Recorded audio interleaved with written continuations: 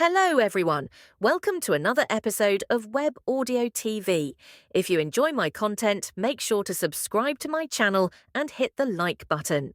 Golden Tower, direct all research efforts towards steam engines. An imperial decree issued out of the blue. The command to develop steam engines instead of magic engines left the mages, who had sought an audience, shocked and jumping in disbelief. Why, Your Majesty? No, I don't even need to entrust the creation of steam engines to you mages. The artisans of the imperial workshops should be more than capable. All of you, just leave. Of course, Canberman had no genuine intention of disregarding or persecuting the mages. Even directing the artisans of the workshops to produce steam engines under an imperial decree was a burdensome task. The artisans weren't fools, they wouldn't eagerly manufacture machines that could jeopardize their livelihoods. While they might engage in some research and production due to the imperial order, their efficiency would undoubtedly drop. From this moment on, all funding for the Mage Tower will be cut. Thus, this was all part of a ruse. Your Majesty, we'll do our best. Please, don't cut off our support. If the funding is cut, low-ranking mages who can't even create proper magical tools yet will have no means to grow. Without funding, research on magic engines will come to a complete halt. Magic engines are definitely feasible? Please, just grant us more budget and time. The results were spectacular. In that case, here's what I'll do. I won't cut the funding, but there will be no increase, either. If you want to conduct research beyond what the current funding allows, start making magical tools to earn your keep. You understood. In fact, it might be better to set quotas. The mages will earn money, and the Empire will benefit from producing high-quality magical tools. Do you agree? Yes. In the end, the mages of the Imperial Mage Tower had no choice but to bow to the Emperor's will. Though not fully adopting the division of labor as in the north, they were now obligated to accept custom crafting requests to some extent. After dismissing the mages, Canberman leaned halfway onto his golden throne with a long sigh. He had thought that once he ascended to the throne, everything would fall into place effortlessly. But reality was far from it. The responsibilities weighing on him as emperor were even more burdensome than when he served as regent. Is there still no news about Arad Jin, the sorcerer of the north? No, Your Majesty. Still no word. If nothing comes up soon, send an envoy to the north. Understood. I'll make preparations immediately. Nodding, the emperor rose from the throne. To the office. Staying here any longer would only make him feel more suffocated and irritable. What unfinished approvals were waiting in the office again? Heading to his office, Canberman recalled the document he had set aside earlier in the morning.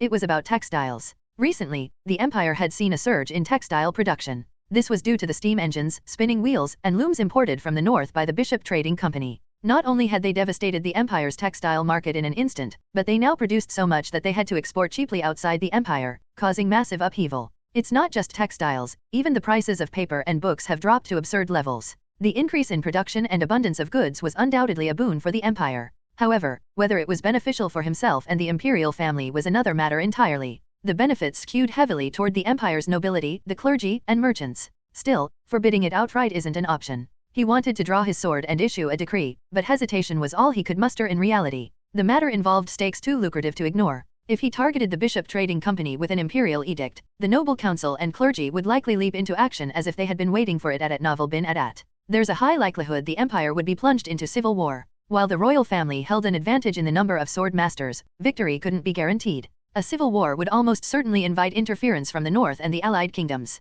And there's no just cause, either. Intir Bishop, apart from his domestic scandals, was an exceptionally shrewd merchant. Recently, Intir had presented the emperor with 2 steam engines, spinning wheels, and looms each. Far from being pleased, Canberman had felt his heart sink. The courtiers' faction has started showing signs of division. The guilds and workshop artisans supporting the royal family wanted those abominable machines discarded immediately. Meanwhile, the courtiers' faction nobles and merchants, having witnessed the immense production capabilities, wanted the machines replicated as soon as possible. I can't side with just one group.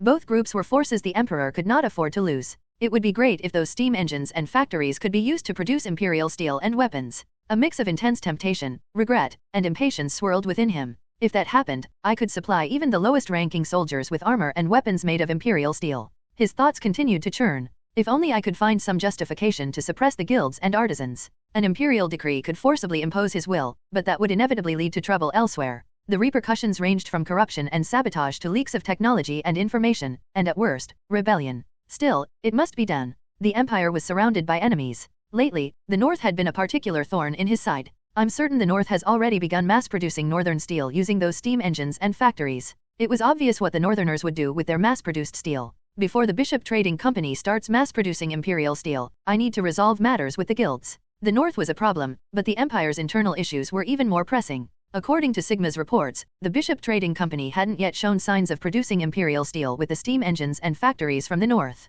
But they were undoubtedly conducting research and preparing in secret. If only I could just crush them all. Despite being emperor, Canberman felt suffocated by the political realities preventing him from acting as he pleased. He could even feel his wrinkles multiplying by the day. Lost in thought, he reached his office and noticed someone waiting for him at the entrance. What brings you here? It was Crown Prince Julian. I have something to discuss with your majesty. You've been deeply troubled by the north lately, haven't you? His son had been showing an unusual interest in state affairs of late. Rather than feeling pleased, Canberman felt a tinge of wariness. The thought crossed Canberman's mind as he looked at his son. Did his late father, the previous emperor, feel this same blend of wariness and intrigue toward him? Indeed, you're spot on. The north has always been a troublesome region, but lately, it's become an even greater thorn in my side. Strictly speaking, it wasn't just the north. It was the combined issue of the north, the Bishop Trading Company, and the divisions within the courtiers faction. Still, Canberman believed that resolving the north alone might significantly alleviate his insomnia. I have an excellent idea to address this, Julian proposed. An idea. I have an excellent idea to address this, Julian proposed. An idea. Keeping his expression as neutral as possible, Canberman responded to his son's suggestion. Until now, we've treated the north with a harsh wind. But the stronger the wind, the tighter they've locked their doors, responding with unpredictable and audacious tactics. True. In their cold and barren land, harsh winds are meaningless. It's their daily reality. Only the warmth of sunlight has any impact there. And what exactly do you propose we do? Thanks to divine providence, the north only shares a border with our empire. Their coasts are surrounded by frozen seas. As the emperor's interest became evident, Julian's face flushed with excitement as he continued. We should leverage this to make them far more dependent on the empire's sunlight than they already are. We're already doing that. Without our food and cotton, the north would wither. And if imperial merchants didn't buy their goods, they would collapse. Though the blessings of the goddess Mary had improved the north's food situation, they were still far from self-sufficient. Recently, their population had even increased, forcing them to import more food from the empire than ever before. That's not enough, Julian insisted. Not enough. Yes, we must make them completely reliant on us. And how do you propose we do that? Even now, there's one law in the empire that continues to oppress northerners. The no groups of more than 20 northerners law. That's the first thing we must abolish. The emperor's expression stiffened at those words. Sensing a potential rebuke, Julian pressed on before his father could interrupt. If we do this, northern trading companies will flood into the empire. Conversely, imperial merchants will form larger groups to trade in the north. Canberman sneered and shook his head at this point. Sure, the northerners will flock to our warm and safe empire. But our merchants? Not so much. First, the Bishop Trading Company already has exclusive contracts with the Northern Duchy. Second, the north is far too cold and dangerous. While merchants driven by greed might risk their lives for substantial profit, the monopoly held by Bishop, Arad, and the Northern Duchy left little room for worthwhile opportunities. At best, the north offered magic stones, minerals, wood, or Arad salt, all of which were already abundant and cheap in Haven. Militarily, however, it could be useful. Disguised as trading companies, Sigma's forces could roam the north freely. But that also means northern armed groups could move freely through the empire as well. Fully armed northerners clad in their abundant northern steel. The emperor chose not to spell it out further. Do you think the deeply rooted perception of northerners among imperial citizens will vanish with a single decree? At best, they'll grumble about me bowing to barbaric northerners. The memory of northern invasions still lingered in the DNA of the empire's people, no matter how much time had passed. The north's recent growth only exacerbated this. This was especially true in the empire's central and northern regions, where anxiety and vigilance toward the north were widespread. Your plan risks losing more than it gains. In such a climate, abolishing the no groups of more than 20 northerners law by imperial decree, even if the northerners posed no immediate threat, the political risks were enormous. Even so, we must abolish that law. Even if our merchants don't venture north, we must allow northern merchants to thrive in the empire. Despite Canberman's counter-arguments, Julian refused to back down. This way, the north's economy and finances will become entirely dependent on the empire. Julian continued. Once the north is completely addicted to the prosperity we offer, severing all ties at once will leave them unable to cope. The emperor, along with Ricard and the other ministers present, silently listened to the crown prince's argument. Once the north has too much to lose, they won't dare act as ruthlessly as before. And if we sever ties abruptly, what justification would we have? Justification can be manufactured. The best excuse might be this: during the coronation banquet, Your Majesty wagered the Golden Throne to invite Arad Jin. Not only Your Majesty but also the Golden Tower Master and the Archbishop staked their honors. Canberman looked at his son with a peculiar expression. But Your Majesty must have planned to either persuade or eliminate Arad Jin once he arrived in the empire.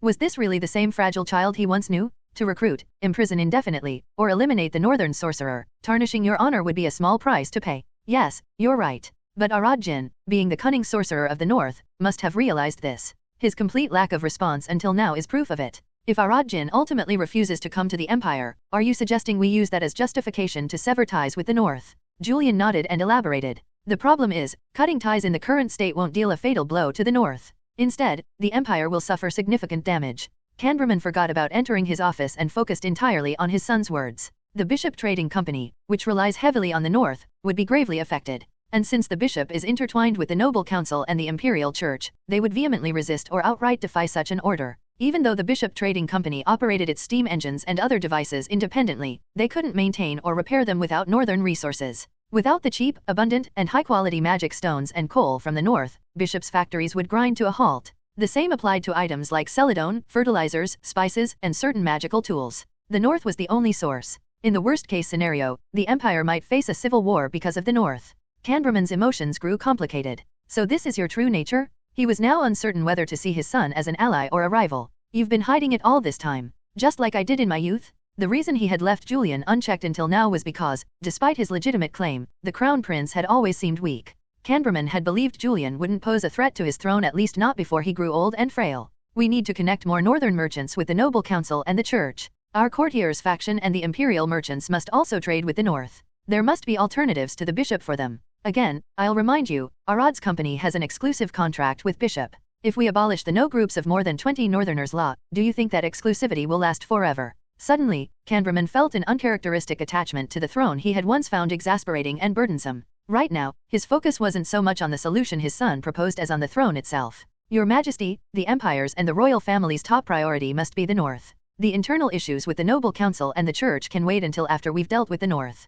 Listening to Julian, Canberman recalled his own days as Crown Prince. Will this boy have the patience I did? Can he feign weakness and timidity while biding his time in the shadows of his father? Through youth, middle age, and well past his 40s, he had endured the long reign of his father, the late Emperor. Canberman resolved to live a long life. Having endured such frustration and anguish in his youth, he intended to stay seated on the Golden Throne for as long as possible. If the Empire catches a cold, the North must become paralyzed. If the Empire suffers great injury, the North must be annihilated. Adat Novel bin Adat. Still, regardless of those thoughts, the Crown Prince has truly brought a clever plan. The Emperor accepted Julian's proposal. TL note, rate us on novel UPDATES. The Marquis says, representative of the Empire's delegation, forced a smile as he addressed the Grand Duchess and her ministers. Ha ha ha. It seems that the relationship between the Empire and the North has been less than smooth lately, leading to some communication issues. He had already prepared himself for this before leaving the Empire. Marquis Seds was a high-ranking noble in charge of diplomacy. He knew all too well what had transpired between the Empire and the North thus far. Adat Novel bin Adat. If your grace permits, may we establish embassies in the High Tower or Haven? Naturally, Rensselaer would also be welcome to establish embassies in the imperial capital and Solasis. Diplomacy, however, was about setting emotions aside and focusing purely on national interests. Although the cold reception from the northern savages deeply offended him, a noble of the highest rank, he held back. At this moment, he sold his soul with a lifeless smile, as shameless as a merchant or a lowly prostitute. Endure it. Endure it. All of this is for the glory of the millennial imperial dynasty. This was precisely why Emperor Canberman had sent him to the north as an envoy. Among the Empire's high-ranking nobility, he was one of the few flexible enough to manage diplomacy. We will, of course, bear all the costs for both sides. For reference, embassies have become standard between the Empire and the United Kingdom. The Marquis and the Imperial delegation began by presenting their first offering, the embassy proposal. This was essentially a card acknowledging the North as a sovereign, independent state. Simultaneously, it was a covert ploy to monitor the North on a regular basis. As envoys, you should understand the nature of the relationship between the Imperial House and us. Are you bold? Or just shameless? However, before they could even finish unpacking their gift, Arena's icy words cut through. So, what is your actual purpose? You're clearly not here to formally apologize for the past. Or is it that you still harbor hopes for a marriage alliance with me? And not at all. Ha ha ha. Your Grace's pure intentions have moved both His Majesty and the Imperial citizens. His Majesty has decided to respect that. Such long-winded tongues, as expected of Imperials. State your true purpose. We've come to resolve the long-standing animosity between the Empire and the North and to establish a new relationship. The audience chamber was thick with tension and veiled insults. Nevertheless, Marquis Seds and the Imperial delegation maintained unwavering, pleasant smiles. Perhaps your Grace has already heard, but His Majesty recently issued an edict abolishing the infamous 20 Northerners law, which has long divided Northerners and Imperials. Our Nigerian Nairobi. He continued speaking without pause, fearing another interruption. Furthermore, as I mentioned earlier, His Majesty is prepared to officially recognize the North as a duchy through the establishment of embassies. Marquis Seds, was it? A noble of your rank should understand the recent animosity between the Emperor and us. Yes. Let me ask, did you truly believe that abolishing a single oppressive law and acknowledging our sovereignty would suffice to erase our shared history of animosity? Please do not misunderstand His Majesty's goodwill. I am not misunderstanding. I have accepted without distortion the fact that the Empire attempted to assassinate me and spread famine and disease in my lands. That is why we are here now. That matter has already been explained. The Imperial House was in no way involved in such barbaric acts. Right. We agreed to let it go, didn't we? If your grace still harbors discomfort, I will return to the Empire and personally ensure the culprits are held accountable. Accountable? Do you even know who's responsible? Or are you suggesting rebellion against your emperor? Arena and the northern ministers let out mocking chuckles. Indeed, the dynamic was entirely different when the aggressor, the Empire, sent a delegation to the north, the victim. Moreover, many among my people, the Renslets, firmly believe that the Empire was deeply involved in the death of my father, Baikal Rune Renslet, the former Grand Duke. At Arena's words, Marquis says, and his delegation broke out in cold sweats, unable to respond. Dark thoughts of their heads being sent back to the Empire filled their minds. Abolishing the 20 Northerners' law? Establishing embassies? Who knows how the enraged Renslets will react when Imperials set foot in the north? Arena delivered a chilling warning to the Imperial delegation. The Bishop Trading Company has been operating smoothly here. And do you know why? Because they are guarded by the mercenary Queen Carpe and the Red Wolves. Arena continued. They are safe because they have a contract with the proud Renslet people, not because of my command. Even they don't wander carelessly outside designated areas. We swear, from now on, we will only hire northern mercenary groups when operating here. We promise, and we will pay all taxes to the High Tower without exception. We swear. Really? Yes. Hard to believe. And we're supposed to trust you. The Imperial delegation barely managed to suppress this retort. Endure it. Endure it. Endure it. The moral high ground belonged to the north, and the Empire was at a disadvantage. It was the Empire that had caused trouble in the north thus far, and it was the Empire that needed to lull the north into complacency and dependence. Watching the Imperial delegation squirm, Arena thought to herself, now we can easily manage the Imperials wandering the north. I was startled when they suddenly announced the repeal of the 20 Northerners' law, but this works out. Without much effort, a treaty was practically formed between Renslet and the Empire. Arena silently commended herself for taking a strong and aggressive stance from the outset. How did the Empire fall so low? How did they end up groveling before savages like us? On the other hand, Marquis Seds maintained an outward smile but inwardly shed tears of blood. As she watched him and his delegation, Arena suddenly smiled and spoke. Let us hope that the new relationship between Renslet and the Empire is well established. With her smile, the atmosphere in the audience chamber shifted. Arena, seated on her white throne, and the ministers standing at her sides, now regarded the delegation with gentle smiles, as if the hostility from moments ago had never existed. Of course, Your Grace. In the suddenly congenial atmosphere, Marquis Seds and the Imperial envoys forced awkward smiles and responded mechanically. Is that so? Yes. Well, I am the monarch and matriarch of Renslet. I know how to swallow personal feelings for the sake of the future. When someone gives you a gift, you should use it right away.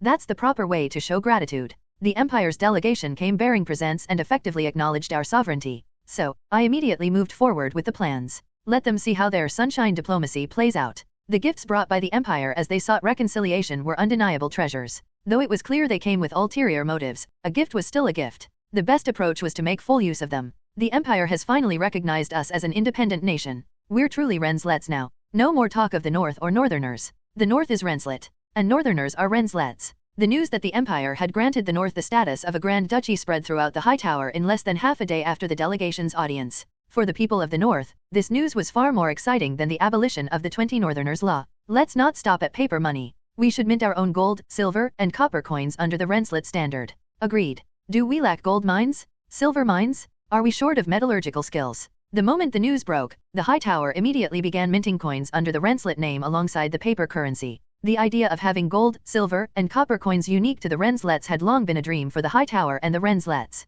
Until now, restraint had been necessary. We had only exported raw minerals, never daring to mint our own currency. But not anymore. The final inhibition of the North had been lifted. Ha ha ha. The Marquis Seds, who had hoped for diplomatic restraint, now stared in disbelief at the North's swift action. Even so, he maintained an awkward smile to the bitter end. As expected of the North, no, Renslet. Given their historical prowess in architecture and metallurgy, it's no surprise they've crafted coins that look like works of art. Nigerian Nairo. The mint, where paper money was printed, remained a tightly guarded secret, inaccessible to the Empire's delegation. However, coin minting relied on widely known metallurgical techniques, so the Empire's delegation was free to observe. Even the paper money looks like northern masterpieces, almost too beautiful to spend. As they observed the minting of silver coins, their attention was less on the coins themselves and more on the commemorative paper currency they'd received. And now, to require magic stones to be purchased only with the Renslet standard. Such a genius move. Ha ha ha. The strained smiles on Marquis Sed's and the imperial delegation were priceless. Minting unique northern coins was of little concern. But paper currency? That was a different story. Especially the idea of tying it to a magic stone standard. It was clearly a monumental shift. Surely, such measures should have been discussed with the imperial court, at Naval bin Adat. One of the noblemen in the delegation mustered the courage to object mid-conversation. ZZZT? HRMPH? Never mind, forget I said anything. His words were quickly silenced under the sharp, predatory gazes of the Renslets. This was effectively enemy territory, the den of fierce tigers. All they could do was silently observe the unfolding events, committing everything to memory. They must be itching to rush back to the Empire and report all of this. But the high tower is so cold that even the Empire's carrier pigeons can't make the journey here. I had recently discovered that the Empire's mage tower had yet to develop or distribute magical communication devices. With the technology level of the Golden Tower, I remembered, they should have been capable of doing so long ago. Instead, they relied on well-trained and systematized messenger pigeons, which seemed to be their default method. The delay in developing magical communicators is probably due to a reason similar to mine. For Yukons, who likely preferred seclusion and research, magical communicators would have been nothing but a nuisance and distraction. Moreover, most mages used familiars for communication, so they likely saw no need for an alternative. We should avoid showing magical communicators to the Empire for now. I cast a glance at the Imperial delegation as I mulled over the matter. But Count Arad Jin, why didn't you engrave Her Grace's visage on the coins? Just then, Marquis Seds, catching my eye, asked with a glimmer of hope. As he noted, the silver, gold, and copper coins currently being minted in Renslet didn't feature Arena's face. Instead of her visage, the coins bore symbols of the north. The silver coins displayed a winter hawk, the gold coins a golden carriage, and the copper coins were engraved with snowflower roots and snowy leaf sprigs, key ingredients in Arad salt. Could it be that by not engraving Her Grace's face on the coins, you intended to show respect to the Empire and His Majesty? What nonsense was this? Both I and the other Renslets tilted our heads in confusion. If that were the case, her portrait wouldn't have been on the paper money either. I curtly shattered their delusions. Then why not on the coins? With coins, it's common for them to be split in half, I replied, showing them a bisected imperial silver coin. The recently minted coin, featuring Emperor Canverman's face, had been neatly split in two, leaving only the left half of his visage intact.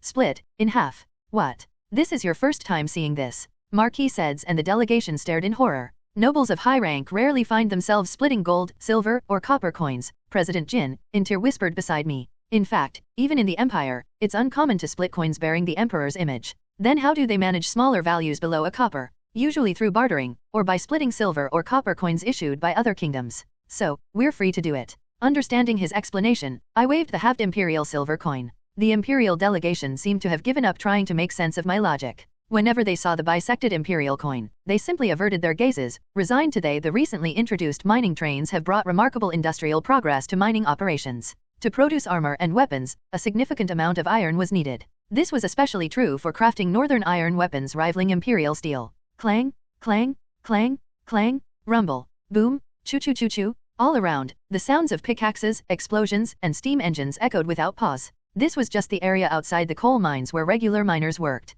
Deeper within the mines, the tunnels teemed with prisoners. The Renslets were a people whose practicality and efficiency permeated their very bones. To them, letting prisoners rot in jail and waste resources was inconceivable. Those energetic enough to commit crimes were put to work rather than being idly fed. Thus, prisoners had long been tasked with hard, dangerous labor. What was that guy's name again? The one who got dragged off after that knife fight on my first day here? I wonder if he's still alive. The memory of my first day in this world resurfaced. Someone from that brawl at Jack's Inn. I vaguely remembered hearing he'd been sentenced to hard labor in the mines. I was curious for a moment but quickly dismissed the thought. I couldn't even recall his name. How would I find him? The minerals produced here are transported directly to the adjacent steel works, explained the head of Arad Energy, bowing as he guided us. I followed the executive's lead as we moved to the steel works under construction in Kardia at Naval bin Adat. It's fascinating that two core technologies from the Golden Age steelmaking and construction persist in this barbaric edge of the world. The Renslets' ancestors were said to be druidic barbarians, yet their skill in metallurgy and construction was exceptional. The High Tower and the Great Northern Barrier were prime examples of steel-reinforced concrete combined with witches' elemental magic.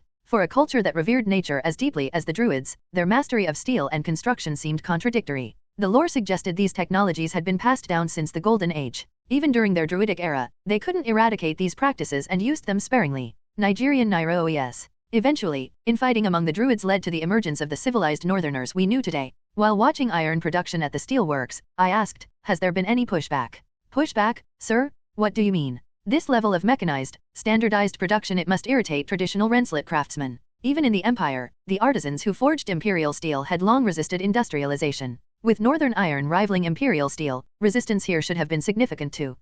You needn't worry about that, the executives reassured me. What? Did they resolve it with force or something? Haha, nothing of the sort. Would you like to visit one of Cartia's renowned workshops? Seeing my expression, an executive laughed and shook his head. Apparently, my thoughts had been written all over my face. If we go, keep it quiet and take a small group. Change into inconspicuous clothes, I replied, nodding at his suggestion. Soon after, I discreetly visited a workshop run by a Northern iron master in Cartia. The moment I stepped inside, I understood why the executives had been so dismissive of my concerns. There's so much work. Too much work. Why does Northern iron require such painstaking labor? Arg? We need to equip more Rensselaer sons with armor and weapons made from Northern iron. Are they acting? It felt a little performative, but the overall sentiment was clear. At least the craftsmen's livelihoods won't be significantly disrupted. The North and the Empire were fundamentally different in scale. The Empire's artisans were numerous and organized into powerful guilds. In contrast, Rensselaer had a scarcity of skilled tradespeople, much like their shortage of highly specialized professionals. Mass-produced weapons can come from the factories, while custom masterpieces or ceremonial pieces are left to the craftsmen, I muttered, glancing at the workshop. With this understanding, I could greenlight the military factory's full operation without hesitation. After signing off on the factory expansion, I found myself lingering, gazing back toward the workshop. Is it because I haven't made something by hand in so long? My hands are itching to create. While my soul might be that of a businessman, Arad's body was inherently a craftsman's. Not having created anything with my hands lately seemed to have awakened an urge. Mary, she was skilled with a sword, wasn't she? Naturally, my thoughts drifted to Mary, who had been occupying much of my mind lately. Maybe I should forge a sword for her? Come to think of it, I don't even know her birthday. I'll ask her as soon as I return to the high tower. Upon returning to the high tower, I immediately asked Mary, when's your birthday? My birthday? It's the 25th of Sia. Caught off guard by my sudden question, Mary accidentally revealed her real birthday. You share a birthday with Her Highness, the Grand Duchess. What? Oh, yes. I should have asked earlier. It would have been nice to make something for you alongside the gift I'm preparing for Her Highness. It's fine, really. Every year for Irina's birthday, I crafted something personally for her. These were usually practical, enchanted items like a desk, sofa, or bed for her office, items far more useful and convenient than anything else she'd ever owned. I've been neglecting employee birthdays until now. Even though birthdays aren't a big deal in Northern culture, it still feels heartless. I'll add birthday recognition to our welfare program. Muttering about employee benefits, I turned back to Mary. What do you want? Name it. I really don't need anything. Truly. Then I'll decide and make something for you myself. Despite her protests, I was stubborn about such things. Thus, the highly anticipated birthday arrived the day marking 5 years since my arrival in this world. In this world, celebrating birthdays was usually reserved for monarchs or high-ranking nobles. Ordinary people rarely observed their birthdays. This was because infant mortality rates were so high that people didn't bother to record or remember the exact date of birth. However, the North, more specifically, the Arad group, was different. They had begun paying attention to the birthdays of their employees. Even if exact dates weren't known, people generally knew the season in which they were born, so all the birthdays in a given season were celebrated together. Here, everyone, take yours. Today was both the birthday of Irina Rune Rensselaer and the day to celebrate the birthdays of Arad group employees born in winter. Thank you so much. I never thought I'd see the day when my birthday would be celebrated. This must also be thanks to the grace of our chairman and His Highness the Grand Duke. No, His Highness the Archduke. Oh, yes, His Highness the Archduke. Now that the North and the Rensselaer Duchy had formally unified into one Grand Duchy, the Empire's North was officially referred to as the Rensselaer Grand Duchy, and Irina had transitioned from being the Northern Grand Duke to the Archduchess of Rensselaer. However, because she had been called a Grand Duke for nearly 200 years, people still weren't used to the term Archduchess. For now, the terms Grand Duke and Archduchess were used interchangeably. Arad, of course, was an exception. Business people always had to ensure they got the titles of politicians right. Celebrating birthdays feels a little embarrassing, but it also feels good. It's amazing how much the world has changed. Birthdays used to be celebrated only by the high nobles. In any case, the employees, who were receiving birthday gifts for the first time in their lives, opened the presents prepared by Arad with gratitude and disbelief. The birthday gifts weren't extravagant. Everyone gathered to share fine bread and snacks they normally couldn't afford, and each received 2 silver coins as a gift. Cash was, as always, the most appreciated present. I have to head to the high tower, so enjoy yourselves and take off early today. Mary, let's go. Yes. Having quickly wrapped up the birthday celebrations for the employees, Arad prepared to leave the factory with Mary. He had to attend Irina's birthday party, which was being held at the high tower early that evening. The gift for Her Highness the Archduchess this year is a chair, right? That's right. It's an enchanted floating chair. I'm sure Her Highness will love it. She certainly will. Oh, and after carefully wrapping the floating chair intended for Irina, Arad handed another gift to Mary. Here, take this. This is. The gift Arad had prepared for Mary was a sword. Mary, who had expected nothing more than a pipe or a cigar, was thoroughly shocked. Why a sword all of a sudden? Arad had never made a sword before at Novel bin at. The most he had ever crafted were pieces of armor. Yet here was a sword, crafted by him, now resting in Mary's hands which, truthfully, were arenas. I noticed during the last incident that you handle a sword very well. So, I decided to make one. The last incident. You know, when Sigma and the Dark Sorcerer attacked our factory.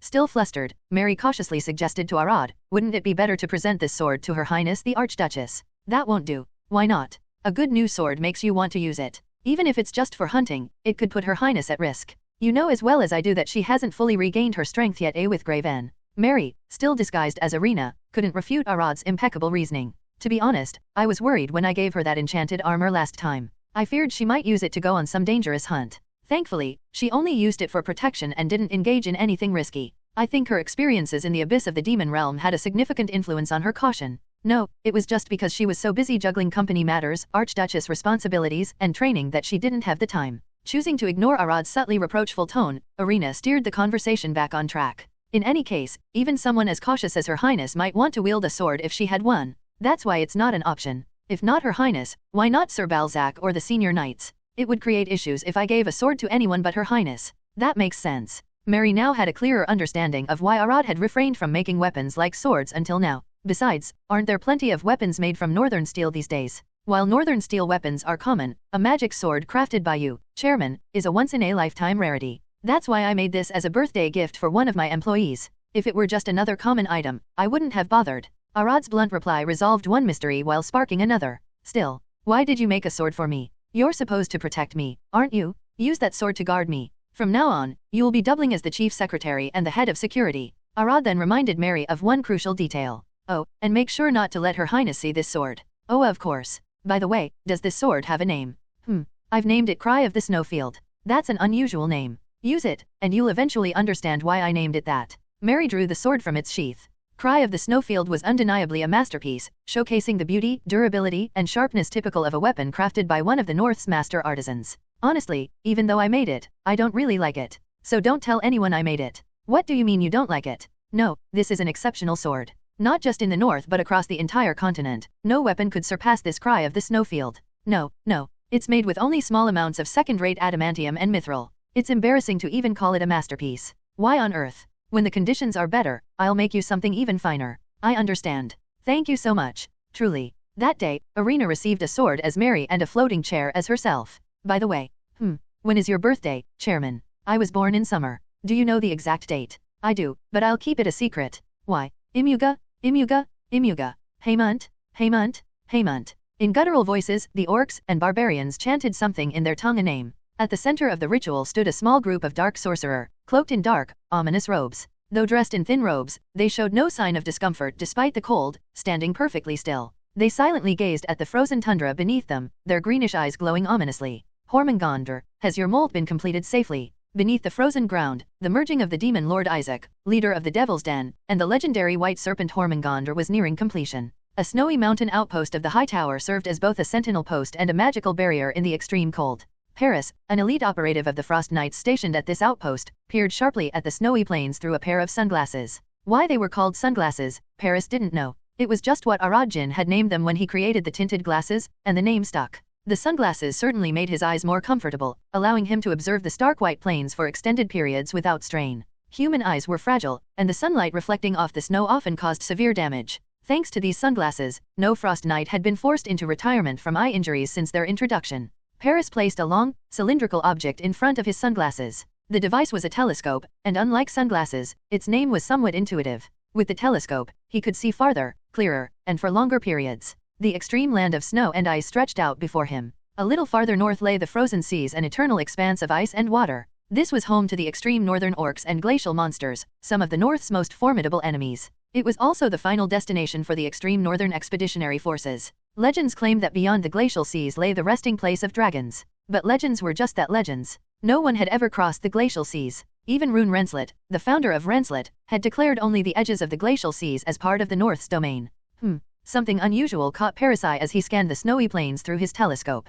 At the northernmost edge, where icebergs and pack ice filled the glacial sea, the scene appeared vastly different from yesterday. The formations were disordered and chaotic. While drifting icebergs rarely stayed constant, the degree of disruption seemed extreme this time. The detectors are silent. The first thing Paris did was check the Arad radar installed at the outpost. The radar was silent. This could mean one of two things. Either the radar was malfunctioning, or something beyond its measurable range had appeared. It's probably the former, he thought. Yet, he couldn't jump to conclusions. Truthfully, he wanted to dismiss it as a mere malfunction, but his instincts, sharpened by the unique senses of the Rensselaer lineage, wouldn't let him. There was an unsettling feeling he couldn't shake. Uncertain. To determine whether the chaotic state of the glacial sea was a natural or artificial phenomenon, he decided to try something simple. Sometimes, primitive methods were the most effective. Huayeniac.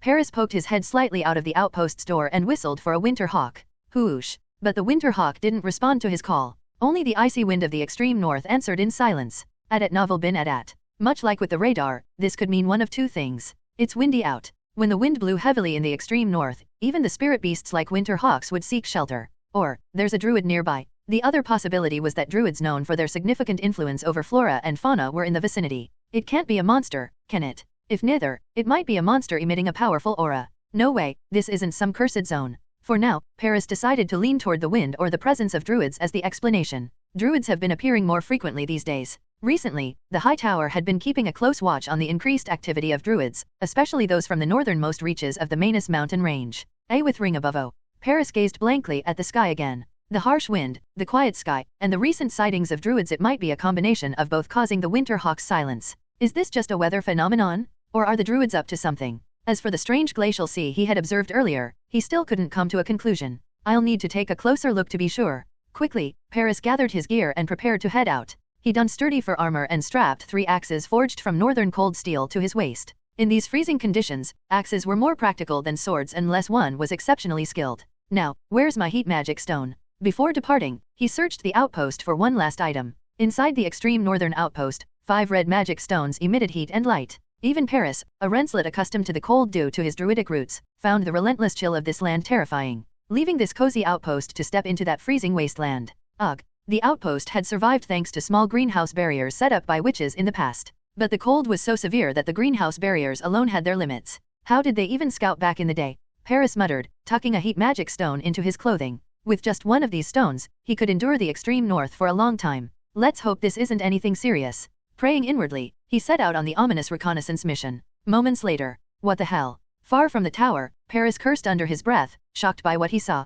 What is that? Through his sunglasses and telescope, he spotted an enormous undulating shape in the middle of the glacial sea. Swarming around it were countless small figures resembling ants. To make matters worse, the wave was inching closer to his direction. For a brief moment, something white, resembling the body of a massive snake, flashed across his view. It was so large that it didn't fit entirely within his telescope's frame. And it moved so fast that Paris almost thought the white snake was a hallucination. Focusing again, he identified the ant-like figures, extreme northern orcs, barbarian druids, and various glacial sea monsters. The legendary white serpent and a monster wave. And not just any wave, an enormous one. Paris quickly pulled out a magic orb from his coat. Without this, we'd be in real trouble. With the winter hawks unusable and even top-grade mounts unable to survive long in such extreme cold, the situation could have been dire. In the past, Paris, as a frost knight, would have had to run himself to exhaustion to deliver the news. But not anymore. Paris hurriedly activated the magic communication orb. What does she want now? Marquis Seds and the Imperial delegation were so baffled that, for the first time, they dropped their forced smiles. Well then, it seems the discussions about embassies, sovereignty, and the repeal of that law are concluded. Further details can be handled after this audience with the ministers. Watching their perplexed expressions, Irina smiled and issued her next command. Now, tell me your true purpose. As if they already knew. Arad Jin. We wish to discuss Count Arad Jin's visit to the Empire. Following Irina's command, the deflated Imperial delegation reluctantly spoke up. While the Imperial delegation was enduring their ordeal at the High Tower, I met with Intir in the reception room of the Arad Corporation. For reference, Intir's audience had originally been scheduled for the day after the Imperial audience. However, considering my urgency to establish a bank, Irina had kindly adjusted the schedule. Are these the individuals? I scanned the 4 people Intir had brought along. Under my gaze, they flinched nervously. Yes. They are the result of my efforts and a bit of luck, Intir replied, smirking slyly like a slave trader flaunting his wares. For the record, they are all Imperials. I'm unsure how well they'll adapt here in the north, given the poor perception of Imperials. Even as he said this, he feigned concern for the 4, as if clinging to the last vestiges of his conscience. Just give them company uniforms. I dispelled their concerns with a single sentence. Their names: Baker, Violet, Richard, Holland. 2 men in their 30s, a woman in her 20s, and an older man in his 50s. It was a modest team. Who here has experience in banking? In response, Violet and Richard raised their hands. Naturally, Baker and Holland turned out to have backgrounds in money lending. Both bankers are from reputable institutions in the imperial capital, and even the moneylenders operated in structured, large-scale organizations, not shady back-alley setups, Inter elaborated, handing me a dossier summarizing their credentials and backgrounds. This feels suspiciously like handling slave documents. Suppressing the odd feeling, I reviewed the paperwork. He managed to find talent like this, huh? The details of their qualifications made me raise an eyebrow in admiration. After quickly skimming through the documents, I addressed the four, who were still stiff with tension. Whatever you experienced in the Empire no longer matters. From this moment, you are honorary Renslets and will work in the continent's most advanced financial industry. I decided to assign one of them to securities later and kept my introduction brief. Director Teo, guide them to their accommodations and allow them a week to acclimate to the North and the company. If necessary, send them to the academy. Understood. Since they were talented individuals who needed to be put to use quickly, I handed them off to Theo, who was waiting nearby. Have the Frost Knights and the audit team monitor them regularly. Though I accepted them without hesitation, I didn't lower my guard. Even if they were Intir's pick, they could be Imperial spies or even industrial spies planted by Intir himself. I planned to conduct a thorough investigation during their probationary period, leveraging the Frost Knights of the High Tower and the company's intelligence team. Once Director Teo led the Imperial financial team away, leaving just Intir and me, he eagerly asked, his eyes gleaming, "So, President Jin, how do you plan to operate the bank?"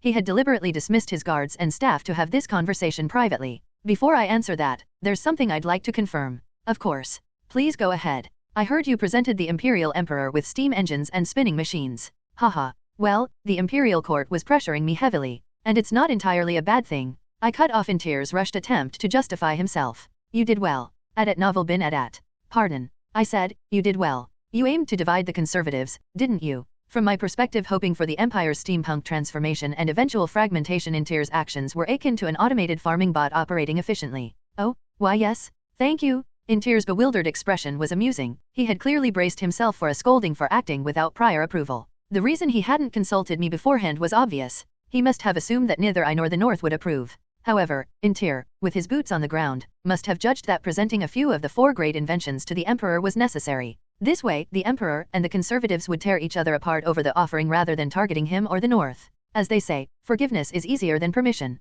Haha. But, yes, stay within your limits. I trust Marquis Intir knows where that boundary lies. Oh, of course. After subtly reining him in, I returned to our earlier discussion. What were we talking about again? You were about to explain how you plan to operate the bank. Intir's voice had grown slightly subdued. Ah, yes. That. Seeing his renewed composure was satisfying. There's a shortage of silver and gold coins across the continent, isn't there? Even copper is in short supply. Yes, that's correct. When I posed the question, Intir's eyes sparkled. What you've pointed out is already a problem, but it's poised to become an even bigger issue. With the Empire's industrial revolution in its early stages, markets and capital were expanding exponentially. Demand for gold, silver, and copper coins had skyrocketed, far outpacing what could be mined. In fact, some factories in the Empire are paying wages in goods. Bartering is making a comeback among imperial citizens.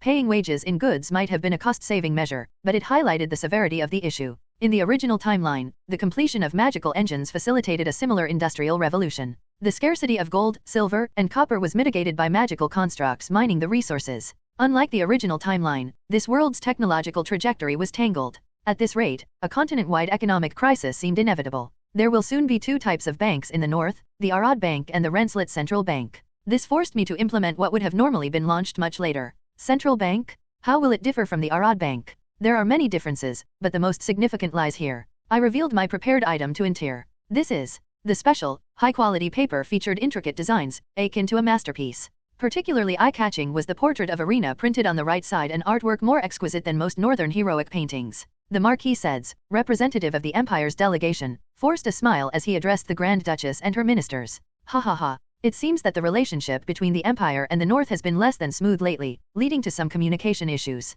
He had already prepared himself for this before leaving the Empire. Marquis Seds was a high-ranking noble in charge of diplomacy. He knew all too well what had transpired between the Empire and the North thus far. If your grace permits, may we establish embassies in the High Tower or Haven? Naturally, Renslet would also be welcome to establish embassies in the imperial capital and Solassus. Diplomacy, however, was about setting emotions aside and focusing purely on national interests. Although the cold reception from the northern savages deeply offended him, a noble of the highest rank, he held back. At this moment, he sold his soul with a lifeless smile, as shameless as a merchant or a lowly prostitute. Endure it. Endure it. All of this is for the glory of the millennial imperial dynasty. This was precisely why Emperor Canberman had sent him to the north as an envoy. Among the empire's high-ranking nobility, he was one of the few flexible enough to manage diplomacy. We will, of course, bear all the costs for both sides. For reference, embassies have become standard between the Empire and the United Kingdom. The Marquis and the Imperial delegation began by presenting their first offering, the embassy proposal. This was essentially a card acknowledging the North as a sovereign, independent state. Simultaneously, it was a covert ploy to monitor the North on a regular basis. As envoys, you should understand the nature of the relationship between the Imperial House and us. Are you bold? Or just shameless? However, before they could even finish unpacking their gift, Arena's icy words cut through. So, what is your actual purpose? You're clearly not here to formally apologize for the past. Or is it that you still harbor hopes for a marriage alliance with me? And not at all. Ha ha ha. Your Grace's pure intentions have moved both His Majesty and the Imperial citizens. His Majesty has decided to respect that. Such long-winded tongues, as expected of Imperials. State your true purpose. We've come to resolve the long-standing animosity between the Empire and the North and to establish a new relationship.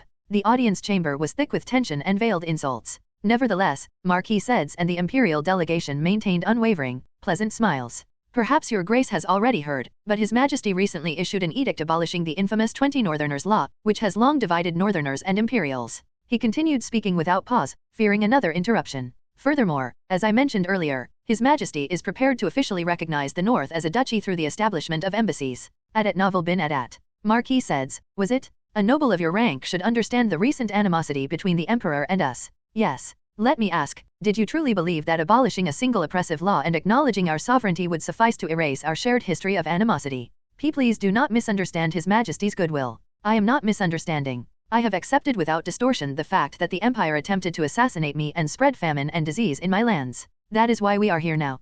That matter has already been explained. The Imperial House was in no way involved in such barbaric acts. Right. We agreed to let it go, didn't we? If your Grace still harbors discomfort, I will return to the Empire and personally ensure the culprits are held accountable. Accountable? Do you even know who's responsible? Or are you suggesting rebellion against your Emperor? Arena and the Northern ministers let out mocking chuckles. Indeed, the dynamic was entirely different when the aggressor, the Empire, sent a delegation to the North, the victim. Moreover, many among my people, the Renslets, firmly believe that the Empire was deeply involved in the death of my father, Baikal Rune Renslet, the former Grand Duke. At Arena's words, Marquis Seds and his delegation broke out in cold sweats, unable to respond. Dark thoughts of their heads being sent back to the Empire filled their minds. Abolishing the 20 Northerners Law? Establishing embassies? Who knows how the enraged Renslets will react when Imperials set foot in the North? Arena delivered a chilling warning to the Imperial delegation. The Bishop Trading Company has been operating smoothly here. And do you know why? Because they are guarded by the mercenary Queen Carpe and the Red Wolves. Arena continued. They are safe because they have a contract with the proud Renslet people, not because of my command. Even they don't wander carelessly outside designated areas. We swear, from now on, we will only hire northern mercenary groups when operating here. We promise, and we will pay all taxes to the High Tower without exception. We swear. Really? Yes. Hard to believe. And we're supposed to trust you. The Imperial delegation barely managed to suppress this retort. Endure it. Endure it. Endure it. The moral high ground belonged to the North, and the Empire was at a disadvantage. It was the Empire that had caused trouble in the North thus far, and it was the Empire that needed to lull the North into complacency and dependence. Watching the Imperial delegation squirm, Arena thought to herself, now we can easily manage the Imperials wandering the North. I was startled when they suddenly announced the repeal of the 20 Northerners Law, but this works out. Without much effort, a treaty was practically formed between Renslet and the Empire. Arena silently commended herself for taking a strong and aggressive stance from the outset. How did the Empire fall so low? How did they end up groveling before savages like us? On the other hand, Marquis Seds maintained an outward smile but inwardly shed tears of blood. As she watched him and his delegation, Arena suddenly smiled and spoke. Let us hope that the new relationship between Renslet and the Empire is well established. With her smile, the atmosphere in the audience chamber shifted. Arena, seated on her white throne, and the ministers standing at her sides, now regarded the delegation with gentle smiles, as if the hostility from moments ago had never existed. Of course, Your Grace. In the suddenly congenial atmosphere, Marquis Seds and the Imperial envoys forced awkward smiles and responded mechanically. Is that so? Yes. Well, I am the monarch and matriarch of Renslet. I know how to swallow personal feelings for the sake of the future. This was the same technological trajectory that Earth's US dollar had taken. When someone gives you a gift, you should use it right away. That's the proper way to show gratitude. The Empire's delegation came bearing presents and effectively acknowledged our sovereignty. So, I immediately moved forward with the plans. Let them see how their sunshine diplomacy plays out. The gifts brought by the Empire as they sought reconciliation were undeniable treasures. Though it was clear they came with ulterior motives, a gift was still a gift. The best approach was to make full use of them. The Empire has finally recognized us as an independent nation. We're truly Renslets now. No more talk of the North or Northerners. The North is Renslet, and Northerners are Renslets. The news that the Empire had granted the North the status of a Grand Duchy spread throughout the High Tower in less than half a day after the delegation's audience. For the people of the North, this news was far more exciting than the abolition of the 20 Northerners' law. Let's not stop at paper money. We should mint our own gold, silver, and copper coins under the Renslet standard. Agreed. Do we lack gold mines? Silver mines? Are we short of metallurgical skills? The moment the news broke, the High Tower immediately began minting coins under the Renslet name alongside the paper currency. The idea of having gold, silver, and copper coins unique to the Renslets had long been a dream for the High Tower and the Renslets. Until now, restraint had been necessary. We had only exported raw minerals, never daring to mint our own currency. But not anymore. The final inhibition of the North had been lifted. Ha ha ha. The Marquis says, who had hoped for diplomatic restraint, now stared in disbelief at the North's swift action.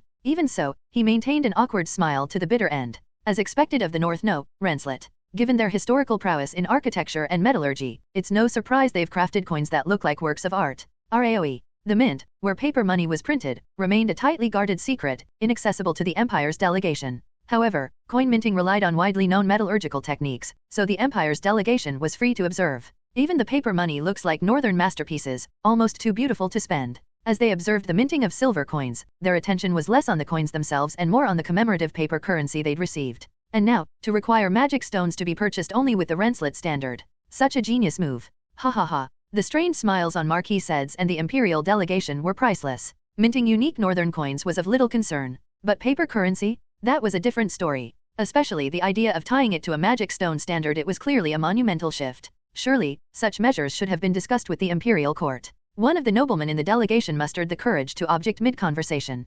ZZZT? HRMPH? Never mind, forget I said anything. His words were quickly silenced under the sharp, predatory gazes of the Renslets. This was effectively enemy territory, the den of fierce tigers. All they could do was silently observe the unfolding events, committing everything to memory. They must be itching to rush back to the Empire and report all of this. But the High Tower is so cold that even the Empire's carrier pigeons can't make the journey here. I had recently discovered that the Empire's Mage Tower had yet to develop or distribute magical communication devices. With the technology level of the Golden Tower, I remembered, they should have been capable of doing so long ago. Instead, they relied on well-trained and systematized messenger pigeons, which seemed to be their default method. The delay in developing magical communicators is probably due to a reason similar to mine. For Yukons, who likely preferred seclusion and research, magical communicators would have been nothing but a nuisance and distraction. Moreover, most mages used familiars for communication, so they likely saw no need for an alternative. We should avoid showing magical communicators to the Empire for now. I cast a glance at the Imperial delegation as I mulled over the matter. But Count Arad Jin, why didn't you engrave Her Grace's visage on the coins? Just then, Marquis Sed's, catching my eye, asked with a glimmer of hope. As he noted, the silver, gold, and copper coins currently being minted in Renslet didn't feature Arena's face at Novel bin at. Instead of her visage, the coins bore symbols of the North. The silver coins displayed a winter hawk, the gold coins a golden carriage, and the copper coins were engraved with snowflower roots and snowy leaf sprigs, key ingredients in Arad salt. Could it be that by not engraving Her Grace's face on the coins, you intended to show respect to the Empire and His Majesty? What nonsense was this? Both I and the other Renslets tilted our heads in confusion. If that were the case, her portrait wouldn't have been on the paper money either. I curtly shattered their delusions. Then why not on the coins? With coins, it's common for them to be split in half, I replied, showing them a bisected imperial silver coin. The recently minted coin, featuring Emperor Canbraman's face, had been neatly split in two, leaving only the left half of his visage intact. Split in half. What? This is your first time seeing this? Marquis Sed's and the delegation stared in horror. Nobles of high rank rarely find themselves splitting gold, silver, or copper coins, President Jin, Intir whispered beside me. In fact, even in the Empire, it's uncommon to split coins bearing the Emperor's image. Then how do they manage smaller values below a copper? Usually through bartering, or by splitting silver or copper coins issued by other kingdoms. So, we're free to do it. Understanding his explanation, I waved the halved imperial silver coin. The Imperial delegation seemed to have given up trying to make sense of my logic. Whenever they saw the bisected imperial coin, they simply averted their gazes, resigned to their fate. What I revealed to Intir was none other than paper currency. Paper money. It's called the Renslet standard. For simplicity, it will be referred to as the Ren. Oh, with this level of intricacy, counterfeiting will be nearly impossible. It's issued using advanced printing techniques only available in the North. Indeed, this delicate portrait of Her Grace, the Grand Duchess, would even challenge the Golden Tower to mass produce. Additionally, we've incorporated anti-counterfeiting enchantments. Enchantments? How could you enchant such a large volume of paper money? Would anyone even attempt to counterfeit something so intricate? You never know. Perhaps not now, but in the future, someone might. You are, as always, incredibly thorough. Intir glances between me and the paper currency, his eyes betraying a hint of exhaustion. The paper includes a special treatment using alchemically processed magic stone powder. The printing machines are magically enchanted devices I personally customized, enabling large-scale production of enchanted currency. Looking at the banknotes with a tinge of bittersweet pride, I continued, fortunately, since the enchantments are basic, mass production was feasible. Additionally, the currency is compatible with existing coinage verifiers. Even with basic enchantments, producing large quantities without magical engines using only steam power, magic circuits,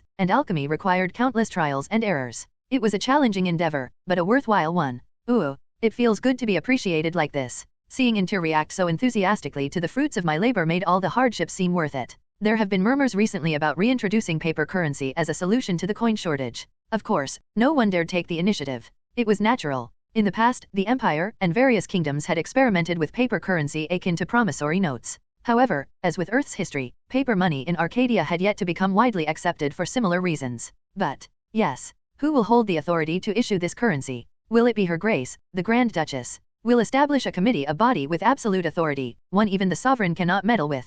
On Earth, and here in Arcadia, the primary obstacle to adopting paper money wasn't just the technical challenges of papermaking and printing or the threat of counterfeiting, it was politics. ROES. An uninformed ruler meddling recklessly could destroy the trust painstakingly built around a currency system. A committee beyond the sovereign's influence. If that works as intended, whenever such trust was shattered, people would abandon paper money and return to using coins like gold, silver, and copper, heavier and bulkier, but far safer. Trust and credibility were paramount. May I examine this in detail? Of course. Intir picked up a 10 Ren note, staring at it as if in a trance. Like a wizard marveling at an artifact from the Golden Age. Like an artist admiring a peerless masterpiece. Like a teenage boy gazing at his first love. The Renslet standard consisted of 6 denominations. 1 Ren, 5 Ren, 10 Ren, 50 Ren, 100 Ren, and 200 Ren. Here, 1 Ren equaled 10 copper. 5 Ren equaled 50 copper. 10 Ren equaled 1 silver. 50 Ren equaled 5 silver. 100 Ren equaled 10 silver. 200 Ren equaled 1 gold. The currency values were deliberately set high, accounting for future inflation. The designs were largely similar across denominations at Novel bin Adat. On the right side was a portrait of Arena, and the notes featured detailed depictions of northern landscapes, architecture, and specialties. The differences lay in the color schemes and the numbers and images representing the denominations. Given the high illiteracy rates, icons of silver and copper coins corresponding to the value were included on the left side. Additionally, the portraits of Arena varied in artistic style by denomination. 1 to 5 Ren, copper value Northern Romanticism style. 10 to 100 Ren, silver value Northern Heroic style. 200 Ren, gold value Northern Impressionist style. Beautiful, Intir finally murmured, his eyes glued to the note. But his remark wasn't directed solely at Arena's portrait. He was captivated by the entirety of the design, the physical currency, the system that would back it, and the economic architecture it represented. To a born merchant like him, the Renslet standard was like a grand symphony, a masterpiece of economic engineering. This is entirely feasible. With the Arad Corporation already absorbing the continent's gold and silver, this currency can undoubtedly take root. Intir's childlike excitement was evident. So, this was why you sought to establish an independent northern bank. Yes, an independent currency requires an independent banking system. However, President Jin, one concern still lingers. It bothered me slightly that he kept calling me President Jin instead of Chairman Jin, but I decided to address it later, along with the restructuring of the Arad group.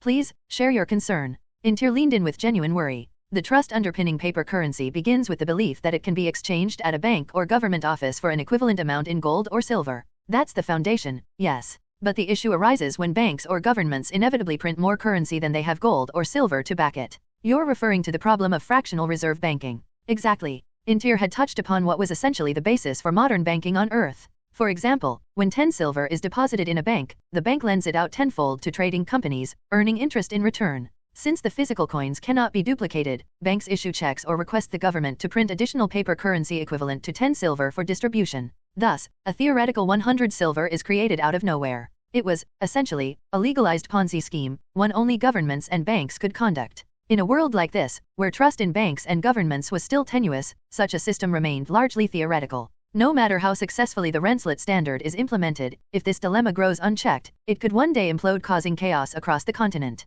Intir's worry was palpable. For a merchant, this was more than a concern, it was near panic. There's no need to worry. We'll anchor the currency's stability with something beyond just gold and silver. I brushed off Intir's concerns with confidence. something beyond gold and silver. You're well aware, President Bishop, of the surging demand for magic stones. As Magi-tech advances, the demand for magic stones will grow exponentially regardless of grade. Surely you don't mean, from now on, magic stones in the north can only be purchased with the Rensselaer standard. This was the same technological trajectory that Earth's US dollar had taken. When someone gives you a gift, you should use it right away. That's the proper way to show gratitude. Our first destination upon arriving in Cardia was its mines. The recently introduced mining trains have brought remarkable industrial progress to mining operations. To produce armor and weapons, a significant amount of iron was needed. This was especially true for crafting northern iron weapons rivaling imperial steel. Clang, clang, clang, clang, rumble, boom, choo-choo-choo-choo. All around, the sounds of pickaxes, explosions, and steam engines echoed without pause. This was just the area outside the coal mines where regular miners worked. Deeper within the mines, the tunnels teemed with prisoners. The Rensleys were a people whose practicality and efficiency permeated their very bones. To them, letting prisoners rot in jail and waste resources was inconceivable. Those energetic enough to commit crimes were put to work rather than being idly fed. Thus, prisoners had long been tasked with hard, dangerous labor. What was that guy's name again? The one who got dragged off after that knife fight on my first day here? I wonder if he's still alive. The memory of my first day in this world resurfaced. Someone from that brawl at Jack's Inn. I vaguely remembered hearing he'd been sentenced to hard labor in the mines. I was curious for a moment but quickly dismissed the thought. I couldn't even recall his name. How would I find him? The minerals produced here are transported directly to the adjacent steel works, explained the head of Arad Energy, bowing as he guided us. I followed the executive's lead as we moved to the steel works under construction in Cardia. It's fascinating that two core technologies from the Golden Age steelmaking and construction persist in this barbaric edge of the world. The Rensselaer's ancestors were said to be druidic barbarians, yet their skill in metallurgy and construction was exceptional. The High Tower and the Great Northern Barrier were prime examples of steel-reinforced concrete combined with witches' elemental magic. For a culture that revered nature as deeply as the Druids, their mastery of steel and construction seemed contradictory. The lore suggested these technologies had been passed down since the Golden Age. Even during their Druidic era, they couldn't eradicate these practices and used them sparingly. Eventually, infighting among the Druids led to the emergence of the civilized Northerners we knew today. While watching iron production at the steelworks, I asked, has there been any pushback? Pushback, sir? What do you mean? This level of mechanized, standardized production, it must irritate traditional Rensselaer craftsmen. Even in the Empire, the artisans who forged imperial steel had long resisted industrialization. With northern iron rivaling imperial steel, resistance here should have been significant too. You needn't worry about that, the executives reassured me. What? Did they resolve it with force or something? Haha, nothing of the sort. Would you like to visit one of Cardia's renowned workshops? Seeing my expression, an executive laughed and shook his head. Apparently, my thoughts had been written all over my face. If we go, keep it quiet and take a small group. Change into inconspicuous clothes, I replied, nodding at his suggestion. Soon after, I discreetly visited a workshop run by a northern iron master in Cardia. The moment I stepped inside, I understood why the executives had been so dismissive of my concerns. Oh yes, there's so much work. Too much work. Why does northern iron require such painstaking labor? Arg, we need to equip more Rensselaer sons with armor and weapons made from northern iron. Are they acting? It felt a little performative, but the overall sentiment was clear. At least the craftsmen's livelihoods won't be significantly disrupted. The North and the Empire were fundamentally different in scale. The Empire's artisans were numerous and organized into powerful guilds. In contrast, Rensselaer had a scarcity of skilled tradespeople, much like their shortage of highly specialized professionals. Mass-produced weapons can come from the factories, while custom masterpieces or ceremonial pieces are left to the craftsmen, I muttered, glancing at the workshop. With this understanding, I could greenlight the military factory's full operation without hesitation. After signing off on the factory expansion, I found myself lingering, gazing back toward the workshop. Is it because I haven't made something by hand in so long? My hands are itching to create. While my soul might be that of a businessman, Arad's body was inherently a craftsman's. Not having created anything with my hands lately seemed to have awakened an urge. Mary, she was skilled with a sword, wasn't she? Naturally, my thoughts drifted to Mary, who had been occupying much of my mind lately. Maybe I should forge a sword for her? Come to think of it, I don't even know her birthday. I'll ask her as soon as I return to the High Tower. Upon returning to the High Tower, I immediately asked Mary, when's your birthday? My birthday? It's the 25th of Siaa. Caught off guard by my sudden question, Mary accidentally revealed her real birthday at Novel bin Adat. You share a birthday with Her Highness, the Grand Duchess. What? Oh, yes. I should have asked earlier. It would have been nice to make something for you alongside the gift I'm preparing for Her Highness. It's fine, really. Every year for Arena's birthday, I crafted something personally for her. These were usually practical, enchanted items like a desk, sofa, or bed for her office, items far more useful and convenient than anything else she'd ever owned. I've been neglecting employee birthdays until now. Even though birthdays aren't a big deal in Northern culture, it still feels heartless. I'll add birthday recognition to our welfare program. Muttering about employee benefits, I turned back to Mary. What do you want? Name it. I really don't need anything, truly. Then I'll decide and make something for you myself. Despite her protests, I was stubborn about such things. Thus, the highly anticipated birthday arrived the day marking 5 years since my arrival in this world. After that, the High Tower treated the Imperial delegation like mere decorative props at novel bin at. The reason? The High Tower was abuzz with preparations for the Far North expedition, leaving no room to spare for the delegation. Despite such treatment, Marquis Seds and his delegation remained unwavering in their mission. Count Arad Jin, please, we implore you to visit the Empire. The entire Empire will welcome you, and His Majesty has sworn on the Golden Throne to guarantee your safety. Their most urgent priority was securing a firm promise from me to visit the Empire. Though they had survived the murderous glares of the Grand Duchess and obtained a verbal agreement, they needed an explicit confirmation from me. Of course, I'll have to go. But with the upcoming Far North expedition, it might take a little longer than expected. I had no real intention of visiting, but I replied with a cheerful and blatant lie. We completely understand. Once the expedition is over and the North has some breathing room, we'll eagerly await your arrival. By then, relations between the Empire and the North should improve considerably. Ha ha ha, naturally. The expedition and subsequent stabilization would take at least 2 years. The delegation clearly saw this as a stalling tactic, yet they accepted it without hesitation. Their true mission was all about appearances. With their zero-priority task complete, they moved on to their next objective. While issuing their own currency and implementing a magic stone standard is problematic, we must also uncover the source of their confidence in taking such bold actions. Let's gather as much information as we can. Their new focus was on collecting intelligence about the High Tower. Though they had access to Intir Bishop, the foremost expert on northern affairs, simply relying on his insights wouldn't suffice for their purposes. After all, achieving results in their world required acquiring unique information unavailable from conventional sources. The best time to strike is when they're not paying attention to us. Focus on visiting the Arad Corporation's facilities. What about Count Arad Jin's residence on the outskirts of the High Tower? We should also check out the Renslet Academy, the Renslet Magicians Association, and the Renslet Church. They scrambled to collect intelligence on the High Tower in their own ways. Ha ha ha, where are you all off to? However, their efforts were consistently thwarted by Intir's relentless interference. He didn't need to go to such lengths, but he acted as if his life depended on it. After all, it was he who had brought these unwelcome guests to the North in the first place. Do not wander outside the designated areas under any circumstances. What? This is too much, Lord Intir? What's the difference between this and being in a prison? Do you wish to die at the hands of the Renslets? I won't be held responsible. Above all, Intir could not bear to see the conservative faction's agenda succeed. Well, time to head back to the Empire. So soon? Soon? You've overstayed your welcome as it is. Thus, Intir hurried to send the disgruntled delegation, who had failed to gather useful information, back to the Empire. I must prepare for the Renslet standard. Beyond wanting to be rid of the delegation, Intir had another reason to return quickly.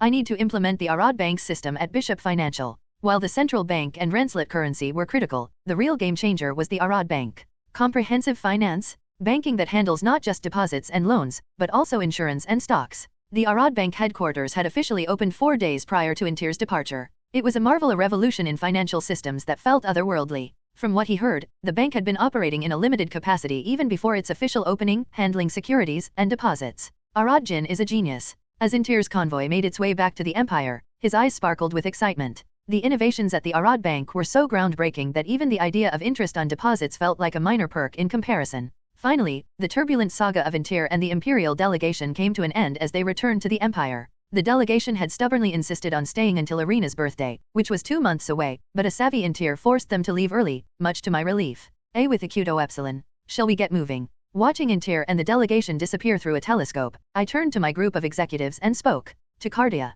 Yes, sir. As soon as Intir and the delegation were gone, I set out for Cardia, one of the North's major cities known for its mining and industrial prowess. I had been wanting to clear my head of recent complications, mainly involving Irina and Mary, and this trip served as a convenient opportunity. Although my own territory, Count Jin's domain, was a candidate for this trip, it had been pushed down the priority list. Are you really leaving Lady Mary behind? She'll represent the company during the Far North expedition preparations. Considering her background, that's a more fitting role. Director Teo, you'll handle her responsibilities while we're in Cardia. Understood. This was a rare trip for me, and I wanted to avoid the unease that might arise from Mary's presence. Indeed, I'll remain at the High Tower, so have a safe trip. To my surprise, Mary willingly volunteered to stay behind. It seems she wanted to assist Irina in preparing for the expedition. So, this is Cardia. The Cardia I remember is gone. In less than a year, it's changed this much. When we arrived, Cardia was unrecognizable, its skyline filled with rising buildings and the mingling smoke of completed factories' chimneys. You've arrived, my lord. Call me Chairman. Yes, Chairman. I'd like to see the mines first. I'll take you there immediately. Our first destination upon arriving in Cardia was its mines. I do, but I'll keep it a secret. Why? It just seems more efficient to celebrate it with the other employees born in summer. I see. Privately, Arena decided to make plans for the coming summer. Meanwhile, in the Imperial Palace, the Emperor of the Empire, Canberman, felt as though he was being challenged. It was as if every bold decision and plan he had made recently was being put to the test. Paper money in the north. It wasn't anger or irritation but a different realm of emotion altogether. They say you can only purchase northern magic stones with this paper money. The concept of a magic stone standard quickly crossed his mind. They claim that the issuing authority lies not with the Grand Duke of the North but with a committee of scholars. If it had been a clumsy provocation, the Emperor might have been furious. But the North's latest countermeasure elicited more astonishment, shock, and dread than anger. The imperial envoys who had returned from the North knelt in silence beneath the golden throne, awaiting the Emperor's reaction. Among them was Intir. When will this end? I need to get back and start working on comprehensive financial services. Intir, the leader of the delegation, was obligated to attend this audience. You've used your head well, the Emperor finally said after some time. And you've made it well. In Canberman's hand was a 200 Ren golden banknote, brought back by the delegation. Equivalent to 1 gold coin, it could be exchanged at Arad Bank for a gold coin or traded at Arad Energy for the same value in magic stones.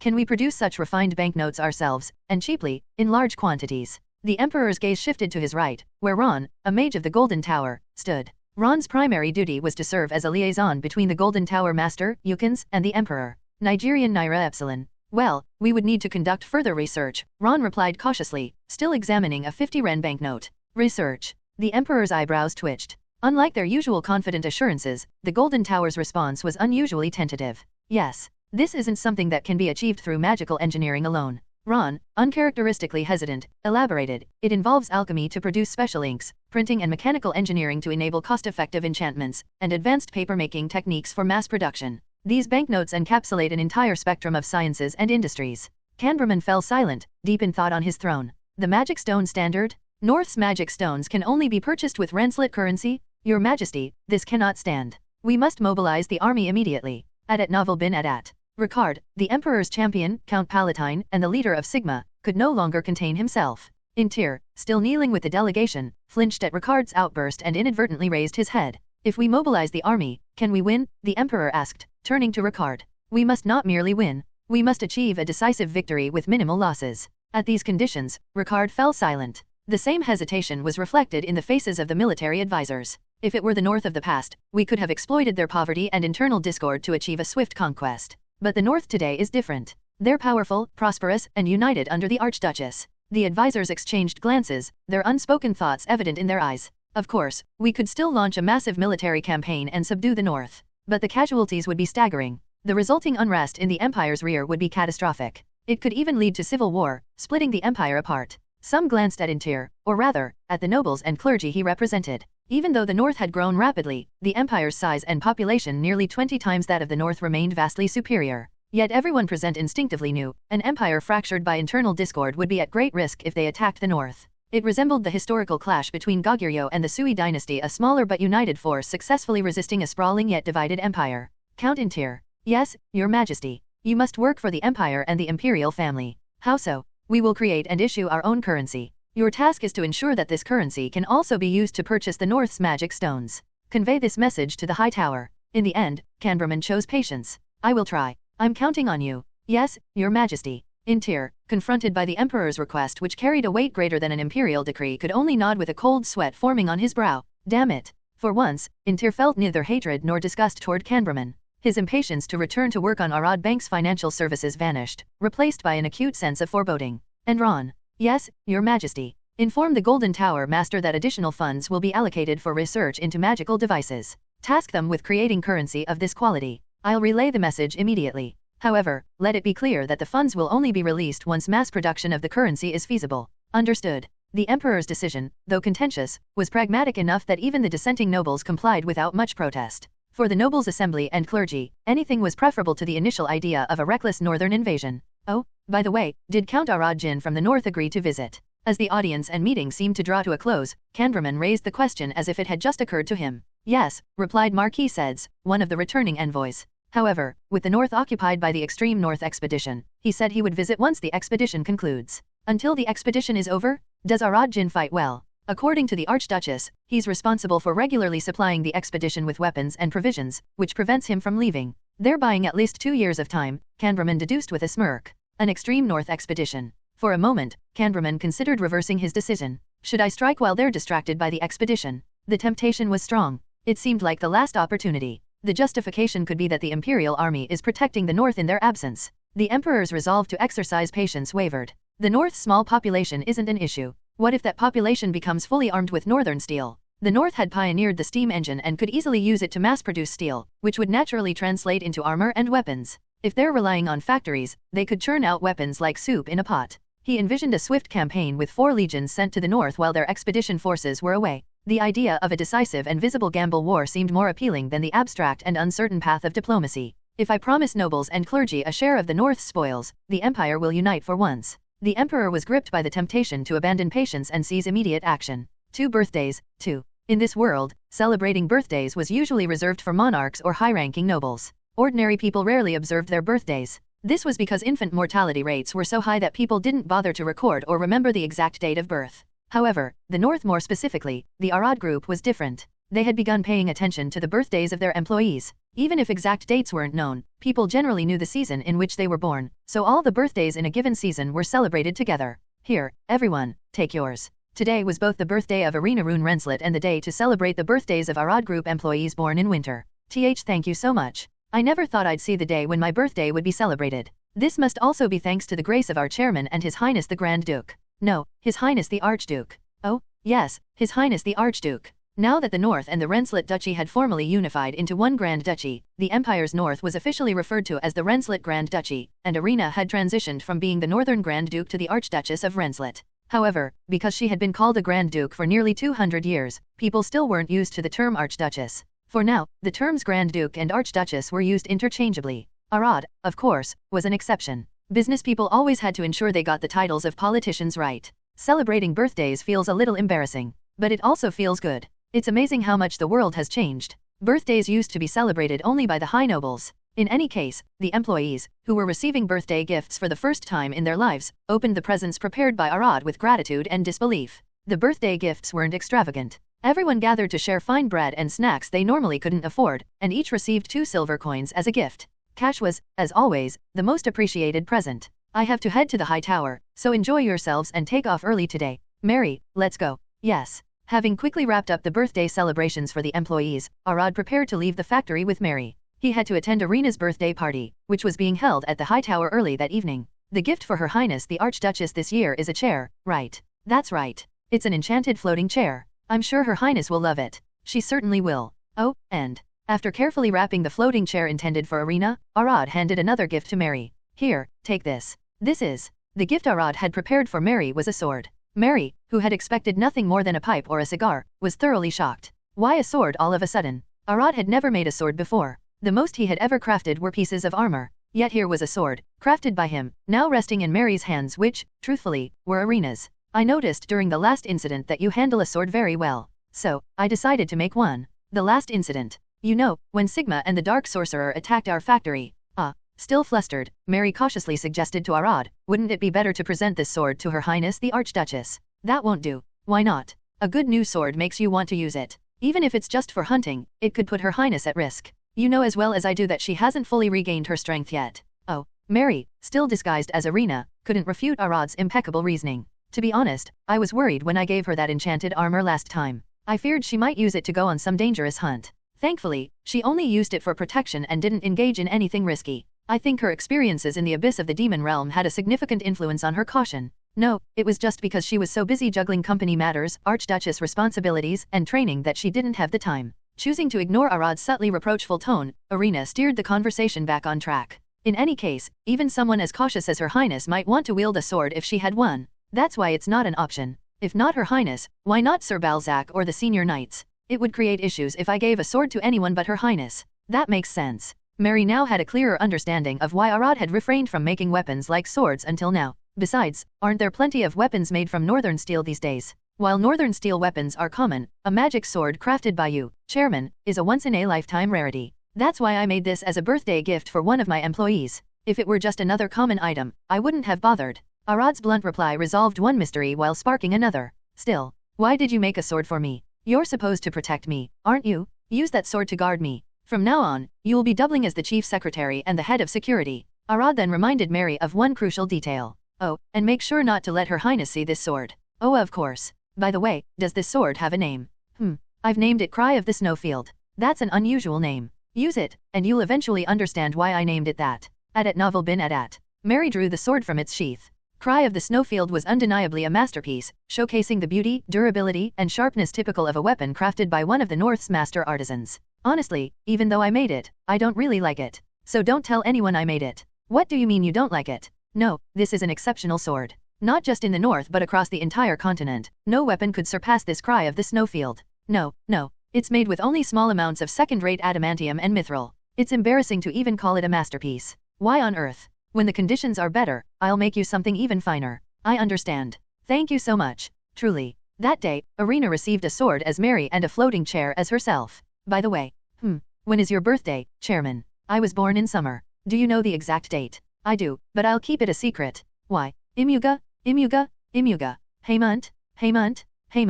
In guttural voices, the orcs and barbarians chanted something in their tongue a name. At the center of the ritual stood a small group of dark sorcerer, cloaked in dark, ominous robes. Though dressed in thin robes, they showed no sign of discomfort despite the cold, standing perfectly still. They silently gazed at the frozen tundra beneath them, their greenish eyes glowing ominously. Hormungandr, has your molt been completed safely? Beneath the frozen ground, the merging of the demon Lord Isaac, leader of the Devil's Den, and the legendary white serpent Hormungandr was nearing completion. A snowy mountain outpost of the high tower served as both a sentinel post and a magical barrier in the extreme cold. Paris, an elite operative of the Frost Knights stationed at this outpost, peered sharply at the snowy plains through a pair of sunglasses. Why they were called sunglasses, Paris didn't know. It was just what Arad-Jin had named them when he created the tinted glasses, and the name stuck at Novel bin Adat. The sunglasses certainly made his eyes more comfortable, allowing him to observe the stark white plains for extended periods without strain. Human eyes were fragile, and the sunlight reflecting off the snow often caused severe damage. Thanks to these sunglasses, no Frost Knight had been forced into retirement from eye injuries since their introduction. Paris placed a long, cylindrical object in front of his sunglasses. The device was a telescope, and unlike sunglasses, its name was somewhat intuitive. With the telescope, he could see farther, clearer, and for longer periods. The extreme land of snow and ice stretched out before him. A little farther north lay the frozen seas, an eternal expanse of ice and water. This was home to the extreme northern orcs and glacial monsters, some of the North's most formidable enemies. It was also the final destination for the extreme northern expeditionary forces. Legends claimed that beyond the glacial seas lay the resting place of dragons. But legends were just that, legends. No one had ever crossed the glacial seas. Even Rune Renslet, the founder of Renslet, had declared only the edges of the glacial seas as part of the North's domain. Something unusual caught Paris' eye as he scanned the snowy plains through his telescope. At the northernmost edge, where icebergs and pack ice filled the glacial sea, the scene appeared vastly different from yesterday. The formations were disordered and chaotic. While drifting icebergs rarely stayed constant, the degree of disruption seemed extreme this time. The detectors are silent. The first thing Paris did was check the Arad radar installed at the outpost. The radar was silent. This could mean one of two things. Either the radar was malfunctioning, or something beyond its measurable range had appeared. It's probably the former, he thought. Yet, he couldn't jump to conclusions. Truthfully, he wanted to dismiss it as a mere malfunction, but his instincts, sharpened by the unique senses of the Renslet lineage, wouldn't let him. There was an unsettling feeling he couldn't shake. Uncertain. To determine whether the chaotic state of the glacial sea was a natural or artificial phenomenon, he decided to try something simple. Sometimes, primitive methods were the most effective. Huaeniac. Paris poked his head slightly out of the outpost's door and whistled for a winter hawk. Whoosh. But the winter hawk didn't respond to his call. Only the icy wind of the extreme north answered in silence.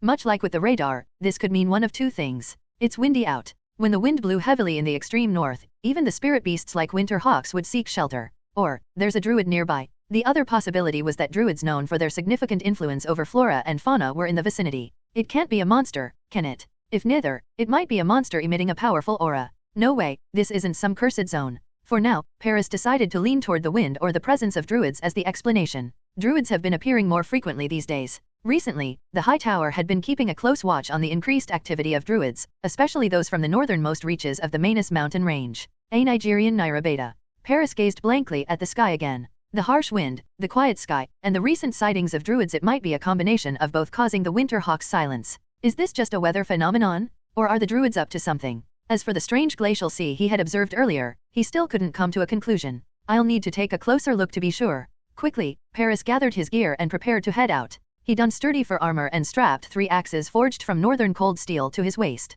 In these freezing conditions, axes were more practical than swords unless one was exceptionally skilled. Now, where's my heat magic stone? Before departing, he searched the outpost for one last item. Inside the extreme northern outpost, 5 red magic stones emitted heat and light. Even Paris, a Renslet accustomed to the cold due to his druidic roots, found the relentless chill of this land terrifying. Leaving this cozy outpost to step into that freezing wasteland. Ugh. The outpost had survived thanks to small greenhouse barriers set up by witches in the past. But the cold was so severe that the greenhouse barriers alone had their limits. How did they even scout back in the day? Paris muttered, tucking a heat magic stone into his clothing. With just one of these stones, he could endure the extreme north for a long time. Let's hope this isn't anything serious. Praying inwardly, he set out on the ominous reconnaissance mission. Moments later. What the hell? Far from the tower, Paris cursed under his breath, shocked by what he saw. What is that? Through his sunglasses and telescope, he spotted an enormous undulating shape in the middle of the glacial sea. Swarming around it were countless small figures resembling ants. To make matters worse, the wave was inching closer to his direction. For a brief moment, something white, resembling the body of a massive snake, flashed across his view. It was so large that it didn't fit entirely within his telescope's frame. And it moved so fast that Paris almost thought the white snake was a hallucination. Focusing again, he identified the ant-like figures, extreme northern orcs, barbarian druids, and various glacial sea monsters. The legendary white serpent and a monster wave. And not just any wave, an enormous one. Paris quickly pulled out a magic orb from his coat. Without this, we'd be in real trouble. With the winter hawks unusable and even top-grade mounts unable to survive long in such extreme cold, the situation could have been dire. In the past, Paris, as a frost knight, would have had to run himself to exhaustion to deliver the news. But not anymore. Paris hurriedly activated the magic communication orb. That house is in danger. 1. The primary reason the Empire had been unable to exert its full power against the North until now was clear. While the Union of Kingdoms and the Mongar orcs posed their own problems, the largest issue lay in one thing: greed. The North was an irresistible prize. The Emperor sought to transform the entire North into a direct domain of the Imperial House, using it as the foundation for absolute imperial power. However, the Noble Council and the Church could not tolerate such a move. The development and strategy of the North are terrifyingly formidable. If things continued as they were, the worst-case scenario might see the Empire lose the North entirely. A magic stone standard system? Only Northern currency can purchase magic stones. For someone who understood the value of magic stones better than anyone, this news was deeply unsettling.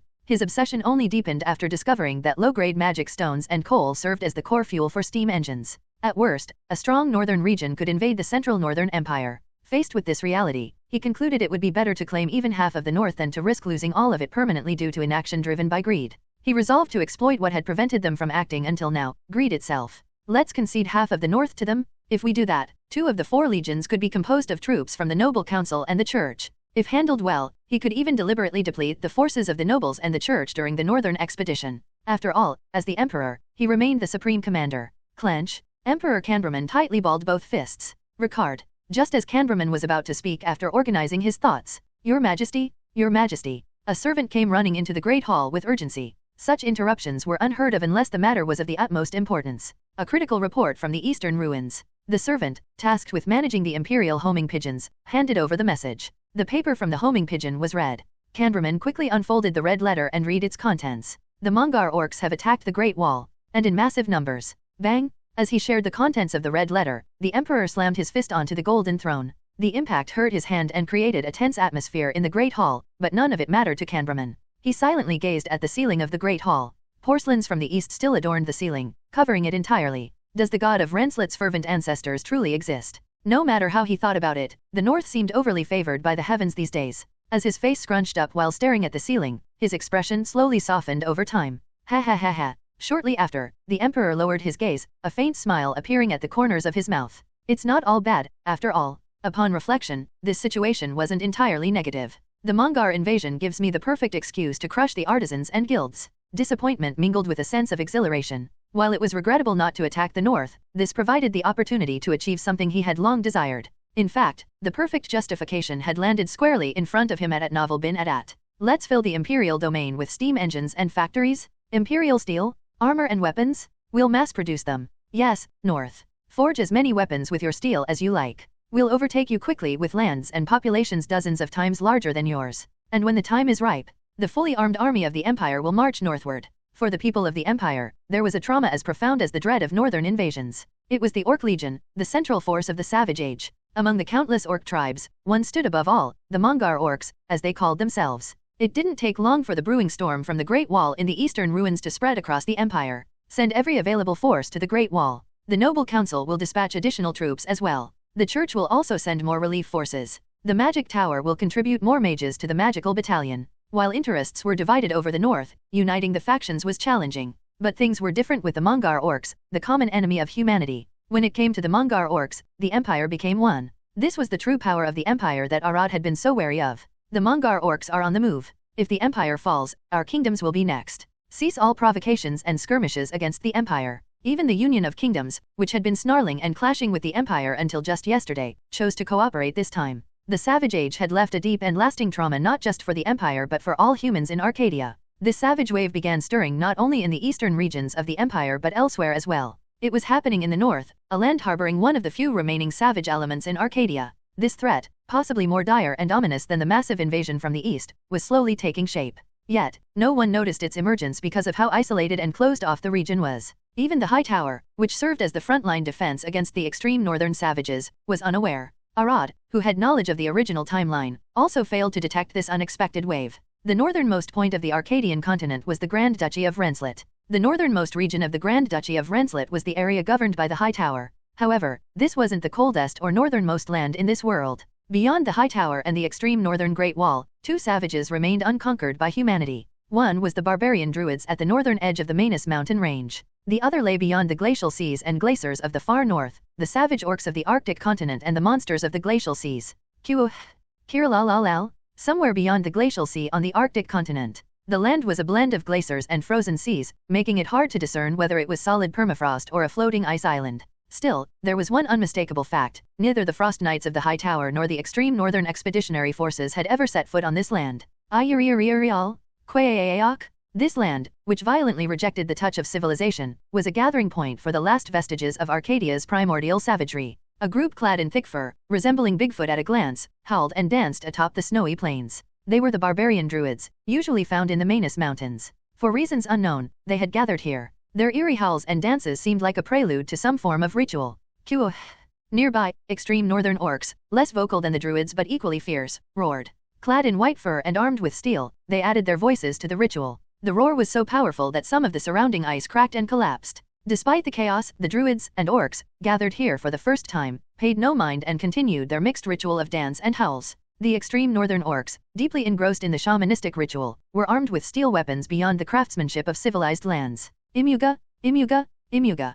Heymunt, Heymunt, Heymunt. No, not that wall, our extreme northern Great Wall. It seemed that mocking or exploiting others' misfortunes wasn't without consequence. Perhaps it was karmic retribution. It felt like my house was about to burn down just as spectacularly as that other house down below. The joint project between the Empire, the Church, and Devil's Den, the plague operation of Heron, had ended in failure. A spectacular failure at that. The northern network that Sigma had just begun rebuilding was completely uprooted. Even Devil's Den, the continent's sole remaining group of dark sorcerer hiding deep in the cursed zones, had been annihilated. How did it come to this? A foggy mind but crystal clear memories. Isaac, the leader of Devil's Den and a black mage, opened his eyes. Grrrrrrrrr. The vivid green glow in his eyes had long faded. The sounds coming from his mouth were no longer articulate words of a sentient being but the pitiful groans of a beast. When did it all start to go wrong? Isaac now found himself inside some kind of creature. The white serpent, with its massive size, possessed 4 hearts once much more in ancient times. As a half-lich, Isaac had hidden his life vessel inside the serpent's 4th heart. Thump, thump, thump thump, thump. The giant heart's rhythmic beating reverberated through the space. Inside, his life vessel and soul were compressed and tangled like kneaded dough. At that moment, the thoughts of Hormungandr, the white serpent, swept over Isaac. The messages were incomprehensible in human language. Yes, you must hate Rensselaer too. But now merged with the serpent, Isaac could discern Hormungandr's will at novel bin at. Everyone here despises Rensselaer.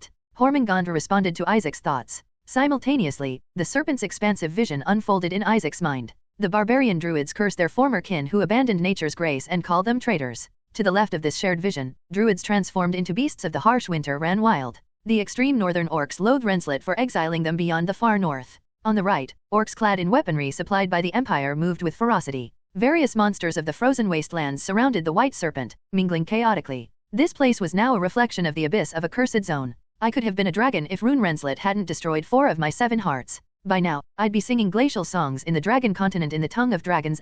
There was a reason Hormungandr had willingly given its damaged 4th heart to Isaac. The White Serpent had nearly perished in battle against Rune Renslet, the founder of the Renslet lineage. 3 of its hearts had been completely destroyed, and 1 severely damaged. As a result, Hormungandr had been forced to abandon its evolution into a white dragon. Me too, I'm the same. As if triggered by Hormungandr's words, Isaac shouted in a fit of rage. Rune Renslet? No, if it weren't for that woman Isabel. A panorama of resentment unfolded before me. 200 years ago, and even now, we dark sorcerers were a persecuted group, as much as or even more than witches. Even though we had formed the Devil's Den long before the Witches' Coven or the Magic Tower existed, we were relentlessly oppressed. In hindsight, it made sense. The magic we practiced revolved around necromancy, poison, curses, human experimentation, and chimeras, things that instinctively repelled people. Even the hardened humanity of the Savage Age could never view black magic in a positive light. In fact, forming the Devil's Den only worsened our plight. People already feared dark sorcerers the most among magic practitioners, and when we tried to band together, they suspected us of plotting to summon a demon king, fueling even greater misunderstandings.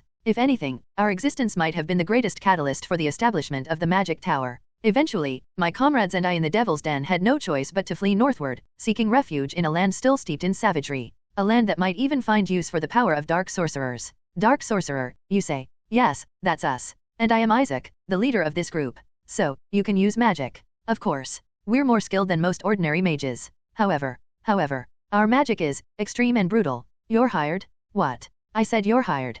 Pleased to have you on board, dark sorcerers warriors. It was in this frozen land that I first met Rune Renslet, the hero. Use that brutal, extreme magic of yours freely. In this savage land, brutality and extremity are the keys to survival. This frozen land was devoid of divine protection or even the slightest hint of sacred power. And yet, for the first time, I felt like I had come home. My fellow dark sorcerer must have felt the same. Our favorable first impression of the north persisted. Clang, clang, clang, clang, clang. The sharp sound of a bell signaling battle marked the beginning. Damn it! Frost trolls incoming. Snow goblins are scattered everywhere. Be careful of their poisoned daggers. We hadn't even spent half a day with Rune Renslet's forces before we were thrust into battle. We'll handle this. You lot? Sure, let's see what you've got. It was the end of the Savage Age, yet traces of barbarism lingered across the continent. Nowhere was this more apparent than in the north, where the savagery was so pervasive that battles were as frequent as breathing. Exhaust. Succumb to the curse of frailty. Eager to prove ourselves, we fought ferociously in our first battle. A torrent of grotesque and horrifying curses swept through the ranks of monsters. Geek, grrrrrrrk. The frost troll leading the assault rapidly decayed, collapsing in a heap. Nearby snow goblins, letting out wheezing sounds, choked and died. But our magic didn't stop there. Rise. Necromancy was next. The fallen snow goblins and frost trolls rose again as ghastly undead, turning on their former comrades without hesitation. The battle ended in an instant. When the undead had served their purpose, they collapsed into piles of corpses. Thud, thud, thud. Silence enveloped the battlefield. Oh, after the fight, a sense of unease crept over us. We might have gone overboard showing off. It was a side effect of black magic. While usually cold and calculating, we could become dangerously exuberant when the mood struck. What if we're shunned here as well? The way the northerners looked at us felt different. But it wasn't the familiar looks of fear, disgust, contempt, or wariness. Woof. The mystery behind those gazes was soon revealed. Man, those mages are intense. Cheers to Renslet and the Dark Sorcerer. May our ancestors bless you all. The northerners' eyes shone with recognition and respect. Back then, my fellow Dark Sorcerer and I were so overwhelmed with emotion that we shed tears. It finally felt like we had found a home to end our wandering. That house is in danger, too. The time had come for Renslet's traditional expedition to the extreme north. Called by many names preventive war, pruning, the best defense being offense, this expedition was a time-honored tradition. The Hightower's War Office had begun recruiting the expedition forces as early as the previous year. Elite soldiers, who had been hunting beasts and monsters across Renslet, responded to the call. For these soldiers, their daily life was already a battlefield, so aligning formations during drills felt more like rest than training. But war demanded more than exceptional willpower and training. Victory required supplies, advanced weaponry funded by abundant resources, and hearty meals to sustain the troops. This year's extreme northern expedition was on a completely different scale than anything Renslet had ever prepared. The Hightower was wealthier, and wealthier than ever before. When that wealth met the knowledge of me, Arad, a summoned hero from another world, it became a cheat code, resulting in unprecedented logistical preparation. From daggers to armor, the entire army is outfitted with northern cold steel. This isn't a dream, is it? Mary, I think this is the happiest I've ever seen you. Is that so?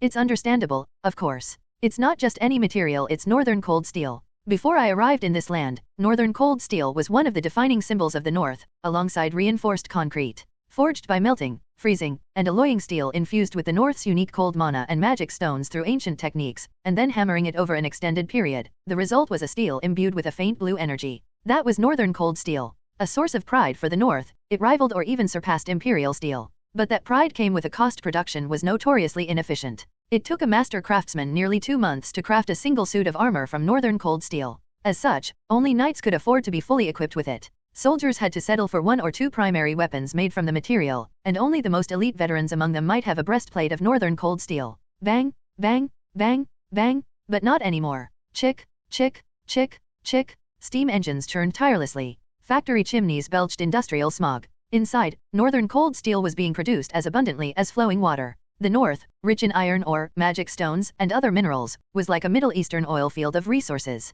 All I needed was physical energy to process those resources. Clang, clang, clang, clang. The Northern cold steel produced was then shaped according to purpose, riding on conveyor belts. While human hands occasionally touched the steel, most of the forging, hammering, cutting, and bending was done by steam-powered machines. I hope the other steel mills are completed soon. I licked my lips in anticipation as I looked over the military factories in the High Towers Industrial District. Subsidiaries and factories of Arad Steel and Arad Defense were planned for Rem, Kardia, and Narvik, and some had already broken ground. However, it would be years before they were fully operational and mass-producing steel. For now, only the steel mills and military factories in the High Towers outskirts and the industrial city of Kardia were operational. Even so, the steel mills and factories here in the High Tower and Kardia have managed to fully equip the Extreme Northern Expedition with Northern cold steel. No yes. Despite the limitations, the military revolution unfolding before me was nothing short of awe-inspiring. Once the other steel mills are completed, we might even create a Colossus Knight Order. The thought of a fully industrialized North naturally swelled my chest with pride. You can expect great things from this expedition, I said with a satisfied smile after inspecting the steel mills and factories in the High Tower Industrial District. Indeed, to think that every soldier in the expedition could be fully equipped with Northern cold steel like knights. The expedition force now has nothing to fear from any battle. Even those extreme Northern orcs armed with Imperial steel are no match. Mary passionately agreed with me. At her waist hung a white magic sword, a gift I had given her, now like an extension of her own body. The atmosphere in the High Tower was different this time. Where past expeditions might have been tinged with solemn determination, the soldiers training for deployment and the citizens supporting them exuded a strange confidence. How's the production of Ryan fabric coming along? Not a problem at all. Boots? Boots are the most important thing for soldiers? Make sure the quality is top-notch, no more frostbitten toes. Of course, corruption in defense contracting has no place in quality management at Arad. The source of their confidence was none other than the Arad Group. But the timing is rather curious. As we walked through the industrial district, Mary suddenly spoke. I didn't think the Emperor would stay silent after seeing the magic stone standard and Ren currency. And then, right on cue, this happens. I must admit, it's surprising. You mean the Mongar orcs? Yes. There have been rumors for years about them gathering in the eastern ruins. It's nothing shocking. Still, the timing and scale of this invasion are oddly precise. At novel bin at. Mary's voice still carried a note of excitement. We had originally planned to feign deployment for the Extreme Northern Expedition to prepare for a possible Imperial invasion, didn't we? Indeed. We were going to station the expedition force 2 days outside the Extreme Northern Great Wall and adjust the route based on the Empire's response. Feigning ignorance of the original timeline, I played along, feigning interest in Mary's remarks. It seems the fervent ancestors of Rensselaer are watching over us. It truly feels that way. Mary's eyes grew even more resolute at my words. I found myself staring at her for a moment before hurriedly looking away. Ahem. By now, my feelings for Mary had become clear. However, my determination was still wavering between Earth and this other world, leaving my heart in turmoil. Work. Just focus on work. The best way to distract myself from this wandering and inner turmoil was to pour all my energy into work. That was the best I could do for now. Anyway, now I can finally visit my territory with peace of mind. The chaos in the Empire had eased my worries about the South. During my last business trip, I confirmed that the mines, steel mills, and military factories in Kardia were running smoothly. All that remained was to safely dispatch the Extreme Northern Expedition Force. Then I could visit Jin County with the excitement of going on a proper journey. By any chance, aren't you going to accompany the expedition? Mary suddenly asked out of the blue. I'm not particularly fond of adventure to that extent. I see. Her response, tinged with unusual disappointment, made me click my tongue inwardly. She must want to wield the cry of the snowfield. Sisters are sisters, after all. But I couldn't afford to dwell on her wistful expression. If I did, my heart might start racing again like it had earlier. Urgent news? Urgent news. It was then that Teo, the chief of staff, came rushing in. An emergency report just came in through the magic communication orb. What happened? The wall? The wall is in danger. Of course, the Mongar orcs. No, not that wall, our Extreme Northern Great Wall. What about the barbarian druids? After driving out the orcs, the allied druids have lost much of their momentum.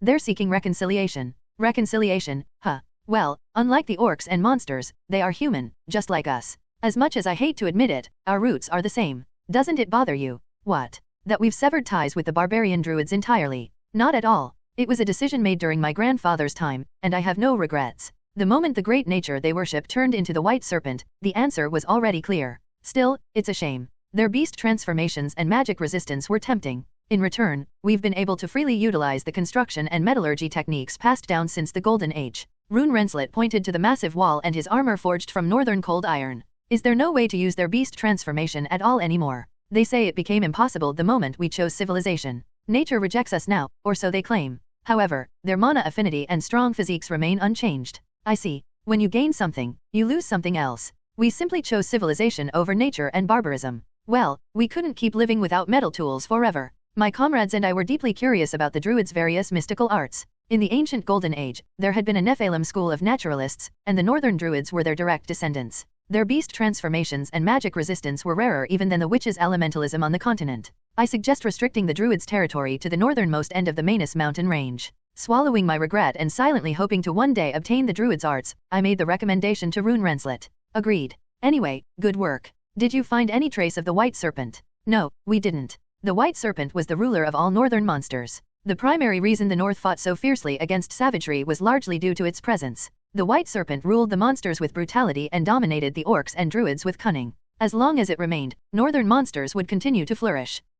If we could capture that creature, the North would finally find peace. We'll keep looking for it. No, it's fine. I can't have valuable magical forces wasted on that. Focus on the fortress construction with the witches. Rune Renslet gestured toward the Great Wall, which he had seen countless times. Isn't it magnificent? A wall built in just 3 years by fewer than 50 witches. Those southerners don't know how good they have it, persecuting such talent. Alpha Nu Epsilon. Though unintended, his words stirred an unwarranted sense of inferiority in us. We excel in battle. Why bring up battle all of a sudden? You told me to build a fortress just now, but we lack talent in that field. At best, we can handle dark spirits that manipulate emotions. I deliberately said this while keeping an eye on the witch standing next to Rune Renslet. Besides, aren't witches rigidly disciplined? They can't even converse properly with other magic users. Meanwhile, Isabel looked at me like a cow staring at a chicken. Back then, I didn't know much about the curse of Heron, so I found the witch's behavior deeply unpleasant at Novel bin at. Now that you mention it, that's true. It can't be helped. Stay in Haven, then. All right. Though the extreme north now has the Great Wall, it's not a sanctuary, is it? Manage the demon realm from there. Fine. As always, we'll stay there and research monsters. Isaac, it's an era of stability now. I'd recommend the Devil's Den also focus on magic beyond combat. Of course. Slowly but surely, the Devil's Den and I drifted out of Rune Renslet's focus. In recent years, with the decline of barbaric forces, Northerners had grown more favorable toward the witches than us. Necromancy, curses, and experiments, our specialties, were vastly different in utility compared to the witches' elementalism, which was immensely practical in everyday life. This land was hard won. We must solidify our position. My comrades and I trembled with unease, unanimous in our concerns. At the same time, we regarded the witches with suspicion and envy. Those who can't even fight properly, always flying off on their brooms at the first sign of trouble. It's us who bled the most after the warriors in this north. Does it make sense for latecomers to receive founder-level honors just for building a few structures and helping with farming? If they're mages, they should compete with magic, using cheap seduction tactics like that hussy Isabel. While the witches didn't excel in battle, they more than made up for it with elementalism, healing magic, and sorcery. We, on the other hand, specialized in necromancy, poison magic, and curses. Are you looking for a mage? Well, we were hoping for a witch. Speak. If it's within our power, we'll help. It's for farming. We know alchemy is related to farming. Do you mean using fertilizer made from monster and human corpses? Correct. I'm sorry. Why? Crops fertilized with human corpses feel unsettling. Maybe in the past it wouldn't have mattered, but now, with witches around. Is that so? Understood. The era of savagery was reaching its twilight, and the sunset of this age brought changes, directly or indirectly, to the north. When it came to magic users, Northerners now favored the Witches' Council, which provided practical benefits, over the ominous Devil's Den. Was it because of the recognition and sense of belonging I received for the first time? After that, my comrades from the Devil's Den and I fought for the North more passionately than anyone else. For our new homeland. Fight. With all your heart. The North had become our new home. Warriors of the North. Fight. Do not shame your ancestors. Do not get spanked by them in the afterlife. Rune Renslet, the hero of the North, was indeed a hero worthy of recognition.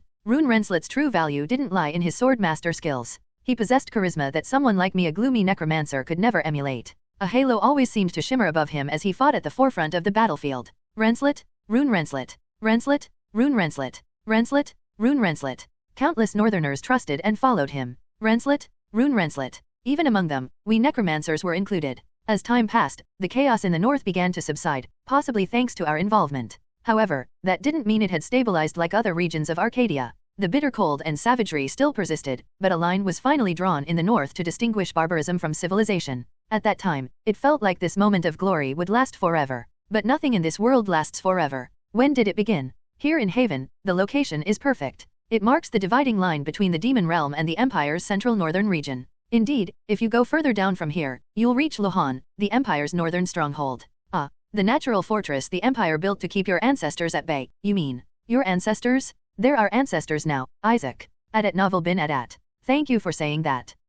It must have been around the time when we herded the mutant monsters into the so-called demon realm. Would it be alright for us to settle our devil's den here in Haven? Mutant monsters hold significant research value. Go ahead. It was when we were just about to establish our devil's den base in Haven. Boss, we've got visitors. Visitors? What kind of visitors? Well, you might want to come and see for yourself. If this turns out to be nothing, you're dead meat. A group like us persecuted and wandering had come seeking refuge in this frozen land. We seek an audience with Rune Renslet, the hero of the north. I am Isabel, the Witch of Spring, representing the Witches' Council. The Witch of Spring and the hero of the north met for the first time. Ahem, I am Rune Renslet. I welcome the witches to join us. Whoa, look at our boss's face turning red. Well, it's about time our boss found someone to settle down with. Shut it, you little brats. It was around that time that the waves of glory began to turn murky. In the Arcadian continent, magic exists. On the eastern continent, something akin to magic called vision sorcery exists. In the sealed southern continent, where other races supposedly crossed over, elemental magic, regular magic, and sorcery coexist.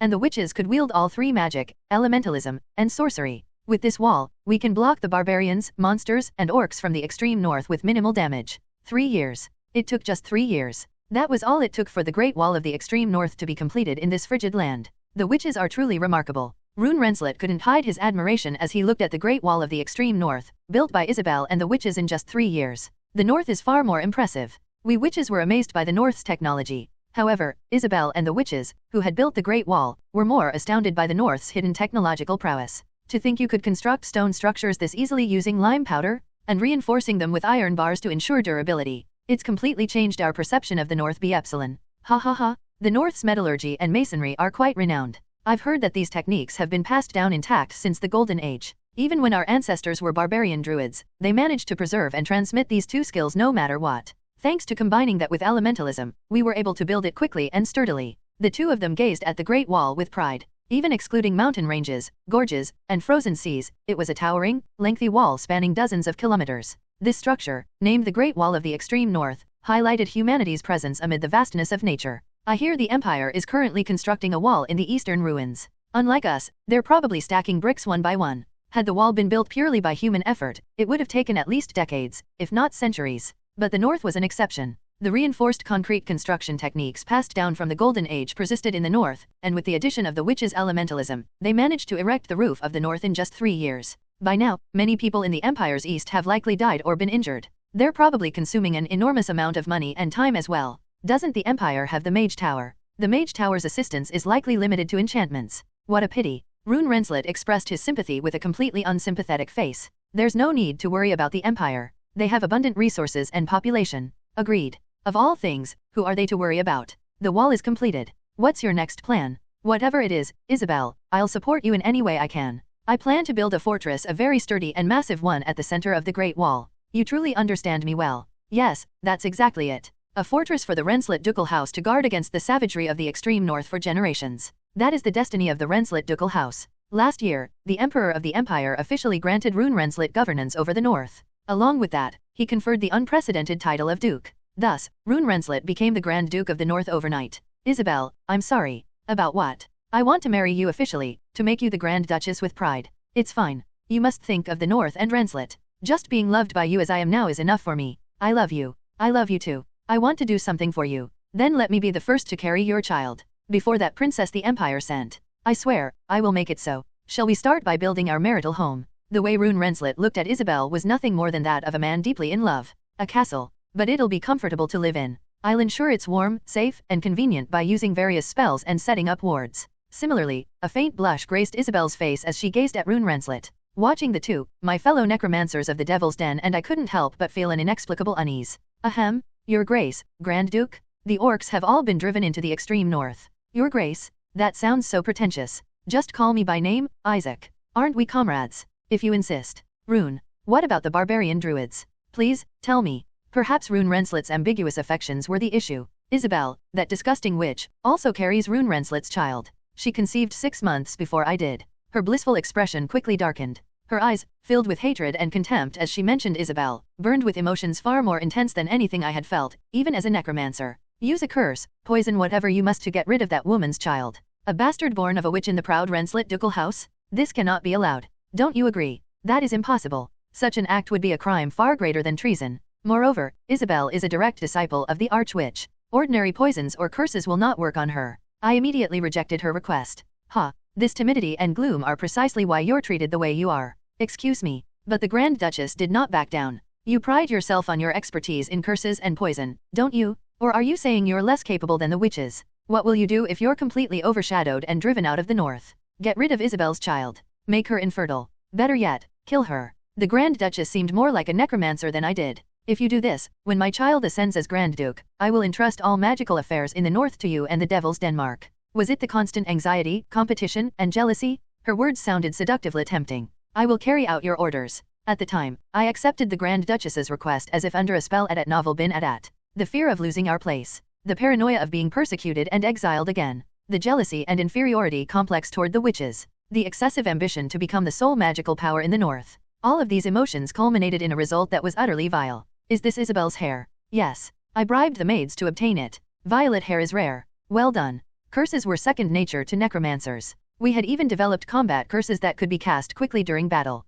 A properly executed curse could be so devastating that death might seem a mercy. Are you really going through with this? Yes. But this is a curse on a witch. They're as familiar with curses as we are. Isn't a witch human? The surrounding necromancers unanimously voiced their concerns, but at the time, I was already half mad. Most importantly, we have that dungeon we discovered in the demon realm. We could take this opportunity to test some of the magic we deciphered there. Oh, what a brilliant idea, truly. Yes, let's do it immediately. Before long, my madness had infected the entire Devil's Den. Necromancers are beings with dried up emotions. Yet, when ignited by a catalyst, they could become more emotional than anyone. If harnessed properly, these emotional waves could transform into remarkable determination, but when corrupted, as they were now, they turned into vile obsession. Our Nigerian Nairo. Once again, we're reminded, those Golden Age mages who fled to the demon realm. They were certainly not normal, even by our standards. For necromancers like us to find this unsettling. The hypothesis that the demon realm was a prison ward from the Golden Age might just be true. At least it has proven useful to us. Indeed, it has.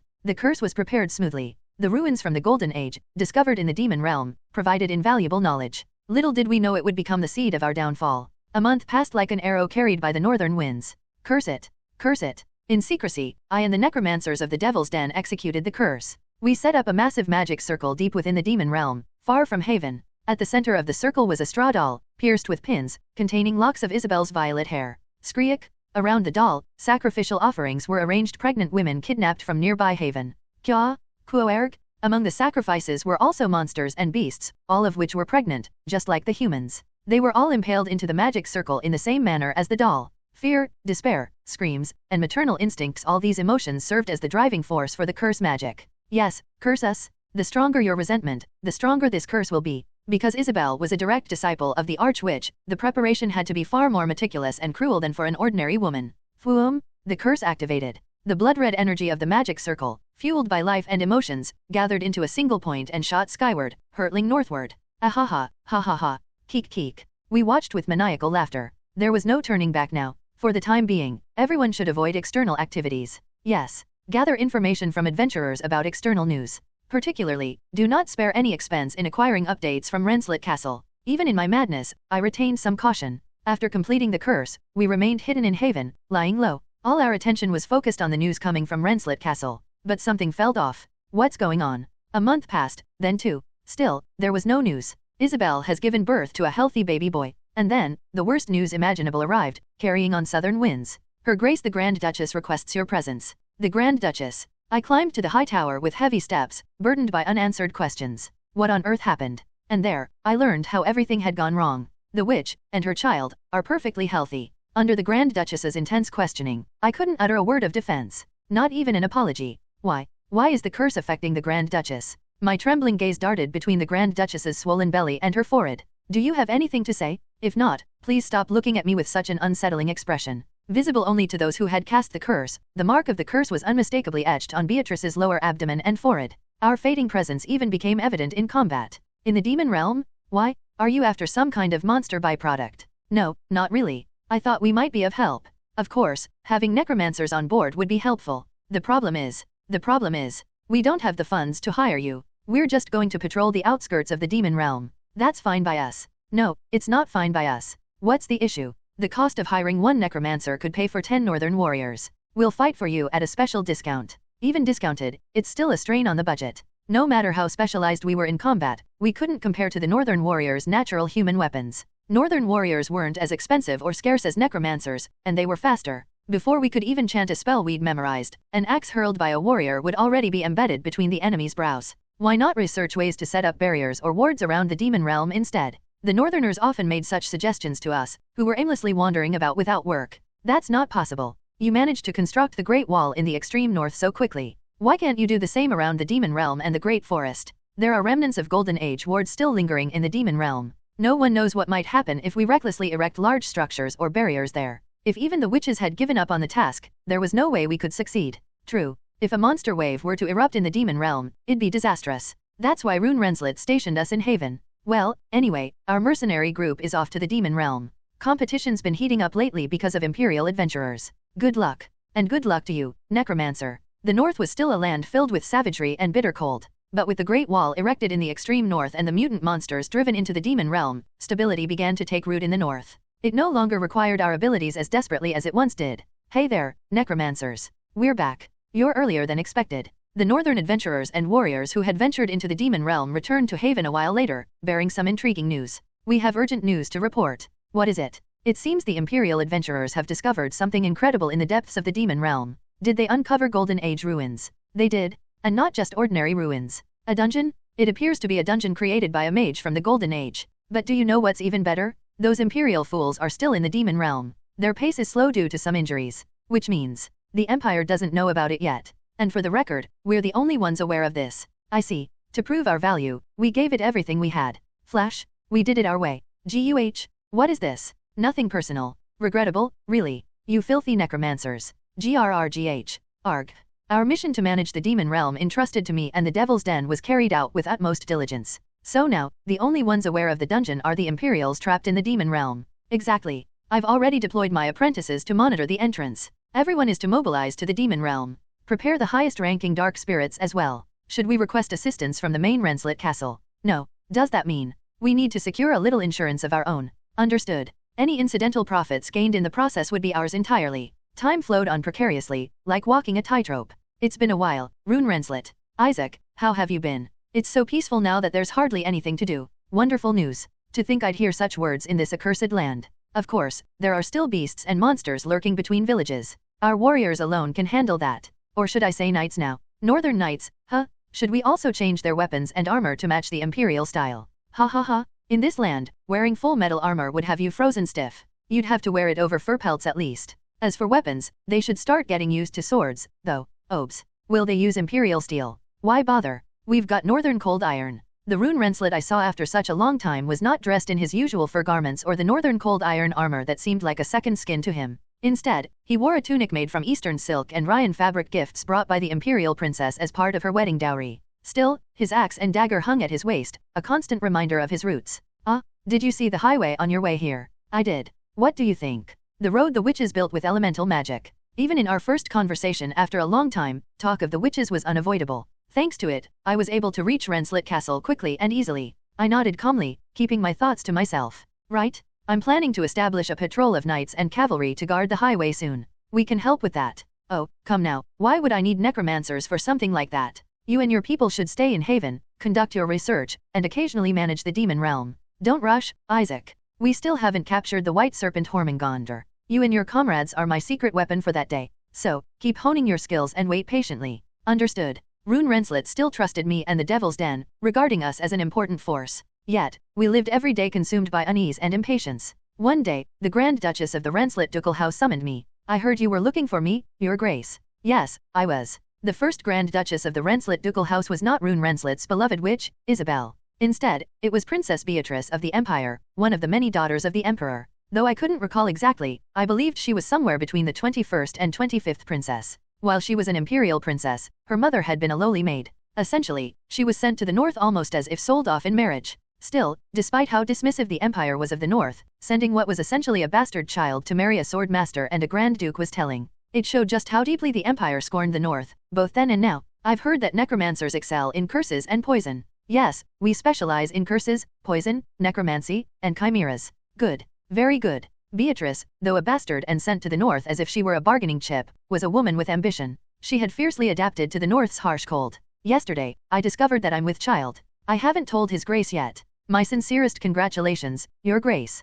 Thank you. I expected necromancers to be grim and eerie, but you seem nothing of the sort. Adat Novel bin Adat. The Grand Duchess caressed her lower abdomen with a blissful smile, looking like she had not a care in the world. For a moment, I was captivated by her beauty. Beatrice's golden hair and crimson eyes marked her unmistakably as royalty. Her face and figure mirrored her mother, a maid whose beauty had once stirred the Emperor's desires. Thanks to this, Rune Renslatt showed her a fair amount of affection, though not as much as he did for Isabel. Congratulations on your pregnancy. I'd like to offer you a gift in celebration. Instead of a gift, I have a request for you. Please, tell me. Eradicate them. Burn it all. That day, I and the dark sorcerer of the Devil's Den met our deaths. When I awoke from death, I found myself inside an ancient structure built in the Golden Age style. It was a place unknown to the Empire, Renslatt, or the Witches' Council, a ruin known only to me and the dark sorcerer of the Devil's Den. Did it work? This refuge, prepared for a day like this, had served its purpose perfectly. Just as the magicians of the Golden Age once sought sanctuary here, so had I. Good heavens. When I opened my eyes, I saw not my original pupils but a vivid green glow emanating from them.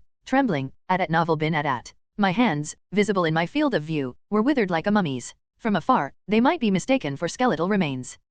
Thanks to these Golden Age ruins, I had managed to separate my body from my life essence despite not being highly ranked. The price? Becoming a half-baked lich, a ghoul magician. But it worked. Even though I had gained eternal life, I let out a scream of despair as green light poured from my eyes. What have I done? My physical body was undead, but my mind was even more human than before. For a long while, I screamed and lamented my actions. A rumble, as though caused by an artificial earthquake, shook the ruins. Snapping out of my daze, I hurriedly exited the ruins. Under normal circumstances, the harsh cold outside would have left me trembling. But as a half-lich, I felt no chill. The outside world was a grey, desolate land with a sky ravaged by a perpetual storm. Mutant monsters roamed freely, a frequent sight. This was the abyss of the labyrinth. Kui-8th. The moment I stepped outside, I froze in terror. Coiled like a mountain, a colossal white serpent was staring down at me. Did you summon me? It was the legendary white serpent, Hormungandr, speaking to me through telepathy. Summon you. Did you not? I thought you called for me. The serpent's black tongue flickered out before slipping back into its mouth.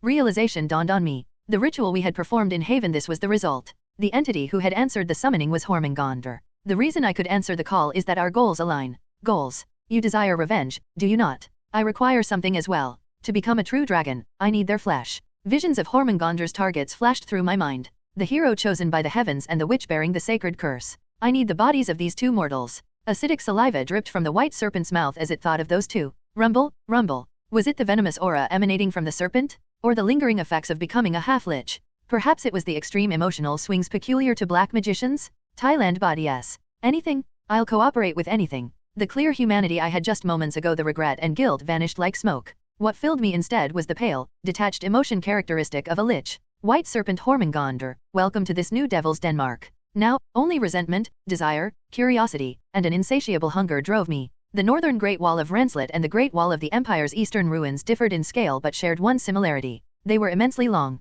It was unthinkable to deploy troops across their entire expanse. This was especially true in the north, where populations were perpetually sparse. Even the Empire, with its vast numbers, could not fully man its Great Wall. Instead, small units of 10 soldiers were stationed at intervals along the wall. Ruor, Schayik, halt, halt. Ready, ready. The same applied to those who attacked the Great Wall. No matter how large their numbers, it was impossible to launch a simultaneous assault along its entire length. The wall was densely enchanted with barriers and defensive magic. Thus, sieges at the wall always focused on a single section, overwhelming it with concentrated force. Clang, clang, clang. All units, battle stations. An alarm blared across the northern Great Wall. A massive monster wave was advancing toward the wall near the high tower. The White Serpent? The legendary White Serpent Hormungandr is coming. Joining this wave was Hormungandr, the north's most fearsome monster, stretching nearly 300 meters in length. A concentrated mass of malice so potent that even the high tower trembled at the thought of facing it. Is this good luck or bad? Rally the expeditionary forces to defend the wall.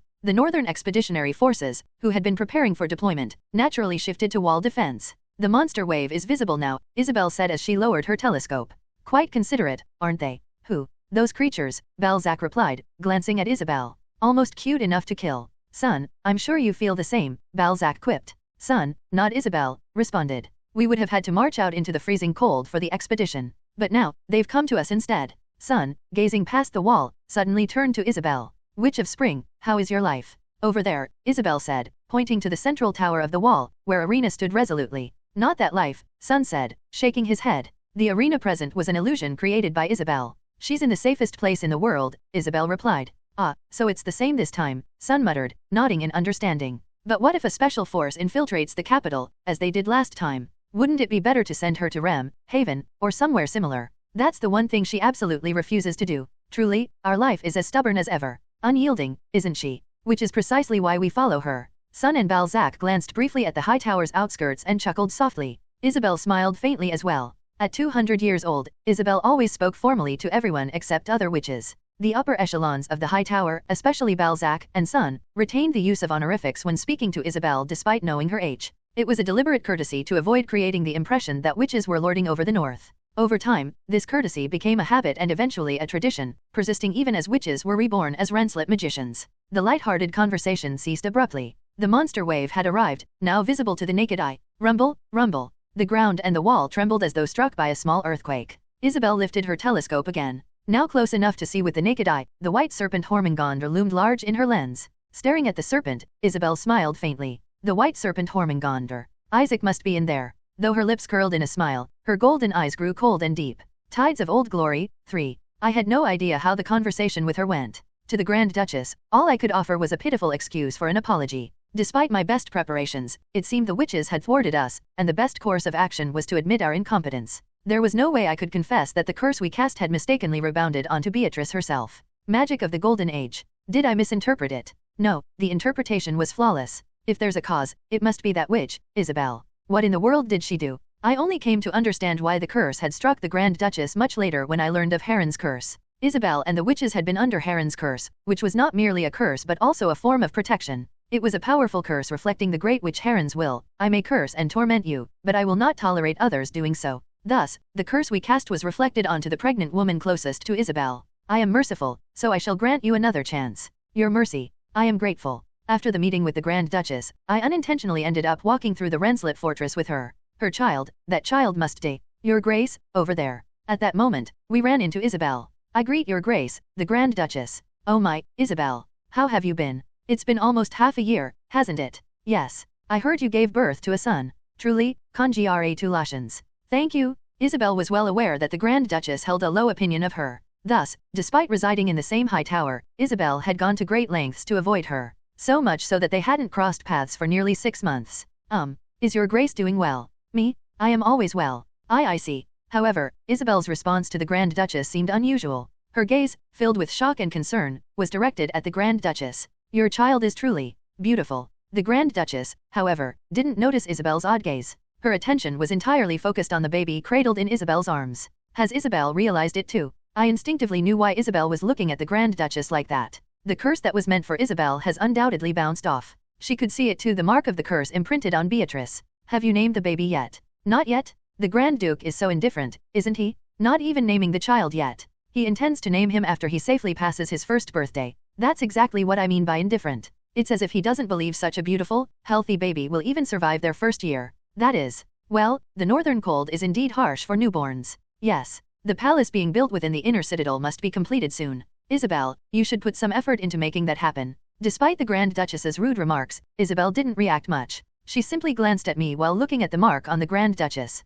For a while, Isabel alternated her trembling gaze between me and the Grand Duchess. At the time, I had to endure her gaze with a blood-draining feeling of guilt. Well then, I shall take my leave. Thankfully, Isabel left without saying much. Time passed again. The Grand Duchess's due date approached. Uneasy about many things, I sent a familiar to the High Tower's inner citadel on the day of the Grand Duchess's labor. Arg. My lady, the Grand Duchess Beatrice died in childbirth. The child never left her womb and passed away along with her. It must have been due to the curse. The Grand Duchess died in childbirth. Sob. Grand Duke. However, an unexpected event occurred in the aftermath. Isabel, how about we register your son as the late Grand Duchess's child? Pardon. Even before Beatrice's body turned cold. The child hasn't been named yet, has he? The Northern Grand Duke, Rune Renslet, made a decisive move. Let us name him now. This child shall be called Pilgrim. Pilgrim. And from now on, you shall be Pilgrim's wet nurse. Though your name cannot formally appear in the family register, your son will be recorded as a legitimate member of the Renslet ducal house, not a bastard, but as one of shining lineage. It is said that positions shape people. In the time I hadn't seen him, Rune Renslet had become a cold ruler. He did not want the Empire to meddle in the North's internal affairs by sending a new Grand Duchess. Publicly, it was announced that Beatrice had given birth to a healthy son but succumbed shortly after to postpartum fever. But, so many saw and heard. That is not your concern. The dead do not speak. Please, your grace, spare me. To silence any witnesses, everyone in the high tower who knew the truth was massacred. The pretext was their failure to properly care for Beatrice. As the bloody purge swept through, my heart pounded as if it might burst. Then, by chance, I saw her face. Isabel, holding her son Pilgrim, looked almost pleased. She stood calmly, gazing indifferently at the Grand Duchess's corpse, still warm, and the scattered bodies surrounding her. At that moment, I thought I understood why she had pretended not to notice the curse on Beatrice. Through the raven familiar, Isabel's detached gaze locked onto mine. Her golden eyes, once unperturbed, grew cold. That look felt like a warning. After that day, I avoided the high tower as much as possible. Like someone gripped by paranoia, I ensured the dark sorcerers of the Devil's Den kept absolute silence. But anxiety and restlessness once again drove us to madness, pushing us to activate the darker sides of black magic at Novel Bin Adat. We don't know when the witches will attack. We must prove our worth. The labyrinth? Decode more of its ruins. Bring more sacrifices for the rituals. Our home, Haven, transformed into a horrifying village steeped in death. Women and children vanished daily, and their mutilated bodies would appear at the village outskirts days later. Isaac? What in the world are you doing? Eventually, Rune Renslet descended upon Haven, leading the knights himself. Haven borders the Empire. If rumors spread here, the Imperial Court and the Holy See will intervene. The Grand Duke and his knights carried a chilling killing intent, as if their resolve had been hardened during the journey. Search every corner of the Devil's Den? I need to see what has transpired here. No, stop. By the time we snapped out of our madness, it was already too late. The catastrophe had reached its peak. Urgh. These lunatic dark sorcerers. They must die. Kill these cursed bastards. Report on the witches. What were you doing in the Devil's Den? Well, if you can't explain due to your rules, speak as vaguely as possible. It seemed, they were trying to summon a monster from legend. Even the North, accustomed to savagery and slaughter, paled in comparison to the madness of the Devil's Den. Knights who combed through the den retched incessantly, their gazes full of contempt as they looked at me and the other dark sorcerer. This isn't even worth hearing excuses. Rune Renslet's gaze from atop his horse no longer held any trace of friendship. Eradicate them. Burn it all. Son, Isabel, and Balzac gazed toward a specific point on the battlefield. It has been a while. At Novel Bin Adat. A while indeed. Likewise, Hormingandr and Isaac also focused their gaze on the trio. Flash. Without another word, their duel began. 3 northern superhumans faced off against the North's legendary monster and the lich who had fused with it just before the wall. Flash flash. Swish. Balzac, the frost sword master, known as the Frost Blade, gleamed with cold, razor-sharp precision as he targeted the gaps between Hormingandr's scales. His movements were as swift and unhindered as the winter wind, seamlessly transitioning between ground and air. Over here, Preah, on the opposite side, Sun, dubbed the Northern Ice Wall, wielded an enormous shield forged entirely from northern black iron. With it, he taunted the white serpent. Shhaying. Thud. Hormingandr's powerful tail struck Sun's shield with immense force, but the ice wall held firm, deflecting the blow without faltering. Thud, thud, crash. Each time the colossal tail slammed into the shield, the enchantments, barriers, and protective spells embedded in the shield absorbed or redirected the damage. With acute and Omicron B. His defense stood as immovable as a glacier. Snow winds blossom into white flowers. High above, Isabel cast intricate spells, white petals blooming from her fingertips and swirling around Hormingandr, obscuring its vision. Spirits of the earth, dig deep pits. Her incantation stirred the ground, creating pits to disrupt the serpent's movements. Skreek. Enraged, Hormingandr activated its fourth heart and unleashed dark magic. Whoosh whoosh whoosh. Dark orbs shot toward the trio. Not so fast. Sun's shield blocked the incoming dark orbs with unyielding determination. Hiya. From behind the shield, Balzac dashed out, slashing through the serpent's body and inflicting wounds with lightning-fast strikes. Weaken. Isabel summoned life spirits to sap Hormingandr's strength, further diminishing its power. The battle was fierce. Flash flash flash. Around the giant white serpent, solid ice walls, razor-sharp frost blades, and relentless spirits created chaos. Boom, boom boom, crash crash. Hormingandr's 4 hearts, each beating to its own rhythm, continuously supplied the serpent with immense power. However, against the flawless teamwork of the 3 northern champions, it began to falter. The Frost Sword Master's blade threatened to pierce its hearts, while the Spring Mage's spells weakened the influence of the Black Sorcerers. Every move was calculated, with no room for error. Skreek! At last, the White Serpent could no longer withstand the trio's relentless assault and recoiled. The first clash seemed to have concluded with a victory for humanity. Balzac and Sun took a moment to catch their breath, landing atop the wall's watchtowers, while Isabelle remained airborne on her broomstick. Hormengandr, wounded and retreating, pulled its massive body back. Quu! However, the serpent's retreat was not to escape but to gather momentum. What? Stop it! Balzac quickly realized its intent and shouted. But it was too late. Hormengandr raised its massive head and launched itself toward the wall like a battering ram. Despite its colossal size, its speed and agility were startling. Sheeing! Boom! The trio attempted to intercept, but Kuo! The white serpent charged forward undeterred, seemingly indifferent to the grievous wounds inflicted upon it. Whoosh! The sheer wind pressure generated by its massive body knocked over numerous monsters and orcs nearby, burying them under avalanches of snow. But this was nothing compared to the impact the wall was about to endure. Crash! When the serpent collided with the wall, an indescribable shockwave surged through the structure. Ugh! Hold on! Grab something! Many soldiers were thrown off the wall and fell to their deaths. Crash! A shattering sound, like breaking glass, rang out, signaling the collapse of the wall's protective barrier. Rumble, rumble, rumble. The serpent's body slam was devastatingly effective, its impact befitting its immense size. If not for the barrier, the wall would have crumbled to dust. The wall's protective shield is gone. This meant that the defensive enchantments and barriers safeguarding the wall were no longer active. Reinstate the barrier, quickly. At Isabelle's urgent command, the mages began chanting to restore the shield. But their efforts temporarily halted their control over the spirits. Queek! Now's the time. Queek! Queek queek! Counterattack! The orcs seized the opportunity, bringing forward massive catapults that hurled enchanted ice boulders. Boom! The projectiles struck the unshielded wall, detonating upon impact and spreading freezing explosions across the area. Unlike normal ice, these boulders carried curses that froze everything they touched, creating makeshift staircases of ice leading to the wall. They're trying to build ice ramps? Destroy them. Break the ice. Soldiers grabbed hammers and smashed at the icy formations, while knights imbued their blades with mana to shatter the emerging ramps. Weak! The battle escalated beyond just the ground. Druids incoming. Protect the mages. Druids transformed into massive monstrous birds, soaring into the air and swarming the space above the wall. Mages riding brooms scrambled to descend to safety. Shoot them down. The soldiers fired arrows skyward, but without the guidance of spirits, hitting the swift-moving creatures was nearly impossible. Occasionally, a lucky arrow would clip a wing, sending a druid plummeting, but even then, the shapeshifters would simply transform again and continue their assault from the ground. Boom, boom, crash. The relentless bombardment of icy projectiles and aerial druid attacks continued, and eventually, gaps began to form. Ice ramps were finally completed in several areas. Quu! Crack, crack, crack. Leading the charge, the druids transformed into werewolves and rapidly ascended the icy paths on all fours. Close combat. Draw your swords. Raise your axes. One by one, the enemy breached the wall. Knights and soldiers engaged the invaders, each fighting adversaries matching their skill level. There stands Her Highness. Her Highness is watching our fight. We must protect Her Highness. Renslet, Rune Renslet. The soldiers fought fiercely, driven by a singular reason, the presence of the Renslet Archduke standing tall at the center of the wall. Boom, boom. The trio of northern champions focused all their efforts on containing the rampaging serpent, ensuring it couldn't charge the wall again.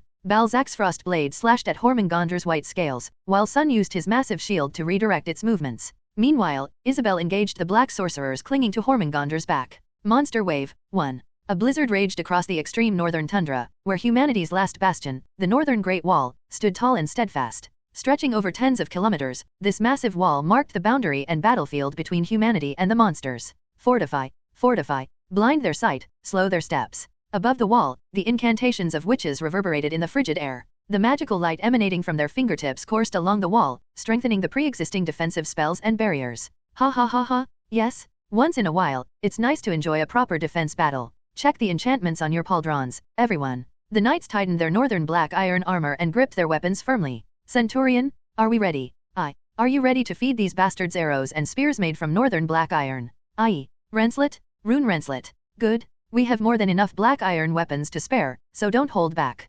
Kill as many as you can. Under the centurion's command, the soldiers knocked their arrows and kept a sharp eye on the enemy's movements. Grrrrrr. Then, it began. That thing. One soldier muttered in a trembling voice. Quu. A massive tremor shook the ground, and an unearthly roar rode the icy wind, crashing into the wall. Right before the barrier, something enormous broke through the white tundra. A white serpent. The legendary white serpent. Hormengandr. Through the blizzard, a colossal figure emerged, a white serpent, approximately 300 meters long. It was the legendary monster, Hormengonder. Dash! The black eyes of the white serpent gleamed with a dark light. Eek! The soldiers atop the wall trembled as an icy fear seeped into their limbs. Coo! The roar and piercing presence of the legendary monster froze the snowy plains and sapped the strength from the legs of those standing on the wall. Even the most stalwart among them felt a chill of dread, while the faint-hearted would simply faint. That damned white snake! What are you staring at it for? What are you gonna do, huh? But this was the north. The land of the Renslets, where one must battle savage beasts and merciless winters from birth to death. No one's wet themselves, right? Hey, I think Mealy's might have pissed a little. I smell it. I didn't. Ha ha ha ha. At novel bin at. Hormengonder's first roar and its oppressive aura made the soldiers shudder momentarily, but only for a moment. Impressive? Renslets, you've made me proud. Renslet? Rune Renslet. Even without the knights rallying them, the elite soldiers of Renslet regained their composure and raised their morale even higher. Prepare for battle. From the centurion down to the decurion, every unit commander stationed on the wall bellowed their orders. Renslet? Rune Renslet. The fervent war cries and shouts echoed like a storm between the wall and the high tower. Thud. Shuffle, shuffle, shuffle. Meanwhile, around Hormengonder, the Northern Orc Legion began to appear. Unlike typical monsters, these orcs did not charge recklessly. With their innate intelligence, they marched in formation, their steps synchronized. They were clad in armor as cold and unyielding as ice, the imperial gear of their kind. Tshhhhhhhh. The orcs' war cries mingled with the howling wind, creating an eerie, chilling cacophony. Halrat, Halrat. Passo, Passo. Amid the orcs, barbarian druids emerged. They shifted seamlessly between human forms and those of enormous bears or savage wolves, disorienting the soldiers aiming bows and crossbows. Half human, half beast, these druids moved with chaotic savagery, far less disciplined than the orcs. Woo-oh, Q-U. But their true menace wasn't merely their ability to shapeshift into beasts. Druids could command nearby animals and even monsters with terrifying ease. Graya, from the tundra came eternal snow ogres. Guruyur, icy sea drakes. Keeeek, snowfield basilisks. Kraya, and frost trolls, all acting as siege engines for the monster army. How are they controlling high-tier monsters? No matter how skilled druids are, this shouldn't be possible. A young mage muttered in shock. It's Hormengonder. The white serpent is controlling the barbarians, the orcs, and the monsters. The druids are merely fine-tuning its commands. An older mage standing nearby explained. Though he had not lived as long as Isabel, and his rank was limited by his lack of talent, he had spent nearly a century in this land, gaining wisdom and experience from countless encounters with the demonic lairs and the wilds.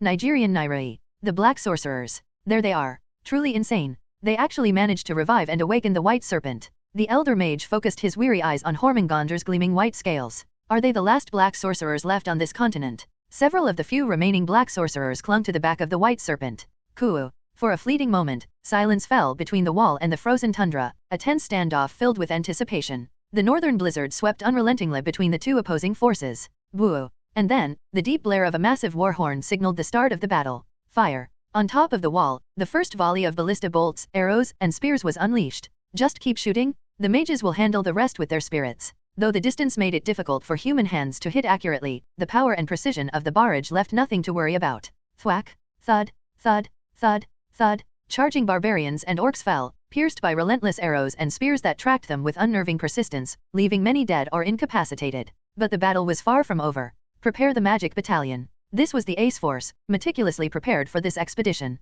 A battalion formed from soldiers who could sense even the faintest traces of mana appeared at the center of the wall. Step, step, step. Each soldier held arrows and spears embedded with low-grade magic stones. These weapons were the same ones Arad had once developed for personal defense during his Golden Caravan operations in the Demon Realm. Renslet, Rune Renslet. The magic battalion soldiers, their faces brimming with confidence, took aim with their enchanted weapons. Let them taste the craftsmanship of our spell rights. Whiz whiz whiz. A storm of projectiles, charged with magical circuits, was launched. Cackle. Spirits of wind summoned by the mages guided the magic stone projectiles unerringly toward the enemy's vital points. Boom. Massive explosions of flame erupted. Crackle. Amid the biting cold, freezing detonations far deadlier than fire burst across the battlefield. Block it. Stop the spirits. Black sorcerers mounted on Hormengonder, along with orc shamans and druids on the ground, scrambled to dispel or reverse summon the spirits. Time for the Renslet order to shine. Renslet, Rune Renslet. But the Renslets had no intention of letting them succeed. The priests of the Renslet order, who had spent years honing their sacred powers, began to unleash divine energy they had painstakingly prepared. Woo-yoo-yoo-oom. Holy light radiated from various points along the Great Wall. Ugh. The divine power heavily suppressed the black sorcerer's influence. Thus, the battle truly began. As the monster wave reached the wall and the defenders unleashed their pent-up attacks, a different group stood atop the battlefield, watching. Are you ready? Of course. Let's go. Son, Isabel, and Balzac gazed toward a specific point on the battlefield. Well, something like that? Huh? If you intended to toughen her up, why leave her in the rear? You should have placed her here in the field instead of that projection. I told you. It's a manageable danger. Even the lion wouldn't throw its cub off a 1,000-foot precipice.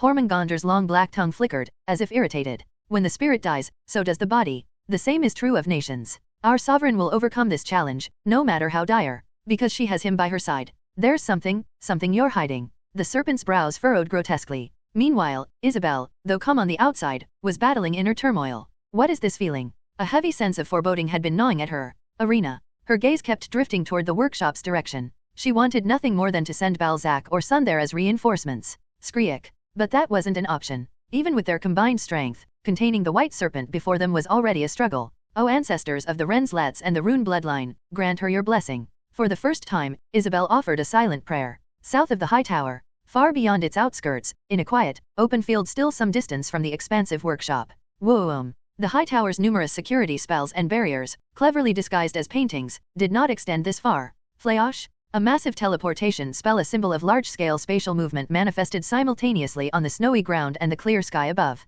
Quienik. Grrrrrrrr. From the glowing circle emerged figures, their silhouettes distorted by the light. 50 humanoid monsters emerged from the magical circle. One group consisted of 2 to 3 meter tall white orcs, clad in imperial steel armor. The other was a band of half-human, half-beast barbarians, elite druids who rejected civilization entirely. Smells like prey over there, Queek, muttered Hunster, the king of the northern orcs and the infamous killer of the previous Archduke Baikal, sniffing the air. Arby. I already know, replied Nuka, the druid chieftain, his tone curt. Queek, do you think your nose works better because they're your kind?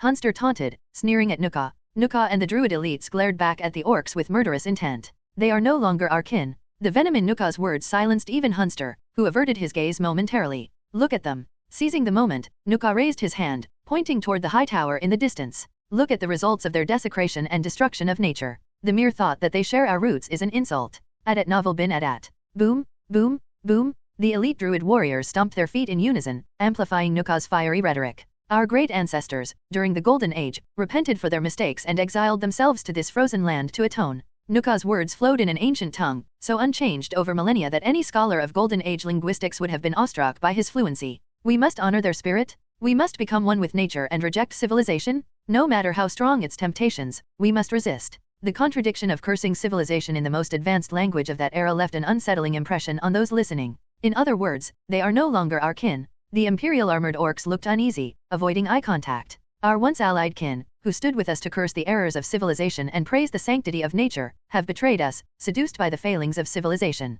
Yet the druids cared little for the orcs' discomfort. Their eyes remained fixed on the high tower, the symbolic heart of the enemy, where smoke rose endlessly from its chimneys. They've abandoned the forbidden knowledge meant only for record-keeping, hastily wielding ancient techniques and forgetting the secrets of nature. Their descent into ruin had crossed the point of no return. Recently, their destruction has worsened.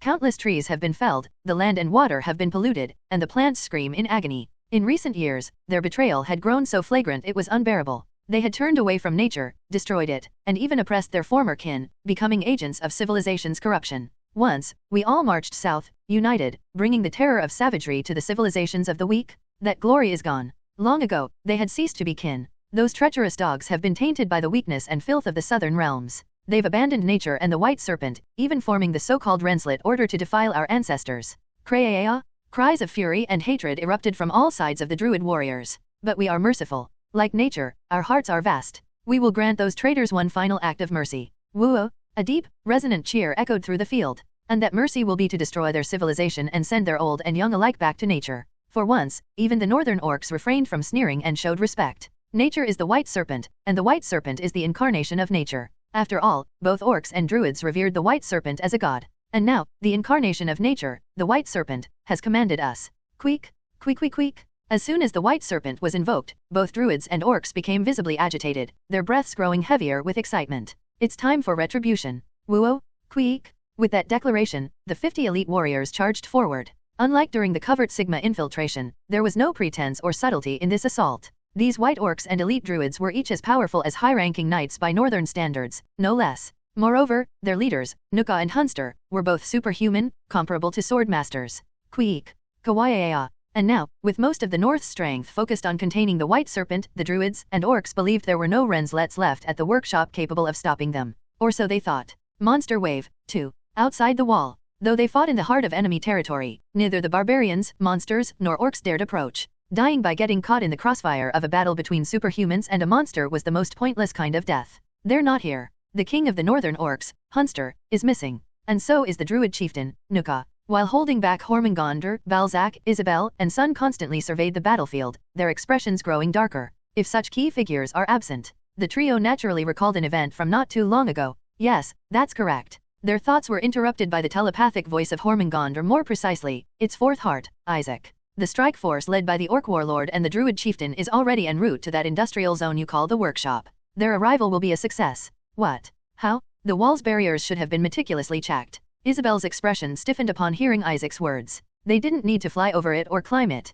Isaac's telepathic tone dripped with mockery. Though I haven't reached the 8th circle, transporting a few dozen individuals is trivial when I draw upon the power of the White Serpent. The thrill in Isaac's voice as he boasted of his success was unmistakable. Balzac, leave this to me and Son, get to the workshop immediately. Isabel urgently shouted, but not a chance. Isaac, now fully fused with Hormengandr, had no intention of letting Balzac escape.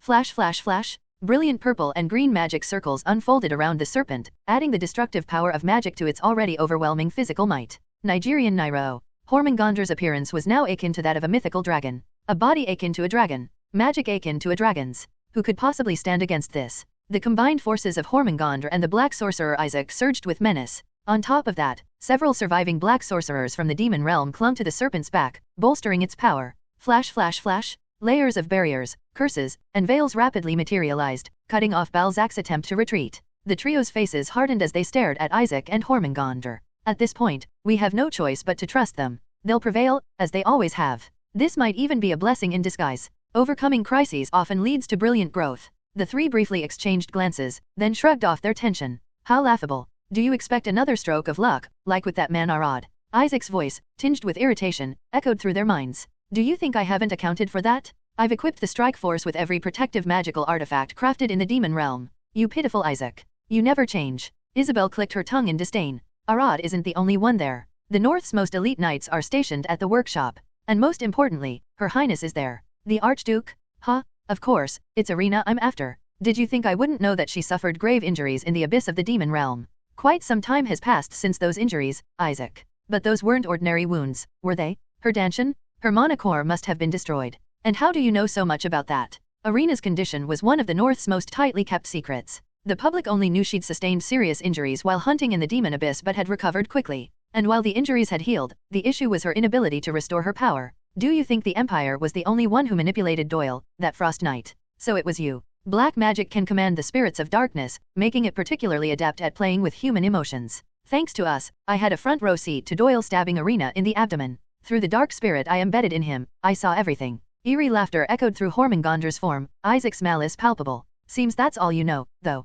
And why would I need to know more? As if refusing to be outdone, Isabel, Balzac, and Sun smirked. The Orc King Hunster and the Druid Chieftain Nuka. Well, that's quite a lineup, muttered Balzac, the Frost Sword Master, as if talking to himself. Indeed. Lately, we've been concerned about Her Highness's stagnating growth, Sun added with a nod. Though the concept of manageable danger is absurd, it's true that a proper life or death trial was overdue. Adat novel bin adat. What are you talking about? Isaac, puzzled by their conversation, sent a telepathic message filled with disbelief. That's your sovereign. How can you talk so casually? If Irina dies, the North is finished. The Renslet line ends. At first, I thought the same. Honestly, I felt that way until moments ago. Even imagining a North without Her Highness, without the Renslet line, fills me with dread. Balzac and Sun nodded, seemingly agreeing with Isaac's words. But our perspective has shifted. We realized that overprotecting Her Highness isn't the Renslet way. What? The enormous white serpent tilted its head, its confusion evident. This makes no sense. Do you even know who's approaching your sovereign right now? It's Hunster, the king of the Northern Orcs, the very one who killed the previous Archduke, by call.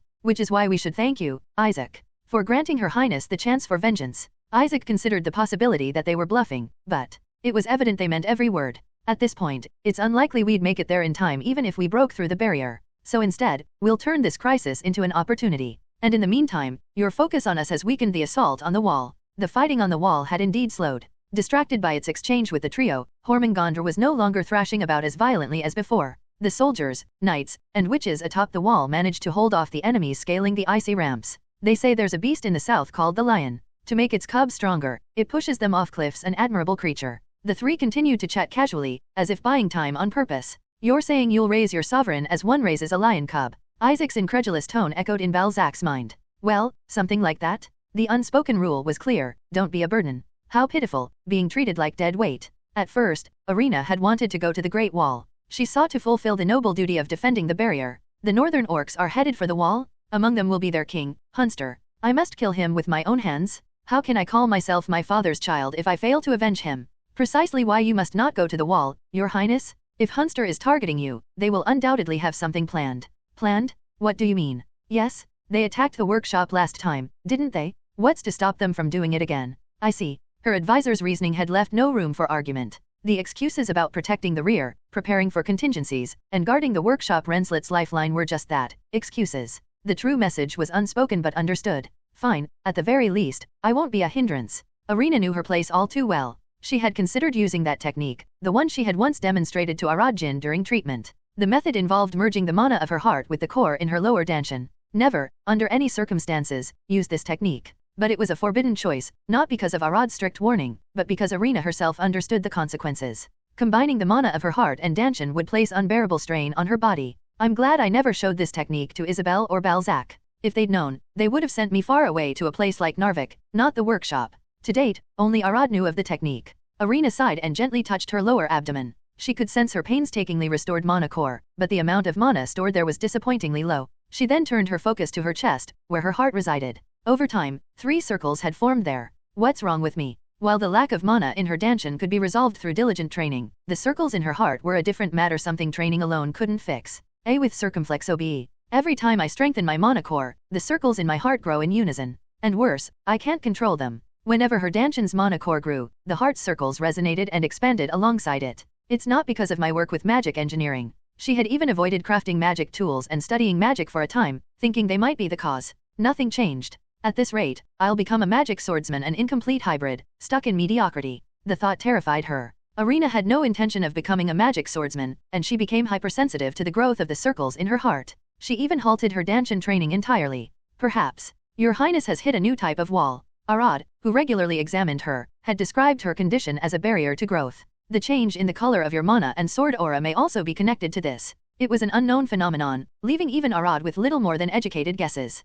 Meditation and contemplation might help. It's safer than pushing yourself recklessly. Or, perhaps a life or death duel. Oh, please forget I said that. Since that day, Irina had ceased physical training and sought enlightenment through meditation and discussion. These discussions often included Isabel, Balzac, and Sun. During meditation, you should focus on observing the state of your mana core and circles. Or just close your eyes and have a proper life or death duel. Sun, stop suggesting that. Oh, come on. Even Arad mentioned it as an option. Only by overcoming this wall would everything be resolved, potentially allowing her to ascend to a level beyond a sword master. Until then, Irina's skills remained merely those of a capable knight, nothing more. Do not be impatient, Your Highness. You are still young. And ignore Sunday. Indeed, Balzac is right. If anything, Your Highness should focus on finding a suitor. Sun. Irina smiled faintly as she recalled their light-hearted exchanges. Yes, I shouldn't be impatient, as Balzac said. Without Arad, I wouldn't have survived that day. I should be grateful to be alive and to all those who've helped me, especially Arad. She convinced herself that even if she never reached the level of a sword master, it would only be a minor regret.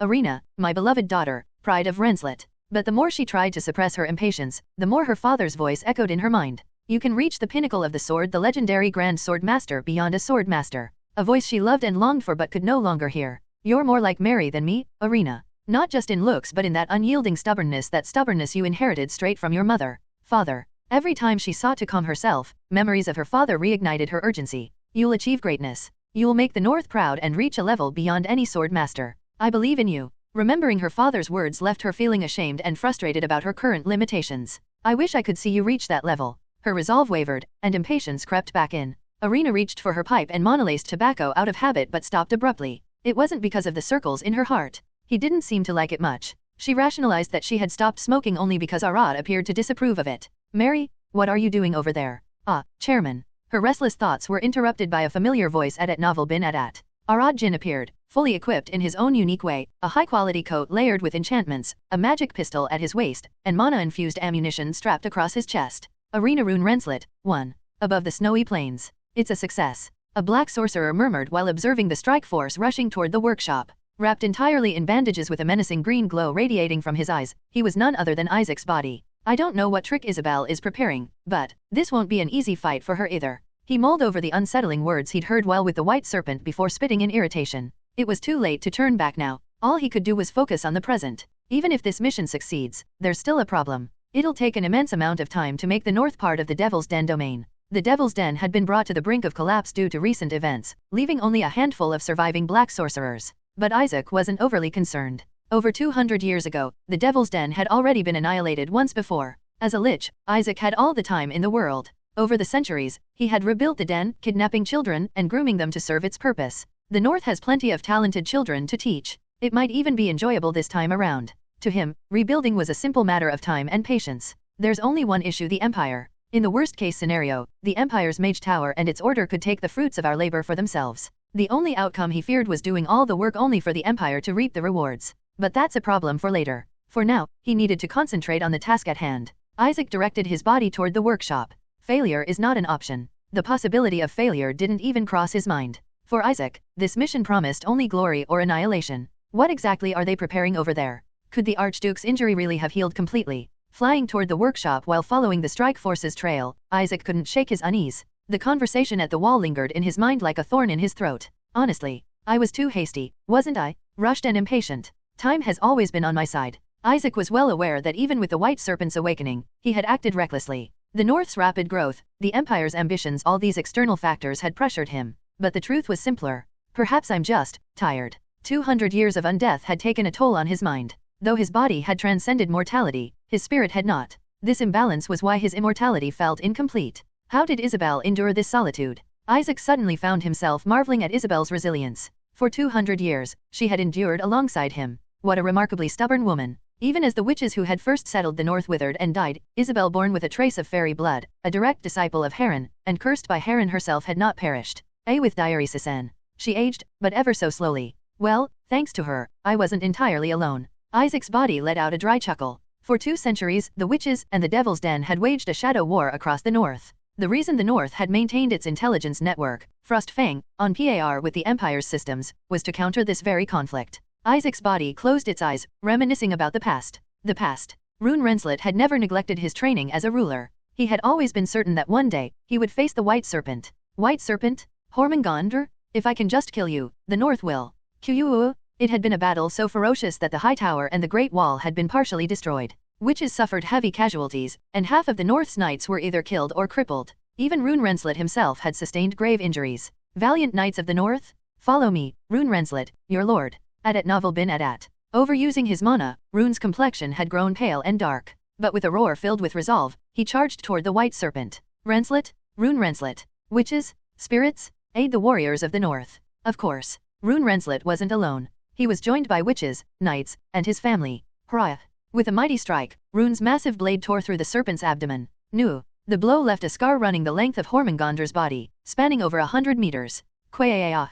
Of its 7 hearts, 4 were in the blade's path. 3 were completely destroyed, and 1 was severely damaged. This is it. As Rune crushed the serpent's hearts, Isaac, who had been secretly supporting the battle, used the surge of mana from the berserk Hormungandr to cast his ultimate curse. Black Sorcerer, what are you doing? White Serpent, this is for your salvation. Could your current body withstand the mana pouring out from 4 hearts? Understood. But you'll have to sleep for quite some time. Learning from past failures, Isaac had exercised extreme caution. I knew it. Isabel and the witches had some sort of countermeasure, a potent curse combined with protective wards. Though Heron's curse made it impossible for him to kill Isabel, it didn't extend to the Renslet family itself. The present. This wretched connection will finally come to an end. Isaac snapped out of his reverie as he gazed at the snowy expanse below. The closer he drew to his destination, the more often old memories surfaced. Isabel. Archduke, whatever preparations you've made, it won't matter. He glanced at the strike force of orcs and druids racing across the snowfield. Despite running on 2 legs, their charge rivaled the speed of war horses. A faint, satisfied smile crept onto his face.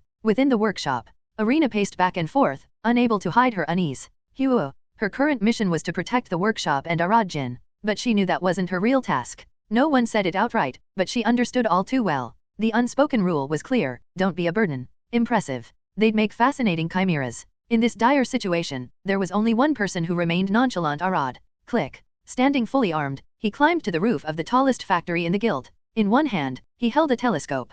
"President, it's dangerous," the staff responsible for the guild's security shouted at him in alarm. Among them were senior knights Eot, Sir Rosie, and Carrot, who had been assigned to the guild instead of the Northern Great Barrier. "President, please get inside the building immediately," Chief Teo also cried out urgently. "It's probably safer near the barrier. Let us escort you there." Despite their pleas, Arad shook his head. "It's dangerous no matter where I am right now." As he spoke, he glanced at Mary. "Don't you agree, Mary?" Mary. But something seemed off about Mary. Mary. Her full attention was fixated on the white orc leading the charge toward the guild. The orc lord Hunster. The very one who had killed Arena's father, by Kalrun Renslet. Fully clad in imperial steel armor and wielding weapons of the same make, Hunster stood there. Twitch. Arena's heart, which had been calm and filled with love and peace in recent days, was now violently stirred.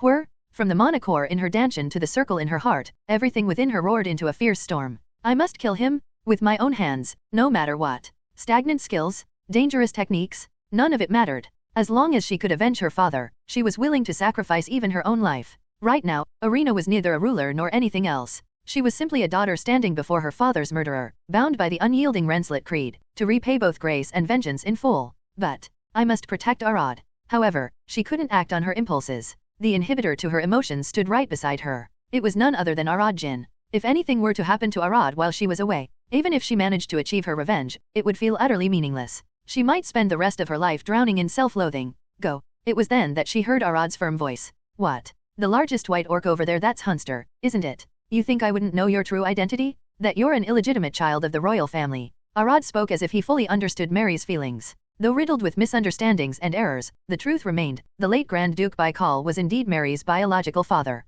Repaying grace and vengeance is the Renslet creed, isn't it? So, go, President. But make sure you come back victorious. And don't get hurt too badly. With a faint smile, Arad gazed at Mary, who was really Arena. "And no, I'm staying here to protect you." Though his suggestion was incredibly tempting, Arena refused. Staying by Arad's side was far more important. "Is that so?" Arad tilted his head at her response, then spoke again with a sly smile. "Well, if that's the case, I'll just take revenge in your place." "What?" Not only Arena but also Eot, Carrot, Rosie, and Teo standing behind them were all shocked. "I, too, am a subject of Renslet. I've received much kindness from Her Majesty, and above all, I've been greatly helped by you, Mary. That's. As a loyal citizen of Renslet, how could I sit idly by when an enemy stands right there?" Arad spoke casually as he prepared to leap off the factory roof. Jumping down unassisted would have been deadly, but Arad likely had some magical tools to help him land safely. Wait, you can't? It's too dangerous. No one knew Arad's combat skills better than Arena. Even with his arsenal of unconventional magical tools, Arad couldn't be safe in the chaos of close-quarters combat. Moreover, protecting him amidst such a fight would result in far greater losses for both Arena and the knights. "If you don't want to see me charge in, then go yourself." Adat Novel bin Adat. Just as he was about to leap, Arad grinned and tapped Arena on the shoulder. "Hunster is a master-level monster. The orcs and druids with him are senior knight-level opponents." Arena asked him, perplexed by his apparent confidence. Hunster was a master-level foe, and the Mary he knew was only at the level of a senior knight. Why was he so confident she could win? "Mary has the sword, armor, and magical tools I made for her. And that's not all. The senior knights and staff guarding the guild are also equipped with enchanted armor and tools. If we lose even with all this, we'd better hand in our paychecks." But they're using magical tools made by dark sorcerers." "Huh? If their tools are Eastern porcelain, mine are Northern celadone." Arad was putting his faith in superior equipment. "So, go swing that sword to your heart's content." His gaze shifted to the pure white magic sword at Mary's waist. "But if I go, who will ensure your safety? I have Sir Eot, Sir Carrot, and Sir Rosie of the High Tower by my side. Even a sword master wouldn't pose a threat." As Arena hesitated, Arad gestured to the 3 senior knights behind him. "And besides, luck tends to follow me around. Even if they get close." Click. He drew a magnum from his belt. "I trust the tools I've crafted. And I trust Mary, who wields them. So, Mary, trust me as well." "Yes." No matter his reasoning, Arena couldn't refuse when he said it so earnestly. "Thank you." With Mary's steel-gray eyes, she looked at Arad. It might be because of moments like this, his thoughtful gestures, his words. Perhaps it was these little things, one by one, that continued to make Arena's heart remain firmly tied to him. Feeling the thundering beat of her heart, Arena leaped off the factory building in a wide arc. By now, the battle at the extreme northern Great Barrier must have been in full swing. The magical communication device blinked incessantly, relaying reports of the battle situation. Arena, Arad, and even the employees, each in their own way, sent their heartfelt support toward the barrier. "Seems like you're quite worried about the situation at the barrier. Well, I understand how you feel. But it's times like this when we must trust Her Majesty and the warriors of Renslet." "Yes." As Arad said this, he gently placed a hand on Mary's shoulder and gave it a reassuring pat. Feeling Arad's touch on her shoulder, Irina's heart disguised as Mary began to race. Thanks to that, the unsettling worries that had been tormenting Irina moments ago vanished completely. Ahem. Realizing the awkward atmosphere a little too late, Arad quickly withdrew his hand from Mary's shoulder. Her Majesty is safe inside the inner keep of the High Tower, correct? He spoke up to shift the mood. That's correct. Well, even if he were at the barrier, he'd be safe. The 3 superhumans of the north are all there, after all. Not to mention, Her Majesty is clad in the magical armor crafted and presented to him by the President, isn't he? Then he's definitely at the barrier. It's a good thing we didn't make a sword for him. Irina habitually stroked the pure white magic sword at her waist, cry of the snowfields. Ha ha ha. Still, the morale of the soldiers and knights fighting at the barrier must have soared. Irina, picturing her own illusionary image at the barrier, mixed truth and falsehood skillfully in her response. Let's head in. It's cold outside. Yes. Arad smiled faintly and walked ahead. Watching Arad's back, Irina lowered her gaze and checked her transformation necklace. I think I've figured out why the romantic progress between you and Sir Arad isn't going anywhere. It's probably the mental magic enchanted into this necklace. That magic seems to be causing some side effects. I'll need to research it further.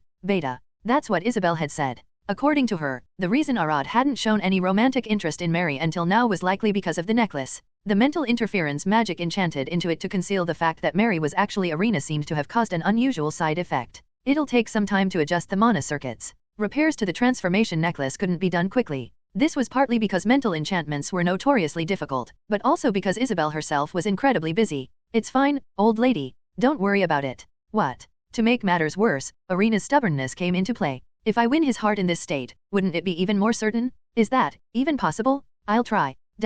Despite Irina's determination and confidence, the reality was that Irina, utterly inexperienced in romance, hadn't made much progress with Arad while disguised as Mary. I did work hard, though. Really hard. Looking back, it felt like all she had done was work tirelessly like a beast of burden. To Arad, she was nothing more than a diligent and competent employee, no more, no less. On top of that, he found Mary peculiar and often portrayed her in odd ways. That's definitely how it was. Yet, at some point, Arad began to change. Something's different now. The way Arad, who had shown no trace of romantic interest before, looked at her had shifted. For instance, he would steal glances at Mary, then quickly avert his gaze when their eyes met. Or he would carefully touch her shoulder or hand. When they talked, his face would flush, his heartbeat seemed faster, and his flustered state was palpable. Above all, his obvious discomfort whenever she was with another man was striking. It matches the signs of a man in love that the old lady and the witches described. Even Irina, a novice in matters of love, couldn't help but notice the unusual reactions. Those changes had started appearing in Arad out of nowhere one day. Why, though?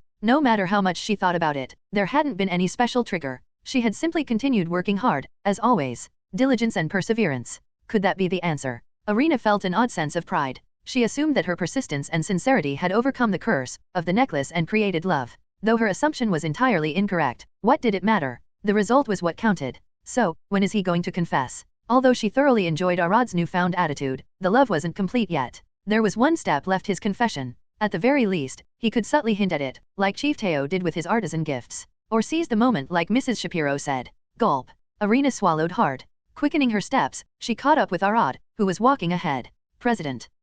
Let's walk together. Oh, sure. Matching his stride, she took a deep breath and walked alongside him. The distance between the two was no greater than the size of a coin. Thump, thump, thump, thump. At the same time, her own heart raced just as fast. The fluttering, joyous sensation spread through her, and Irina couldn't hide the smile blooming on her lips. Ding ding ding ding ding. The sound of bells signaling the arrival of an enemy engulfed the guild immediately afterward. A force of 50. Only 50. A detached unit consisting of 50 individuals, an equal mix of orcs and druids, had appeared. Their armor and pale skin color. Hunster? It's the Orc Lord Hunster. The knights guarding the guild tensed up at once. Everyone, prepare yourselves. 2 of them are near master level, and the rest are equivalent to senior knights. Quality over quantity. There couldn't have been a better phrase to describe this group.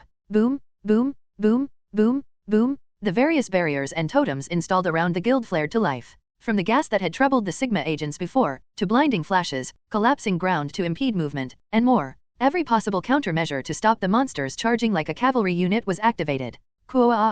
But these weren't ordinary humans. When noxious gas filled the air, they simply held their breath with monstrous lung capacity. When flashes burst, they closed their eyes and relied on transcendental senses to continue running at novel bin at. When the ground collapsed, they leaped over the gaps with overwhelming agility. Even electrical, fire, or ice-based attack magic was blocked by their tough hides or evaded entirely. And if that weren't enough, pop, pop, pop, Magical tools issued from the Devil's Den shielded the orcs and druids. The devices mounted on their bodies weakened or outright nullified the guild's magical attacks and barriers. The knights and staff members of the guild swallowed hard, their throats dry with tension. Impressive. They'd make fascinating chimeras. Good heavens. Is that druid chieftain Nuka? As expected of a being who had forsaken civilization to ascend to the pinnacle of savagery, Nuka's resilience and regenerative abilities were overwhelming. Even after taking a direct hit from a magical bullet and crashing to the ground, he quickly recovered, evading subsequent attacks. Crunch, tear, crack. The druid, shifting from monstrous bird to humanoid and then to a massive polar bear, rapidly healed his damaged body with horrifying vitality.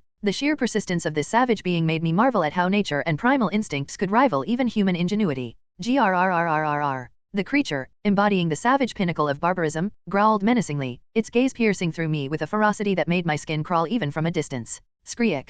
Then, from the sky, 5 more monstrous birds identical to Nuka appeared. Chairman, get to safety. More druids are arriving. Knights and employees hurried to shield me, half dragging me into the factory. Ruoaar. Behind us, Nuka, fully recovered, let out a thunderous roar. Thud, thud, thud. Moments later, the 5 druids, answering Nuka's call, landed on the factory roof, their talons scraping loudly. Clank, clank. Inside the factory, the sound of weapons being readied echoed instinctively. I quickly reloaded my magnum with more magical bullets and double-checked the enchantments on my magical coat, bracelet, boots, and gloves. Bang, crash, bang, skreek. Suddenly, the roof caved in as the druid birds burst through the ceiling. Quiet.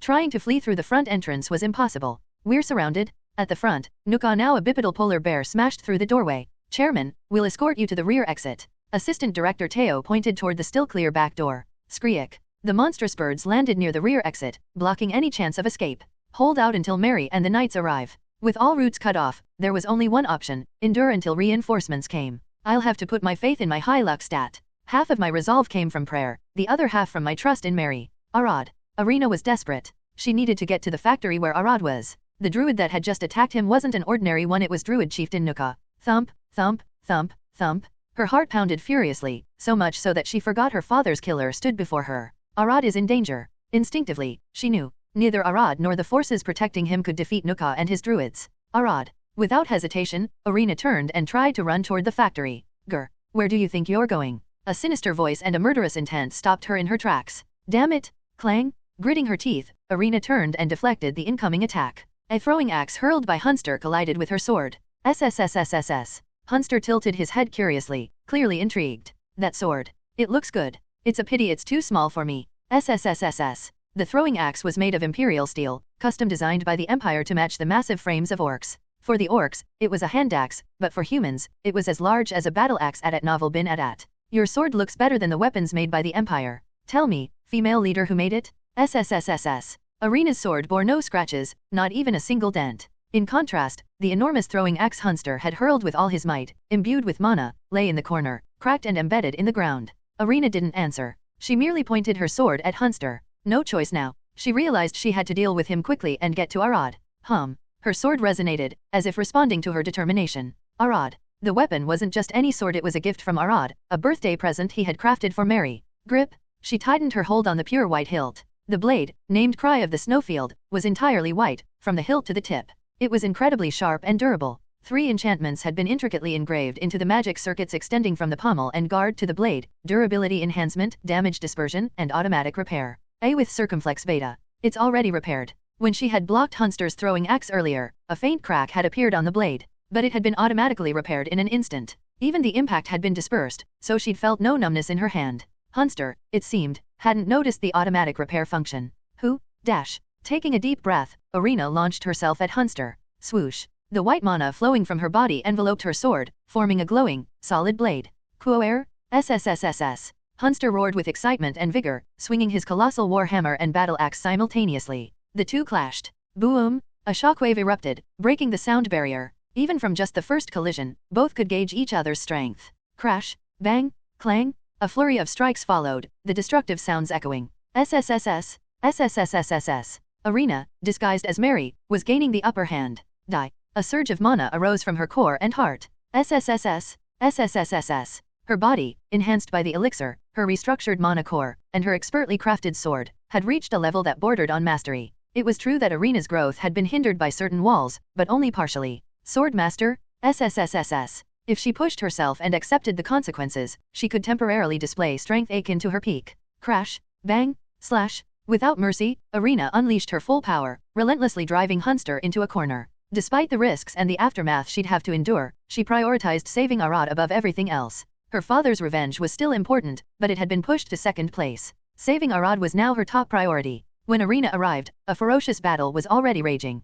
Kuoer. SSSSSSSSSS. The roars of druids transformed into beasts and the characteristic cries of orcs drowned out every other sound. Fight on. Don't back down. The high-ranking knights and frost knights stationed at the camp for emergencies were fighting desperately. Focus all attacks on Hunster. He's too strong. Way too strong. But there were limits. The invaders were top-tier monsters, each rivaling high-ranking knights in power, and their leader, an orc lord, was considered equal to an unofficial sword master. Grah. Ugh. Cough. Monster. Already, many frost knights and knights had either fallen or were dead at the hands of orc lord Hunster. Because of him, the battlefield was locked in a grim stalemate, neither side gaining the upper hand. If I make it out alive, I'll owe Chairman Jin a big thank you. This magical shoulder guard saved my life 3 times already. Thanks to the magical armor crafted by Arad and his magical engineers, their casualties had been significantly reduced. Don't hold back on the enchantments in the armor. Chairman Arad Jin said it himself. These magical armors are expensive consumables. Use them without hesitation. Our magical armors are far superior to their magic tools. Take advantage of that and fight. In fact, the equipment Arad produced was far better than the invaders' magical tools. Without that edge, their losses would have been much worse. Hold the line. Request reinforcements from the barrier. Isn't the magic communicator working yet? Thanks to the magic tools, the seemingly even stalemate dragged on. Would reinforcements arrive from the barrier? Could they hold out without suffering major losses until then? Reinforce the troops against Hunster. The biggest problem was still that accursed orc lord.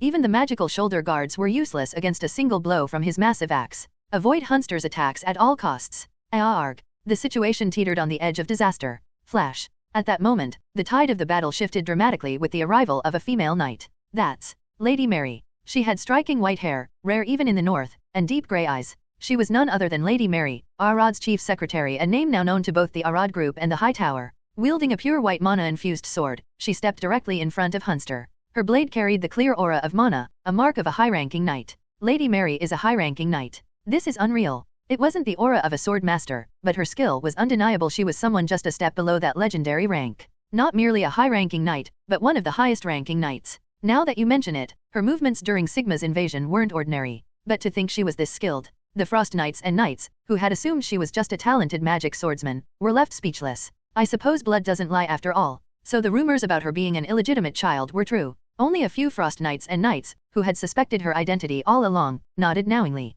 SSSSSS. Meanwhile, Orc Lord Hunster stared at Mary intently, sniffing the air before speaking. An unfamiliar scent. You, human female, you're strong. Are you the offspring of the human lord I killed back then? As expected of an Orc Lord, he spoke fluent human language. Good, this will keep me entertained. Grinning, Hunster began stretching his massive body. Whoosh, whoosh, whoosh. A warhammer and battle axe forged from imperial steel spun in his hands at a speed too fast for the eye to follow. No one interfere in this fight. SSSSS. Hunster's roar brought a temporary halt to the battle. The orcs and druids formed a tense circle, their eyes still burning with fervor. Likewise, the Renslet knights swallowed hard and held their ground. Without a word, Mary fixed her murderous gaze on Hunster. Skreek. Suddenly, an ominous cry echoed from the sky. Though about to engage Hunster, Mary's head turned toward the unsettling sound, her expression darkening. A colossal bird-like creature appeared in the distance, a terrifying monstrosity resembling an eagle. The problem was its trajectory. It was descending straight toward the rooftop where Arad stood, with its massive beak and razor-sharp talons aimed to kill. No. Overcome with a chilling sense of dread, Mary shouted desperately.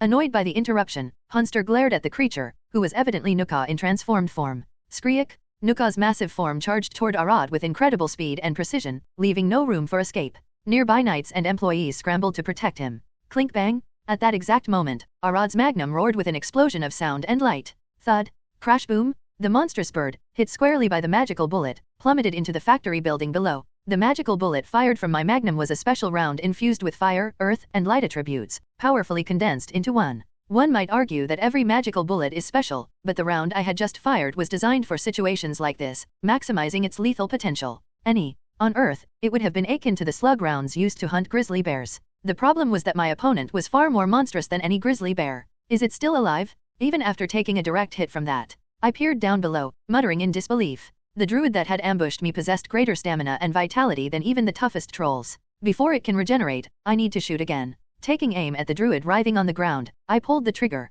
Whoosh! It dodged. The creature, which had been wriggling in the rubble, rolled out of the way the instant the bullet was fired. Bang! Bang! I fired again in quick succession, but it dodged every shot. What a monster. Well, surviving in the extreme north would require that kind of resilience. But to think this creature shares the same lineage as the Renslets? As I reloaded my magnum, I glanced between the northern folk beside me and the druid below. Whoosh! Whoosh! The employees and knights protecting me fired crossbow bolts. But these weren't ordinary northern steel arrows, they were magical stone bolts, similar to the ones used by the magical corps currently fighting at the barrier. Fwoosh!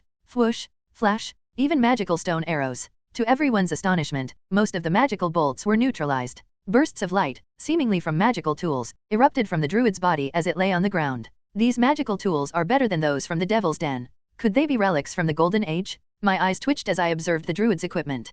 Keep firing. While I replaced the magical stones in my magnum to reload, the magical arrows from my allies continued to be nullified. Crunch, crack, at novel bin at. Nuka, having transformed back into a towering 2-meter humanoid, rapidly regenerated and staggered to his feet. This is no ordinary druid. Good heavens. Is that druid chieftain Nuka? Closing her eyes, Arena steadied herself. She could hear the urgent voices of the knights. The necromancer is up there. Can we use the magic communicator? Contact the barrier now. Call for priests and request support from a superhuman. Hold the line? We must endure. The battlefield was overrun with undead, elite northern orcs, elite druid warriors, and a necromancer in the azure sky, clearly a high-ranking entity. If this continued, the battle would end swiftly with Renslet's utter defeat. In that desperate moment, perhaps because of her overheated mana core and heart, Arena noticed the world slowing down. Arena, my beloved daughter, pride of Renslet. Mother. She heard the faint voice of her mother, Mary, whose memory had long since grown hazy. Arena, you have the potential to reach the pinnacle of swordsmanship, the Grand Sword Master, a step beyond Sword Master.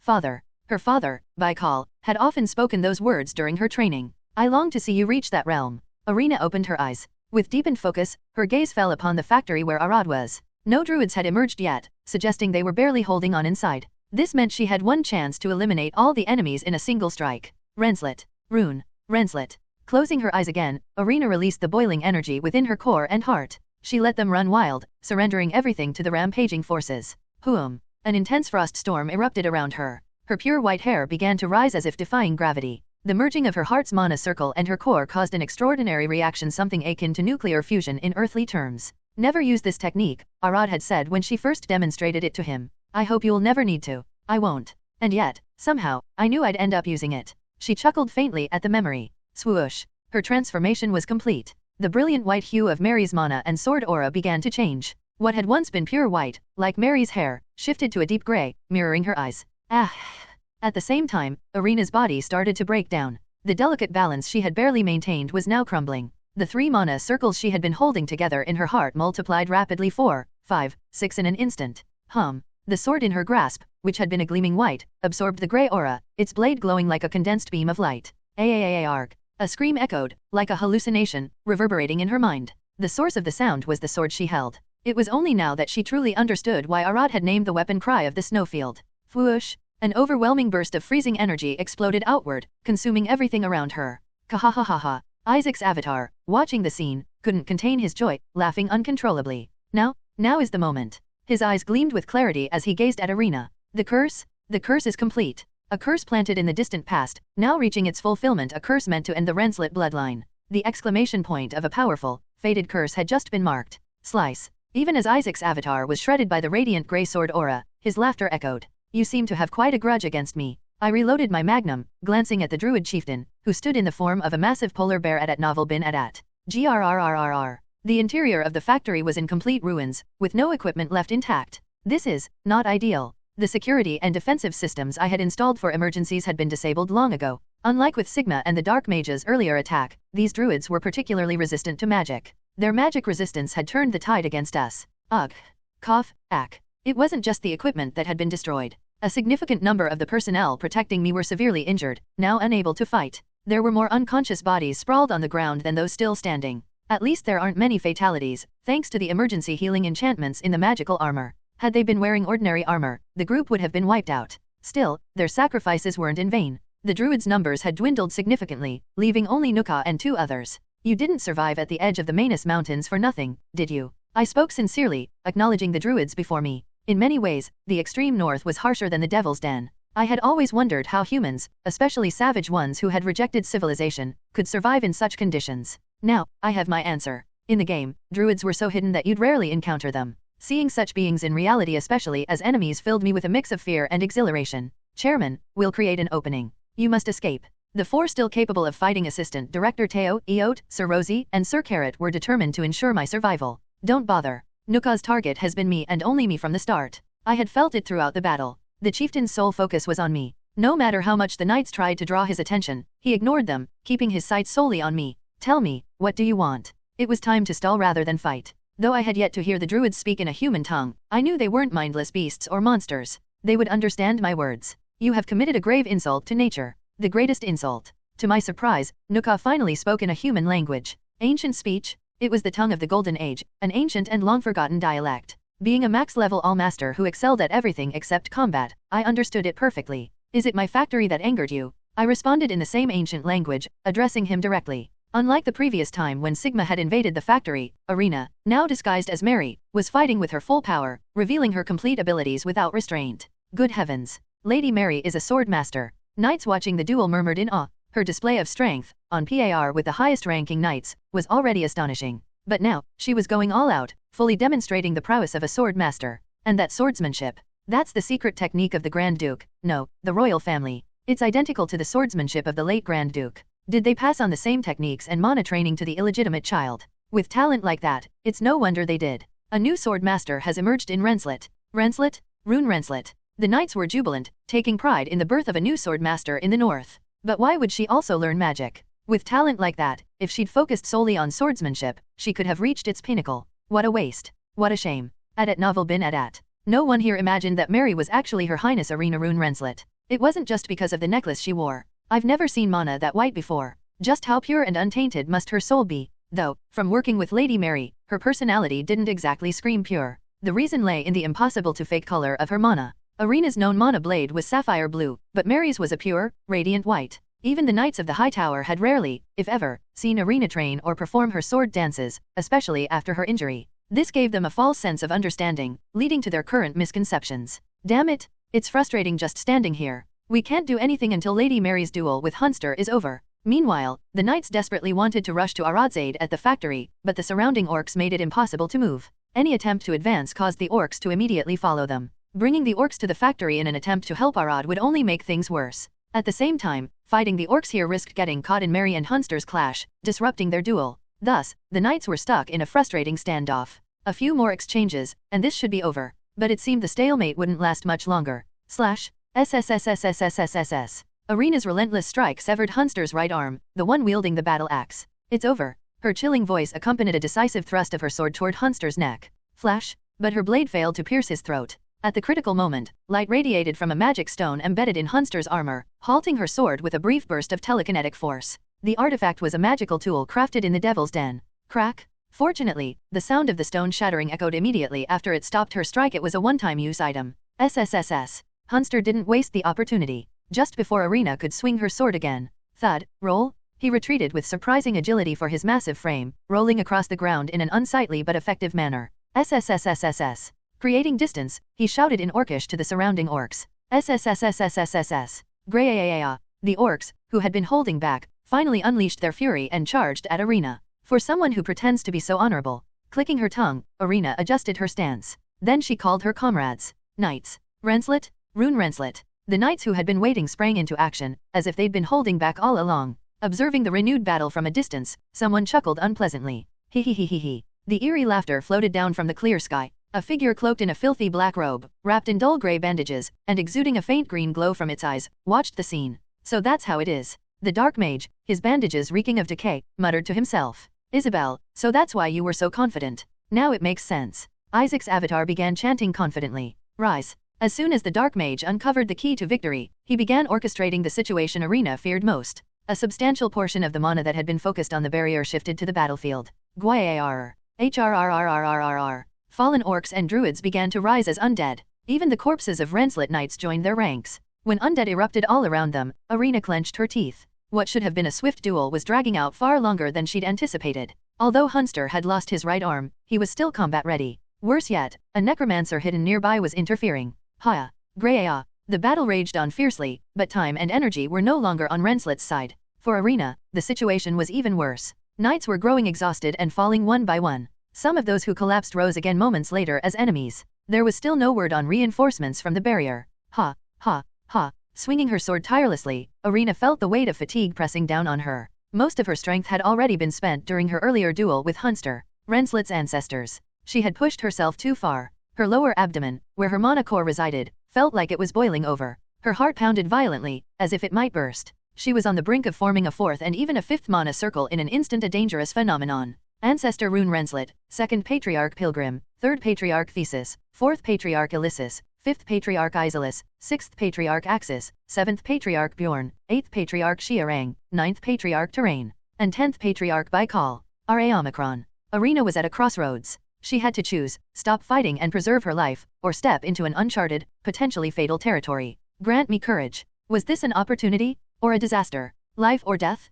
Closing her eyes, Arena steadied herself. Slash. A sharp, vertical gray line appeared from the crown of Nuka's head down to his groin, only to vanish instantly. For a fleeting moment, my eyes met Nuka's. Both of us stood frozen, metaphorical question marks hanging over our heads. Long live my luck stat. I offered Nuka a faint, mocking smirk as if to say, unlucky for you. Squelch thud. Without a sound, Nuka's towering 4-meter form split cleanly in two and collapsed to the ground. Even the artifact he carried, supposedly a relic of the Golden Age, proved useless at that moment. Before me, the enormous, beastly polar bear had been bisected so cleanly that I braced myself for a fountain of blood. The edges of the cut are frozen, but no blood spilled. Step, step, step. Footsteps crunched through the snow behind me. Emerging from the storm was a woman. Her Highness, the Grand Duke. With her flowing silver hair and sapphire eyes, she was none other than Arena Rune Renslet, the legendary beauty of the North. Mary. But her attire and weapon were startlingly familiar, identical to Mary's, down to the enchanted blade I had gifted her. Cry of the Snowfield.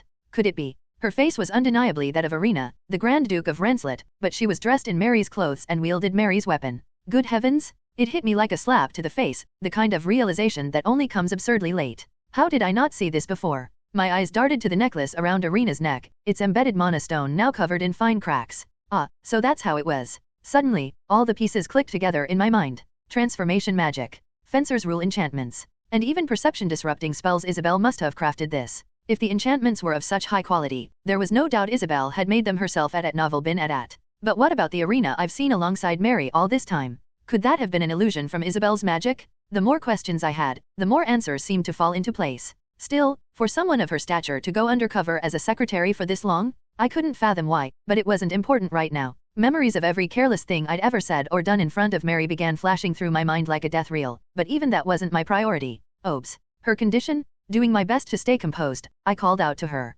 Your Highness? Are you all right? Arena gave no reply. A chilling, otherworldly aura surrounded her. Her eyes and expression were vacant, devoid of clarity. In her right hand, Cry of the Snowfield emitted a grey sword aura, a manifestation of power that transcended even a sword master. I swallowed dryly as I stared at the shimmering aura, reminiscent of a Star Wars lightsaber. Did she really use that technique? The worst-case scenario flashed through my mind. Arad. Yes. Her lips parted, and she spoke. Thank goodness, you're safe. Her vacant sapphire eyes focused on me, regaining their sharpness. Really, thank goodness. I wasn't too late. A smile of genuine relief and joy spread across her face. Whoosh. The grey sword aura enveloping Cry of the Snowfield dissipated. Thud. Arena collapsed to the ground, unconscious. Your Highness. I rushed to her side, catching her before she could hit the snow. The fearsome knight of the Snowfield had transformed into a small, frail woman in my arms. Her mana is completely drained. This only happens to mages. I immediately examined her condition. Damn it. As I checked the flow of energy in her lower and upper mana cores, a torrent of indescribable abnormalities revealed themselves. Her body's balance is utterly destroyed. Her condition was dire, far worse than I had feared. It's like the deviation syndrome from martial arts novels. No, it's even worse. I clicked my tongue in frustration. She's on the brink of collapse. The reason for her state was obvious. She used that technique. She had pushed the mana from her circles and her lower core beyond a hybrid state, forcing them into something akin to nuclear fusion. It was the reckless use of a forbidden mana technique. Never use this technique. I hope I never will. You won't need to. The conversation we'd had during one of her earlier medical exams came back to me. At the time, the ominous weight of those words had unsettled me. Thankfully, the defenses of Cry of the Snowfield and the various protective artifacts I gave her had held up. Without them, her body would have exploded before I could even try to help. There's no time for regrets. Let's fix what we can right now. I immediately rummaged through my bag to find supplies. So this is why that bag was hidden. Attached to Arena's belt was a bag of familiar spatial magic pouch Mary always carried. It was my first time seeing it so close. Upon inspection, it had a sleek design, with a case-like cover layered over the pouch, almost like a phone case. Inside was the magical bag I had once gifted to Arena, Arad's devotion. Potions, holy water, herbs, med kits. I dug through her bag, then my own spatial pouch, looking for anything that could help. From the Rensselaer Church's collection, I found various holy waters and potions, alongside a vial of blue liquid. I also pulled out a syringe from my med kit. The first priority was to treat her mana depletion. Only then could I begin stabilizing the imbalance in her heart and lower core. Let's extinguish the immediate fire first. The long-term damage can be researched later. I injected her with mana potions, combining various other concoctions and administering them to her arm and near her heart.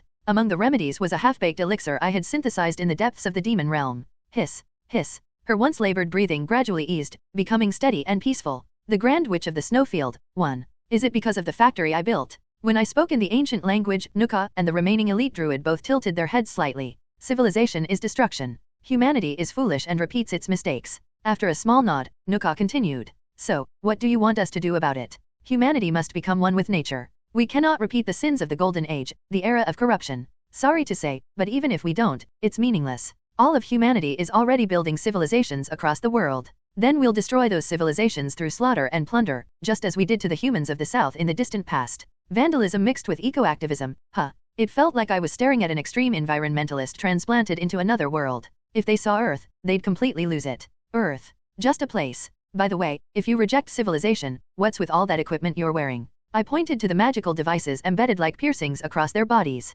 Despite rejecting civilization, they wore magical tools supplied by the Devil's Den. Even the chieftain, who denounced the artifacts of the Golden Age, carried one himself. Their already high magic resistance was practically invincible thanks to these tools. To defeat a devil, one must sometimes become one. Nuka answered with a cruel smile. A devil, huh? That's rich coming from creatures that look more demonic than anything else. I've heard that taking even a small part of civilization prevents beast transformation. Is that true? If I, the high priest, allow it, sometimes it's permissible. Ah, I see. Clack, clack. The sound of my tongue clicking came naturally. These guys were worse than elves. Their extreme vandalism, superiority complex, and hypocrisy were unmatched. I understand. Though it's a bit late, could I join you? This brief conversation has been enlightening, truly moving. I disliked them immensely, but I needed to buy time at all costs. I'll repent, reflect and regret. Look here, I'll even dismantle my magnum with my own hands. Everything must return to nature, after all. I poured my soul into the act. Nuka stared at me silently before asking briefly, is that your final will?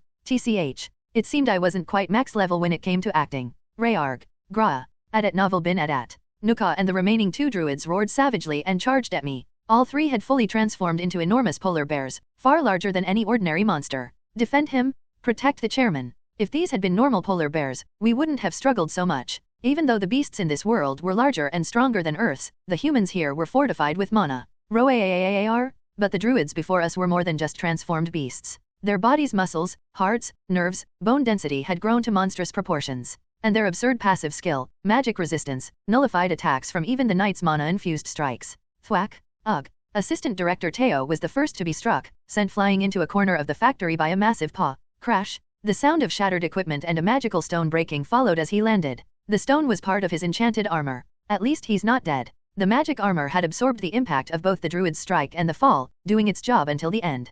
Heya. Greya. Boom. Thud. Smash. Unlike Teo, Eot, Sir Rosie, and Sir Carrot managed to hold their ground. Each of them took on one of the 3 polar bear druids, shielding me bravely. Among them, Eot, the most skilled, confronted Nuka, while Rosie and Carrot faced the other 2. And me, Chairman, now's your chance. Please, escape. Your sacrifice won't be forgotten. I prepared to run. Even if I wanted to help, I was out of options. My stock of magical bullets had run out long ago. I spotted an opening I hadn't expected and took off toward the rear exit without looking back. I ran, putting my faith in my luck stat, and kept running. Thud, crash, boom. The sounds of battle and destruction echoed behind me, reminiscent of Teo's earlier flight. Please, just survive. I firmly believed the magical armor I had made would protect them. Leaving their sacrifices behind, I finally made it out of the factory. What the? The scene outside the factory felt oddly unfamiliar. The landscape had changed since I last saw it, just minutes ago. I slowed my frantic sprint to a cautious jog. Rebuilding from scratch would probably cost less than repairs, I muttered.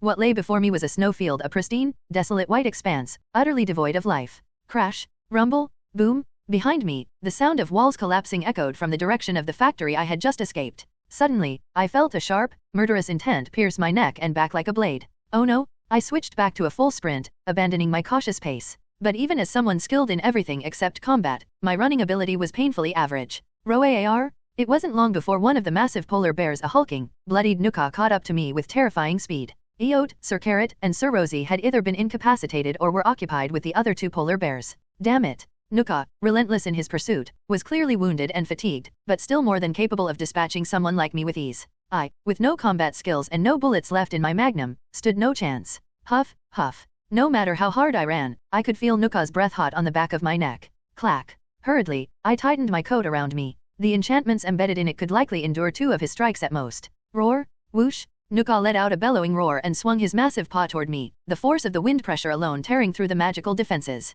This is it. I clenched my eyes shut just as the blow was about to land. Slash. Oh, She blinked, her expression confused, but quickly composed herself. Chairman, are you all right? What happened to the battle? Oh, I see. She's sticking with the Mary persona. I'm fine. Thanks to you stepping in at the critical moment, I survived. Is that so? Indeed. I matched her tone, deciding to treat her as Mary for now. Your skills were incredible, almost at the level of a sword master. I don't really remember much. Is that so? Well, it was still remarkable. My casual response seemed to put her at ease, but she cautiously examined her own body. I noticed her stealing a glance at the necklace's mana stone. Her condition was better than expected, and the necklace appeared intact. Seeing her tilt her head in confusion made me smile. Did you treat me? Arena, still wearing Mary's face, inspected herself before turning to me with a tense expression. Your mana seemed completely drained, so I administered some mana potions. I shrugged as if it were no big deal. What about my mana core? It didn't seem severe enough to check your core. Why should I? And no, that's fine.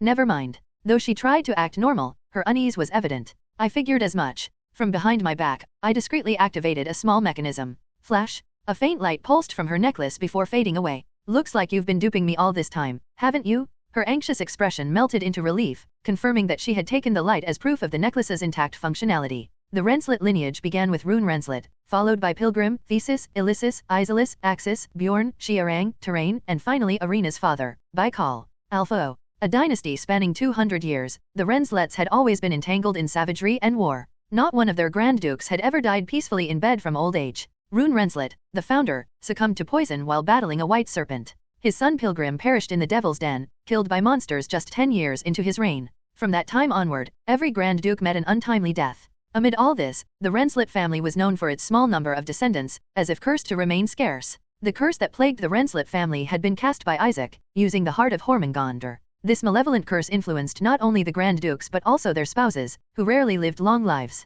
Most Grand Duchesses suffered premature deaths, either from accidents or illness, and even their families were not spared its effects. As a result, fewer and fewer noble families were willing to marry into the Renslet line. Over time, it became common for the Grand Duchesses to be orphans of noble blood, an unintended intersection of tragedy and necessity. Given the hardships of the North, savage battles, rampant disease, and unrelenting cold, it was easier to find Grand Duchess candidates among those who had already endured such adversity. However, the Renslet family refrained from forcing unions or fabricating tragic circumstances to secure suitable matches. This wasn't out of morality or ethics but because of Isaac's curse. The curse was less severe if the Grand Duke and Duchess genuinely loved each other. Only unions born of pure affection offered any hope of producing offspring, even if only a single heir. This was one of the subtle reasons why the Renslet advisors, knights, and even Arena herself hadn't pressured Arad into accepting a royal marriage proposal. Despite its tumultuous history, the Renslet line endured precariously through to the present, when it became the ruling house of the Northern Grand Duchy. Typically, Grand Dukes ascended in their mid-teens and died on the battlefield or from sudden causes in their early to mid-30s.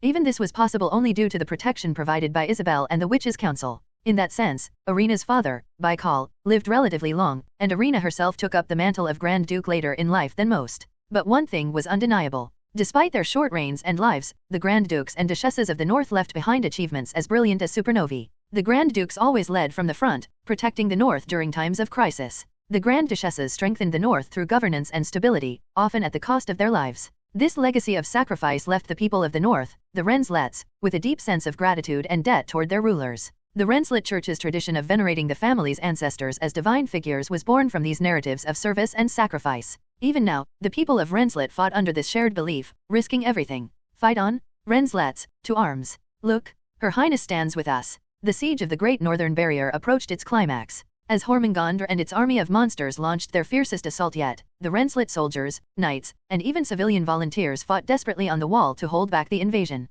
The three northern paragons Isabel, Balzac, and Sun focused their efforts on countering the White Serpent, the most threatening foe. Renslet, Rune Renslet. From rank-and-file soldiers to high-ranking knights, from nameless volunteers to mages of the Arcane Guild, and from common worshippers to high priests of the Renslet Church. Everyone gave their all from their respective positions. Ah, Her Highness. Protect Her Highness. Soldiers who narrowly escaped death glanced at the shining spire where Arena's illusion stood. Even the priests, weary from tending to the wounded, would steal a glance at the radiant figure of the Grand Duchess, standing like a beacon of hope. As long as that light remained, the Great Northern Barrier would hold. This conviction was shared by everyone in the High Tower. But the same truth held an ominous flip side. If Arena's illusion fell, it would deliver a catastrophic blow to the defenders' morale. Swoosh. Hormengandr, fully aware of this, saw the spire as a target that must be destroyed. Stop it! Stop that thing! It's going for Her Highness's tower. After biding its time and probing for openings, Hormengandr seized the perfect moment. Boom! Rumble! It unleashed its full power, focusing all its magic and attacks on the spire housing Arena's illusion. The tower crumbled. Nuo! Her Highness? Her Highness is gone. Adat Novel bin Adat. This is a nightmare. At that moment, the defenders of the Great Northern Barrier saw the end of the siege coming into view. The Grand Witch of the Snowfield, too. I need to assess the battlefield. After extinguishing the immediate danger, I stood up, carrying Arena in my arms like a princess. Leaving her here didn't seem right, so I wandered the factory grounds, holding her as I surveyed the area. Assistant Director Teo, Sir Eot, Sir Rosie, Sir Carrot, Adat Novel bin Adat. The first thing I did was return to the factory from which I'd fled. The interior was a wasteland, devoid of any standing figures, but I let out a sigh of relief. Threat level, 0. The corpses of the last 2 druids who had fought alongside Nuka lay in plain sight, eliminating my main concern. I also checked the employees who were scattered around the factory. They're all alive. To my immense relief, everyone inside was unconscious but still breathing. The magical armor and artifacts I'd provided had done their job well. Though I wanted to gather everyone and administer first aid, I clenched my eyes shut against the urge and exited the factory. The outer grounds, where Arena had rampaged, were equally important. Step, step, step. Still cradling Arena, I moved toward the other parts of the facility. Phew. The scene at the rear entrance was even more devastating than inside the factory. Numerous knights and frost knights lay unconscious, unable to fight. Whether it was thanks to Arena's intervention or the magical armor they wore, many were still alive. Incredible. Beyond that, there was no mercy. The scene was an apocalyptic frostscape. The bodies of orcs and druids were scattered about, frozen solid, with no chance of survival. Each corpse had been shredded into tiny pieces, frozen mid-shatter by Arena's sword aura. Undead. The reason for her ferocious attacks became evident. Fragments of frozen corpses scattered across the field bore unmistakable signs of being undead. Is that Hunster? Among the frozen remains were 2 particularly massive chunks of ice. One was undoubtedly the corpse of Orclord Hunster, a necromancer. The other chunk was likely the body of the dark mage who had summoned the undead. In any case, we won. After piecing together the situation, I sat down on the ground, still holding Arena. What in the world just happened here? Now that I had a moment to breathe, my thoughts naturally turned to Arena. She was still unconscious, her body limp in my arms. There was no sign she was faking it. Who is the Grand Witch of the Snowfield, really? The revelation that Mary was actually Arena had come as a shock, but I quickly accepted it. What bothered me more was the question gnawing at my mind. Was Arena the Grand Witch of the Snowfield? The connection between the Arena of this world and the in-game Grand Witch was unsettlingly strong. The Grand Witch of the Snowfield. The one responsible for dragging me to this world from my comfortable life in South Korea, a prime suspect. Please, save us. Legendary creator. Legendary alchemist. Legendary magical engineer. Legendary merchant. Save the North. Save the North. The faint voices I had heard just before I passed out at my computer, and the ones that greeted me when I woke up as Arad. I had suspected for a while that the owner of that voice might have been the Grand Witch of the Snowfield. Let's piece this together. I laid Arena gently on the ground beside me and sank into thought. Meanwhile, I began carving circuits into a high-grade mana stone with my hands. In the original timeline, Arena must have barely survived the Empire's schemes. Thanks to the sacrifices of knights like Carrot, Rosie, Eot, and Balzac, she would have scraped by, but she would have been severely injured. Perhaps too injured to ever wield a sword again. Maybe she couldn't even walk for a long time. My eyes shifted to her lower mana core. Isabel must have worked tirelessly to save her. She probably etched new mana circles into her heart to replace the shattered core. In that timeline, Arena likely abandoned the sword and turned to a staff and broom, taking up magic. The change in hair and eye color that only happens when she transforms into Mary? That could have been a side effect of losing her lower core and retraining in magic. Arnu Epsilon. I didn't know how Isabel and the witches had overcome Heron's curse in that timeline, but one thing was clear. Arena must have desperately trained in magic, eventually becoming the Grand Witch of the Snowfield. But why would the Arena of the original timeline never reveal that she survived? A few possible explanations crossed my mind. Did she choose safety over recognition? Perhaps she stayed hidden to avoid the Empire or the Dark Mages. Or maybe the North wouldn't have believed her return after such a long absence. Done. The mana stone I was carving emitted a faint glow, signaling it was ready. Having finished my deductions about Arena and the Grand Witch of the Snowfield, I examined the mana stone I'd been carving during my thoughts. Reinforcements are coming. The location I was in was a corner of the factory grounds, an obscure blind spot that allowed me to see outside without being easily spotted myself. Time to swap it out. I brought the completed mana stone to the necklace Arena was wearing. Carefully, I removed the cracked mana stone embedded in the necklace and replaced it with the one I had made. There must have been a reason Arena insisted on operating as Mary so stubbornly. The mana stone was enchanted with transformation magic and a variety of mental spells, just like the original one crafted by Isabel. Flash. As the stone settled into place, it began to emit a soft glow. SSSSST. The light from the necklace caused Arena's silvery blue hair to turn pure white, resembling Mary's. Her eyes were closed, but I assumed they would have shifted to the familiar gray hue of Mary's. Her facial features also transformed into those of Mary, the woman everyone knew. Now, let's wake her up. It was time to rouse Arena and see how she reacted. Will she continue the act as Mary? Or will she address me as Arena? The last I saw of her, she had been wavering between consciousness and unconsciousness, so I couldn't predict how she would behave now. I gave her shoulder a firm shake. Murmur, murmur. In the distance, about 30 soldiers and knights emerged, the reinforcements sent from the barrier. I need to wake her up before they see us. Why isn't she waking up? I felt an odd sense of déjà vu as I shook her harder. Still, she didn't wake. She doesn't seem to be pretending. Worried, I shook her more vigorously. Wake up, wake up.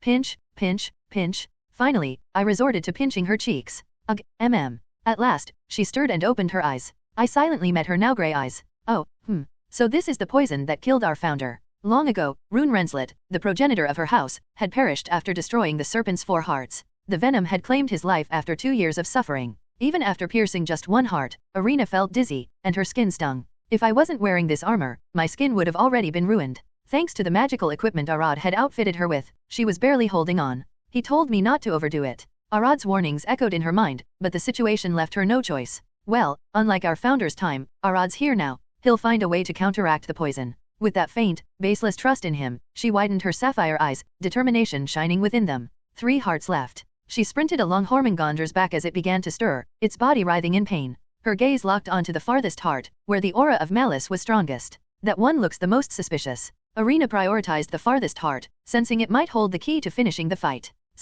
Curse, you. The dark mages clinging to Hormongonder's scales attempted to cast spells at her, but, before they could even complete their incantations, Arena's blade cleaved through them. Ugh.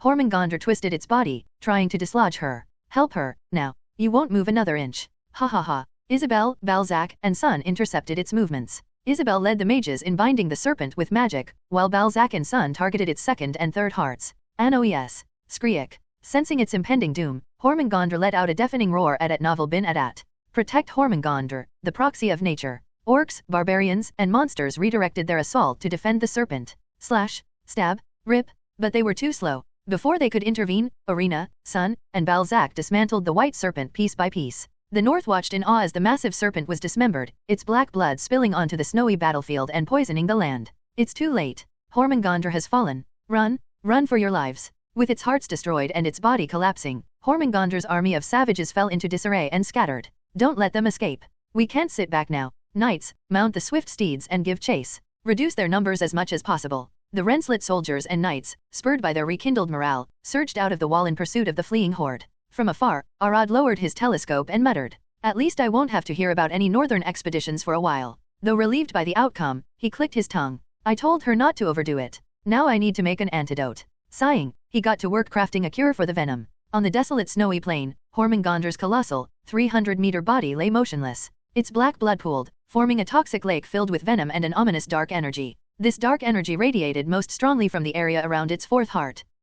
Standing before the cursed aura, Arena swiftly injected the syringe Arad had prepared directly into her heart. Arena's chest and mana core, which had felt on the verge of exploding, finally eased. Her body, which had seemed like it might shatter into pieces, returned to a fragile stability. This power, it's truly dangerous. Each time she tapped into the strength of a Grand Master and injected herself with the antidote, she could feel her body growing weaker. But despite the risks, she felt no regret. The chains that had bound the Renslet family for generations were gone. Arena smiled faintly, content with the price she had paid. For her, the cost of her own body was a small one compared to what had been gained. At last, the cycle of suffering has been broken. She gazed at the white serpent's colossal corpse and spoke in a quiet tone. So, this is how it ends. From within the shadows, a grotesque mass of living flesh spoke, its form having abandoned anything resembling humanity. Back then, when we were exiled, it was our fault. My fault. The mass was none other than Hormongonder's 4th heart, Isaac's life vessel. But what choice did I have? I had to create a target for my vengeance, even if it was forced. Without that, we would have had no reason to keep going. I remember the day you reappeared with the white serpent, Isabel said, her voice heavy as she looked down at Isaac. That forbidden ritual, becoming a half-lich. You found it in a Golden Age dungeon, didn't you? Yes. The very site where the Devil's Den now stands. Isaac admitted it freely, his tone laced with a mixture of pride and mockery. And those dark mages stuck to Hormungandr's scales, they're your disciples. Isabel gestured to the corpses of the dark mages scattered across the battlefield. A few low-ranking initiates are left in the Devil's Den mark. I should hunt them all down and finish this. Do as you please. They mean nothing to me now. What? Although Isaac's flesh had no face, the mocking tone in his voice was palpable. Ha ha. The laughter sent a chill through the four standing over him: Irina, Isabel, Sun, and Balzac. How remarkable. I was certain you would either die or become a cripple. The life vessel turned its focus toward Irina. Despite lacking eyes, its telepathic presence made it clear where its attention lay. The necromancer in the factory, that was your avatar, wasn't it? Irina's sapphire eyes narrowed as she stared at Isaac. Indeed. You failed, Isaac. No, I succeeded. What? For a moment, Irina felt a sinister chill as if the grotesque mass was leering at her stomach. Whoosh slash, shivers running down her spine, Irina instinctively swung her sword, slicing Isaac's life vessel apart. Splot. Black, venomous blood sprayed out, but Isabel's magic formed a protective barrier, shielding them like an umbrella. The four stood in uneasy silence, the victory hollow and tainted. That wretched creature, even at the end. Isabel's voice trembled with both anger and sorrow as she muttered under her breath. My lady. Isabel's gaze softened as it landed on Irina. On the surface, Irina appeared unharmed, but Isabel knew better. She could sense the chaos within Irina's body, the damage to her mana core, and especially the state of her womb where her lower mana center had once been. Is this truly how it ends? My journey with Rune Renslet. A flood of memories swept through Isabel's mind, the day she first set foot in this land, the faces of her husband, son, and grandson. Rune Renslet, pilgrim, thesis. She had seduced the first Grand Duke with a purpose, but the happiness that followed was genuine. Although her husband, son, and grandson were long gone, she had poured every ounce of herself into preserving their legacy. Yet all the sacrifices made along the way, they've accumulated into a burden that has now fallen on her shoulders. Isabel let out a quiet sigh, her heart heavy with guilt. My lady, let's get you the antidote.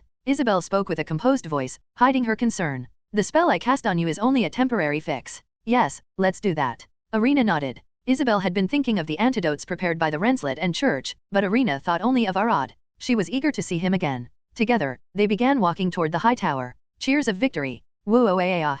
The citizens of the wall and high tower rushed out to greet their returning heroes, cheering with boundless fervor. Knights, soldiers, and commoners alike celebrated the fall of Hormungandr, their spirits soaring as they welcomed their saviors. The heroes of the north.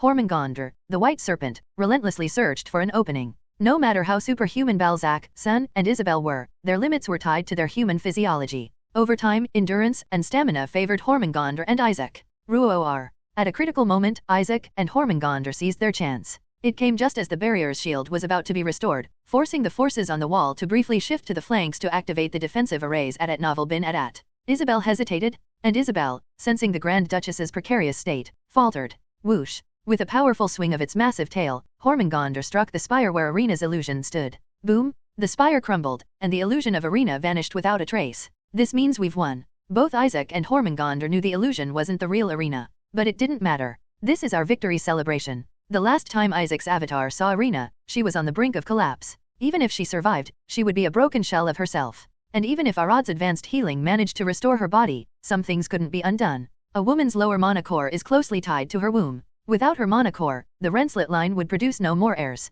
I've won. I've finally won. Even if this offensive ultimately failed, Isaac's revenge had succeeded. Isabel floated in midair, her face uncharacteristically pale and blank. Witch of Spring? What's wrong? Has something happened to Her Highness? Balzac and Sun called out to her, but Isabel couldn't respond. Her trembling gaze wasn't fixed on the ruined spire but on the Arad factory far beyond the outer edges of the high tower. The once chaotic battlefield at the Great Northern Barrier fell eerily silent. No, even the three Northern Isabel, Sun, and Balzac were momentarily stunned. I forgot about Her Highness's illusion. Balzac turned to the crumbled spire, his face filled with regret. He had been so focused on countering the dark mages clinging to Hormungandr that he'd neglected the illusion. What now? It was too late to tell the troops the spire's arena wasn't real. There was no guarantee they'd believe it, and even if they did, the Renslet family's integrity would be tarnished. And Isabel, her sudden hesitation. Balzac's thoughts were interrupted by the growing realization that Isabel's hesitation had been the tipping point. Witch of Spring? What is happening? When Balzac turned to Isabel, his words caught in his throat. In over a century of life, he had never seen her face so twisted with despair, rage, and panic.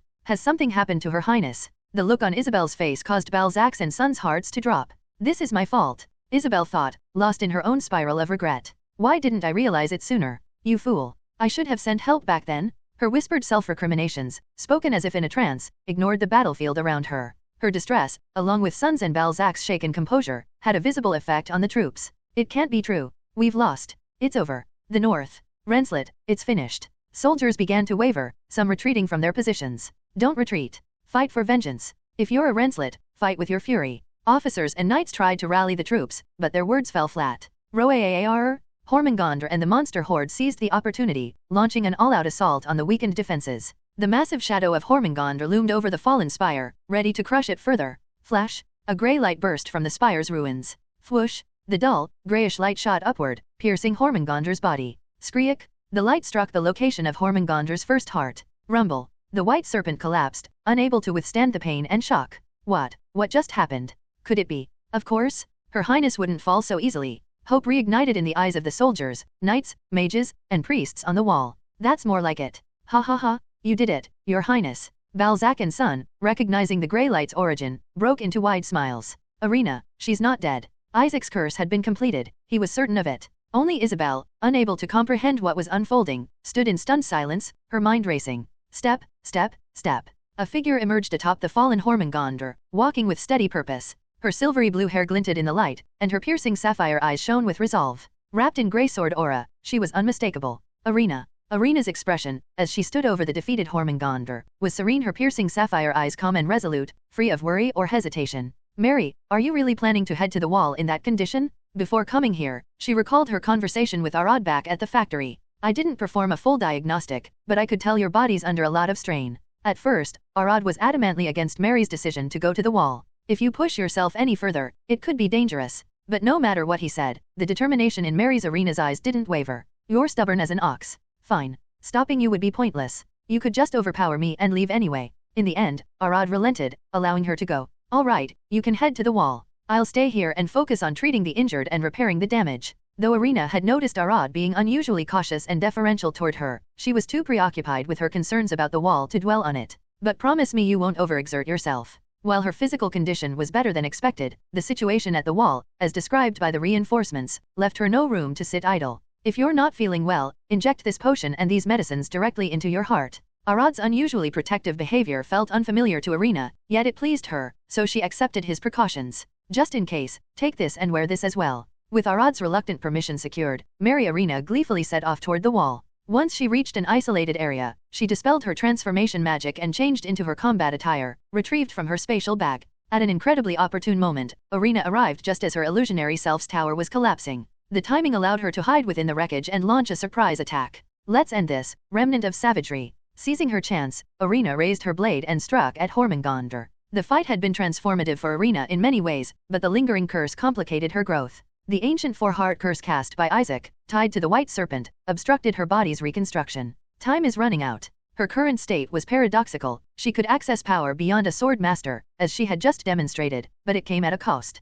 Her body was fragile, like a precarious bomb that could go off with one wrong move. She could fight as a grand sword master for mere moments, but doing so risked her life. It was fairer to call her a 5-minute sword master or a time bomb master. What Irina didn't know was that even this precarious condition had been improved by Arad's interventions. Without the potions, elixirs, and other treatments Arad had administered while she was unconscious, she would have been in a vegetative state at best. Relentless, as always, Irina forced herself to take shallow breaths. Hormengondr's venom, secreted in its saliva, and the poison in its blood and hearts were potent. So this is the poison that killed our founder. 123 Cleanup, 3. The injuries from the battle, though severe, were considered fortunate in the grand scheme of war. On the battlefield, instant deaths often left no chance for treatment. Even among the dead, some were luckier than others. A death where the body remained intact was a blessing compared to those whose remains were obliterated or consumed entirely by monsters. Heroes, find eternal rest in the embrace of Rensselaer.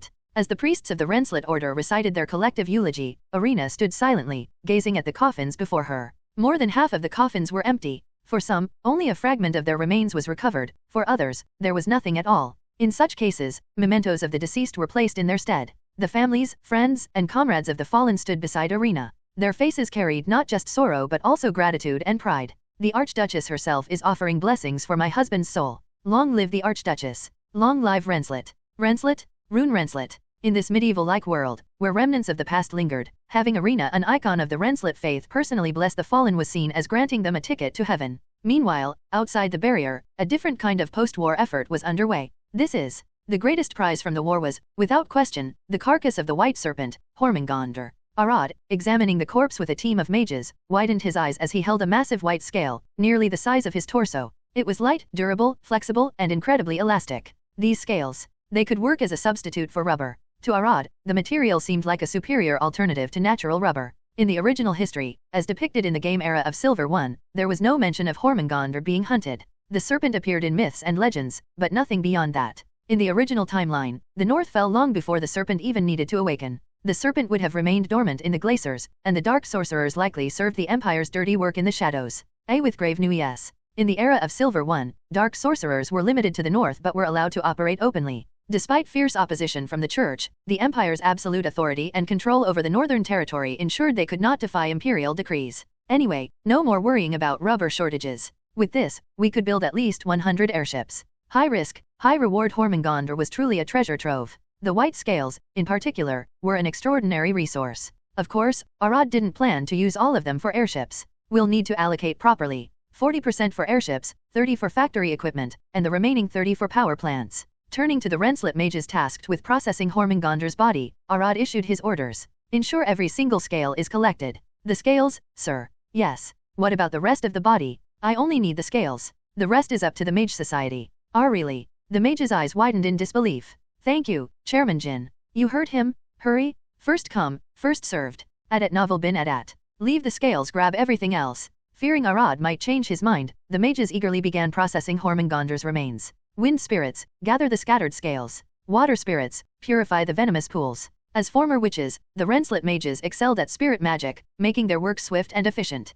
Spirit magic is immensely versatile. If only we could train more spirit mages. The dwindling number of spirit mages, due to the thinning of Fey blood over generations, was a constant regret. While Arad pondered the scarcity of spirit magic talent, a growing pile of purified scales formed nearby. Their sheer size and quantity resembled a small hill. The path is clear. Icebreaker ships? Greenhouse barriers? Forget it all. Arad grinned as he envisioned using the scales as a rubber substitute. This will widen the gap between us and the Golden Tower even further. The Empire's Golden Tower was developing mana engines, an existential threat. So much so that Arad had deliberately given the Empire steam engine technology, pushing them toward a steampunk future as a distraction. Mana engines were game changers, capable of revolutionizing warfare and industry alike. When the Empire drowns in their steam revolution, we'll dive headfirst into an arcane revolution. Arad's grin deepened as he chuckled to himself. Yet, amidst his plans, one unresolved issue loomed large in his mind: Irina's condition. The immediate danger has passed, but she's far from healed. Even after being summoned back to the palace to examine her, the prognosis wasn't good. How is Her Highness's condition? It's not ideal. That much is obvious. What we want to know is, you're asking whether she can have children, aren't you? For now, it's impossible. But even setting that aside, her physical state is dangerously fragile. Still, it's too soon to give up. I'll do my best to find a solution. I trust you, Count. The fate of the Archduchy rests with you. As always, we'll find the answer. We always do. Irina had finally been persuaded by her retainers to receive treatment, albeit reluctantly. To conceal her identity, Isabel had summoned an illusion of Mary wearing the transformation necklace to stand beside her. Despite the grim circumstances, the sight was somewhat comical. Yet, Arad could do little to alleviate her condition, and her reaction was etched in his mind. I'm fine. You should go, Sir Arad. You must be busy with Hormingandr's spoils. Her voice and expression, heavy with grief and resignation, remained vivid in his memory. Even now, he couldn't shake the image of her avoiding his gaze. To return to Earth, I must heal Irina. Somehow, her body was on the brink. A more pressing issue lingered beyond Irina's fragile condition: her infertility. If she could not bear a child, the Renslet line would end entirely. If the North's salvation was tied to Irina and the Renslet family's fate, this problem became dire. I need to find a solution. If her body cannot be healed, then perhaps, something external. Currently, her womb was a storm of mana turbulence, like the chaotic atmosphere of Jupiter. No fetus could survive in such an environment. Should I consider researching an artificial womb? Perhaps adapting the creature vessel technology used for creating chimeras might work. Refusing to give up, Arad explored every avenue, and the idea of using a creature vessel emerged as a viable candidate. The real question is whether Irina or this world could accept a child created this way. In modern Earth, such technology might be hailed as a breakthrough for combating declining birth rates, possibly receiving government subsidies. But this was a different world entirely. This wasn't just about prosthetic limbs or artificial organs. It was a matter of lineage, legitimacy, and the social acceptance of a child born through such means. Priority 1 is still healing Irina's body. The artificial womb will be Plan B. Determined to face the difficult road ahead, Arad resolved to do everything he could. After all, Arena's condition resulted from her overexertion to save him. He bore a share of the responsibility. Chairman, the team assignments are complete. Arad's musings were interrupted by the voice of his aide, Theo, calling out from a distance. The departure is scheduled for dawn tomorrow. That's quick, Arad remarked. Yes, Your Highness has ordered the swift eradication of the remaining forces in the magic realm. Indeed, speed is of the essence for such tasks. But are you truly planning to accompany the expedition? Even with Her Highness's permission? Of course. I need to see things for myself. Theo still looked uneasy, but Arad's firm resolve left little room for argument. Well, they said to inform you that Lady Mary will be busy with reconstruction and cannot accompany us.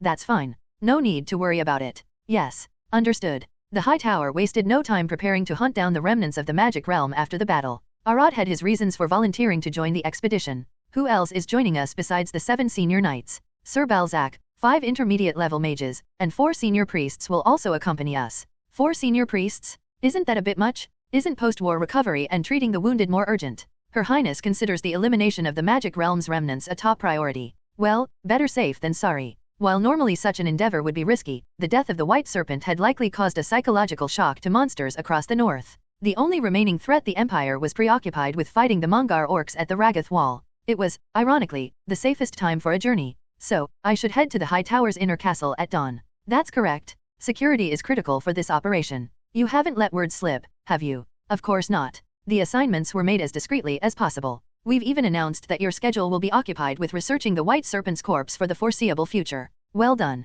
Just doing my duty, sir. I'll head home to prepare. Theo, you stay here and oversee the scales. Once I return, we'll get straight to work on them. Understood. After visiting the magic realm, you're heading straight to the Jinn estate, correct? Exactly. The trip would include a stop at the magic realm and a visit to his territory. The depths of the magic realm, where snowfields once dominated, a field of grey ash now stretched endlessly. At its center, 3 golden carriages escorted by high-ranking knights halted. This is it, Arad muttered as he stepped out of the first carriage. This is it, Balzac echoed, glancing at the radar in his hand with a puzzled expression. It seems there's a quadruple-layered barrier here. Likely the same principle that kept the White Serpent off the radar. Arad adjusted the modified radar and pointed in a direction. About 100 paces that way. You heard him? Focus your senses and cut down anything suspicious. At Arad's command, the knights accompanying them drew their swords, their eyes sharp and ready for action. It's safe out here. Inform the mages and priests they can disembark, Arad added. TCH. If Sir Arad is stepping out like this, what's there to be afraid of? Soon, the Renslet mages and priests exited the second and third golden carriages. The carriages were required due to the need for supplies and to separate passengers by rank and function. This is so much easier, thanks to Count Jin, one mage exclaimed cheerfully. Even with the serpent gone, the amount of residual dark energy here is staggering, a priest murmured, tense with caution. The group's expressions varied between curiosity and wariness, though the luxurious carriages seemed to have left most in good spirits. When the knights cut through the barrier, be ready to act, Arad instructed the mages and priests. Of course. Renslet? Rune Renslet. Incidentally, the 3 carriages they used weren't the magic circuit-laden golden carriage from the previous expedition into the magic realm. That vehicle had long since fallen into disrepair, more a large, ornate paperweight than a functional transport. Good thing I made multiple corporate carriages for staff use. These carriages were essentially company vehicles. They featured expanded interior space using subspace circuits and were packed with conveniences like the Bluetooth series, all wrapped in golden paint. It's fortunate we acquired so many premium horses through Intir, and the reduced aggression of monsters after the serpent's death helped, too. The lack of advanced protection or enchantments wasn't an issue, as the powerful steeds pulling the carriages were resistant to dark energy, and the magic realm's miasma had weakened since Hormongonder's demise. 124 Encounter in the Magic Realm, 1. Here it is. We've found it. It was unclear how much time had passed since the search began, but at last, the knights uncovered the cloaking barrier. Their glowing swords sliced through the air, shattering the illusion. Fwash! Cracks spread in the void, and the hidden space revealed itself. So this is a relic of the Golden Age. Seeing an ancient ruin for the first time since arriving in this world left an impression, though it felt more like sightseeing at a historical site. This is amusing in its own way. However, the excitement quickly faded. As expected, nothing extraordinary. As a veteran of Era of Silver 1, I already knew the locations and nature of undiscovered Golden Age ruins. Yet I'd never considered exploring them, for they held no particular value to me. I don't need them. The ruins hidden in the magic realm had little use for me. The knowledge of the Era of Silver in my head culminating in the peak of the Silver Age a century later was leagues ahead. Many advancements during that period stemmed from imperial adventurers excavating Golden Age ruins, deciphering, compiling, and developing the core knowledge. The magical civilization of the Silver Age rivaled or surpassed that of the Golden Age. It wasn't nicknamed the Platinum Age for nothing. I watched the knights stride into the revealed space, their armor catching the faint glow of residual magic. Behind them, priests and mages steadied their breathing, focusing as they entered the ruin. The atmosphere was thick with mana and dark energy, as expected of the magic realm. Stay vigilant. Report even the smallest anomaly. Balzac, wearing the gravest expression of anyone present, barked orders as his eyes scanned the surroundings. He seemed hopeful that this ruin might hold clues to heal Arena. And, seeing his determination filled me with mixed feelings, sympathy and guilt. Unfortunately, the ruins in the magic realm are usually of poor quality. When the Golden Age fell, the mages who settled in the magic realm were outcasts, even in their own era. The magic realm had served as both a prison and an exile for mages. People today hold overly romanticized views of the Golden Age. The era was impressive, sure akin to merging ancient Rome, Egypt, and China's Song dynasty at their peaks. But it wasn't some utopia like Atlantis or the mythical Yao and Shun periods. Especially the ruins here in the magic realm. As I examined the grotesque markings on the walls, my expression soured. The inscriptions were inhuman and macabre, reminiscent of Aztec sacrificial rituals. These ruins should be sealed off when this is over. No wonder the Empire had left the magic realm largely untouched. There were neither valuable materials nor useful knowledge to be found here. Clearing my throat, I addressed the group.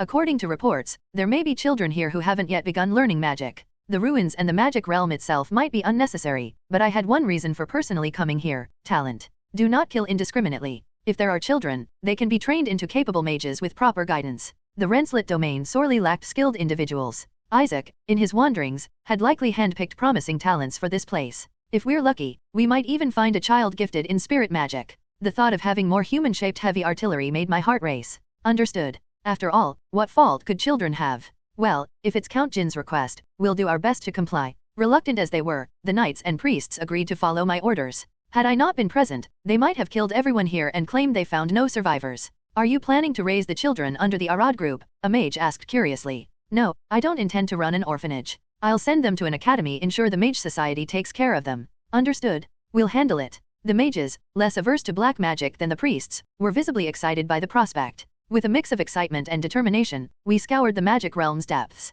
Something feels off. It's too quiet, a knight muttered. Our expressions grew tense as time passed. Could they have fled? The ruins weren't vast, but their depth and complexity required careful exploration. Still, by now, we should have encountered some sign of life, voices, movements, anything. Beep. Then, the radar disc I held displayed a signal clearly artificial. There's something behind that wall. I pointed to the direction of the signal, and Balzac ordered the knights, you heard him? Cut it down. Like living guillotines, the knights sliced through the wall. It could be a trap or a decoy. The signal seems suspicious, I cautioned. Duly noted, Balzac replied. With one final kick, he sent the sliced wall crumbling backward, revealing a hidden chamber. Haha. Rest assured, there's no trap. A calm, raspy voice greeted us from within. Who's there? Balzac demanded, his sword emitting a cold aura. So you're the Frostblade Balzac. This is the first time we met in person. Despite facing the killing intent of a sword master, the figure inside remained unperturbed. He appeared to be an elderly man, clad in an opulent robe befitting a high-ranking mage. What in the world? By the gods. The sight within the chamber was horrific, corpses strewn about, ranging from children to young adults, all clad in black robes. Did you kill them all? I spared them as much pain as possible. An old man's mercy. The dead were unmistakably the low-level black mages and children we had sought. Balzac's breath hitched, but not because of the bodies. This man, he's no ordinary mage, Arad, he murmured. I'm aware, I replied grimly. The sheer aura, mana, and presence radiating from the old man were extraordinary. Who could he be? If my guess is correct. Do you know him? Yes, most likely. I stepped forward and addressed the man. Why has the highest authority of the Golden Tower graced such a dismal place? The man, whose identity I had never expected to confirm in this world, stood before me. My instincts and the 2D illustration from Era of Silver One confirmed it. The elderly figure before me was none other than Yukins, the Archmage and Master of the Empire's Golden Tower. Ho ho. When I addressed him by name, his golden eyes glimmered with a peculiar light. What? Yukins. The startled voices of my companions rang out behind me. They'd sensed the old man wasn't ordinary, but no one had expected this. So, you're the Northern Sorcerer, Arad Jin. Yukins fixed his piercing gaze solely on me. I'm not sure about the sorcerer part, but yes, I am Count Arad Jin. Considering who he was, I spoke with the utmost respect. His status, age, and abilities certainly merited deference, even from someone as prideful as me. You recognized me instantly. Have we met before? I've heard the rumors carried by the wind, but this is our first time meeting in person.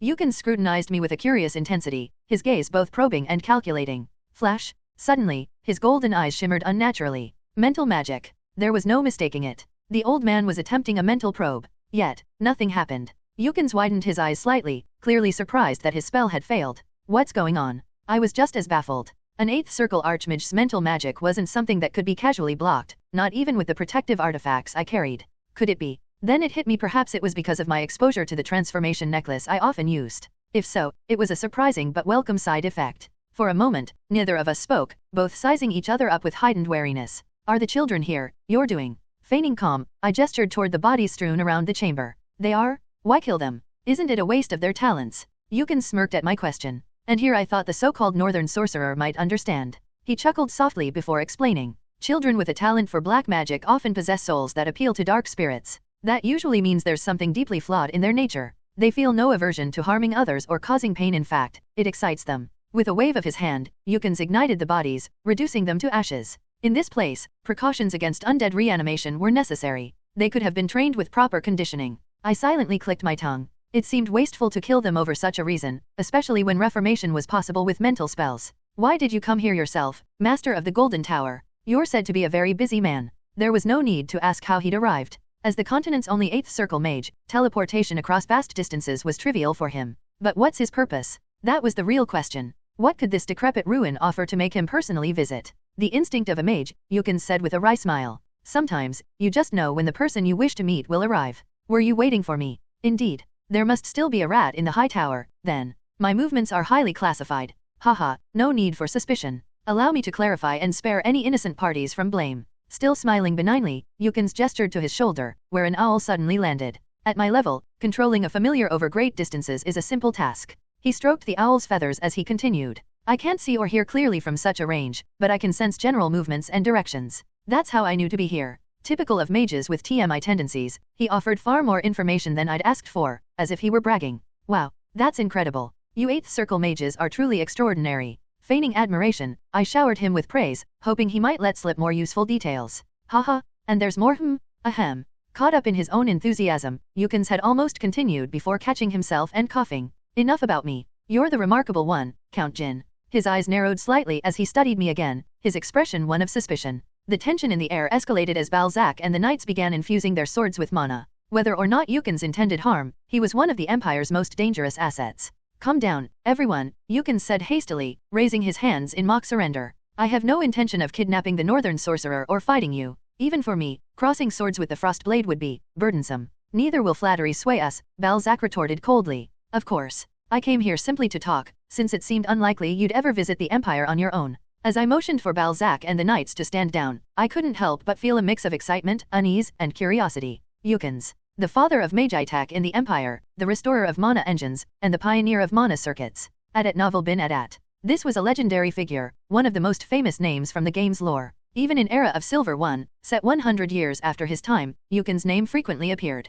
For those in crafting professions, his image would often accompany tutorials or congratulatory messages. My heart pounded, a visceral reaction from the body I inhabited. To Arad Jin, a master of crafting and creation, meeting Yukons was like a soccer fan meeting a global superstar. What kind of person is he, really? Could the rumors be true that he's a dragon in disguise, playing games with mortals? That question lingered in my mind as I faced him. Why did you come to see me? I asked, striving to maintain composure and hide my excitement. Yukons didn't answer immediately. Instead, his golden eyes examined me closely, as if searching for something. There's something alien about your soul, he murmured. And considering how easily you shrugged off my mental attack. His quiet musings sent a chill down my spine. Your aura, your mana, it's no higher than that of a low-tier mage. But, could there exist a form of polymorph far beyond our understanding? He muttered to himself a little longer before his gaze turned sharp, and he spoke directly to me, not aloud, but through telepathy. Tell me, are you one of the great ones?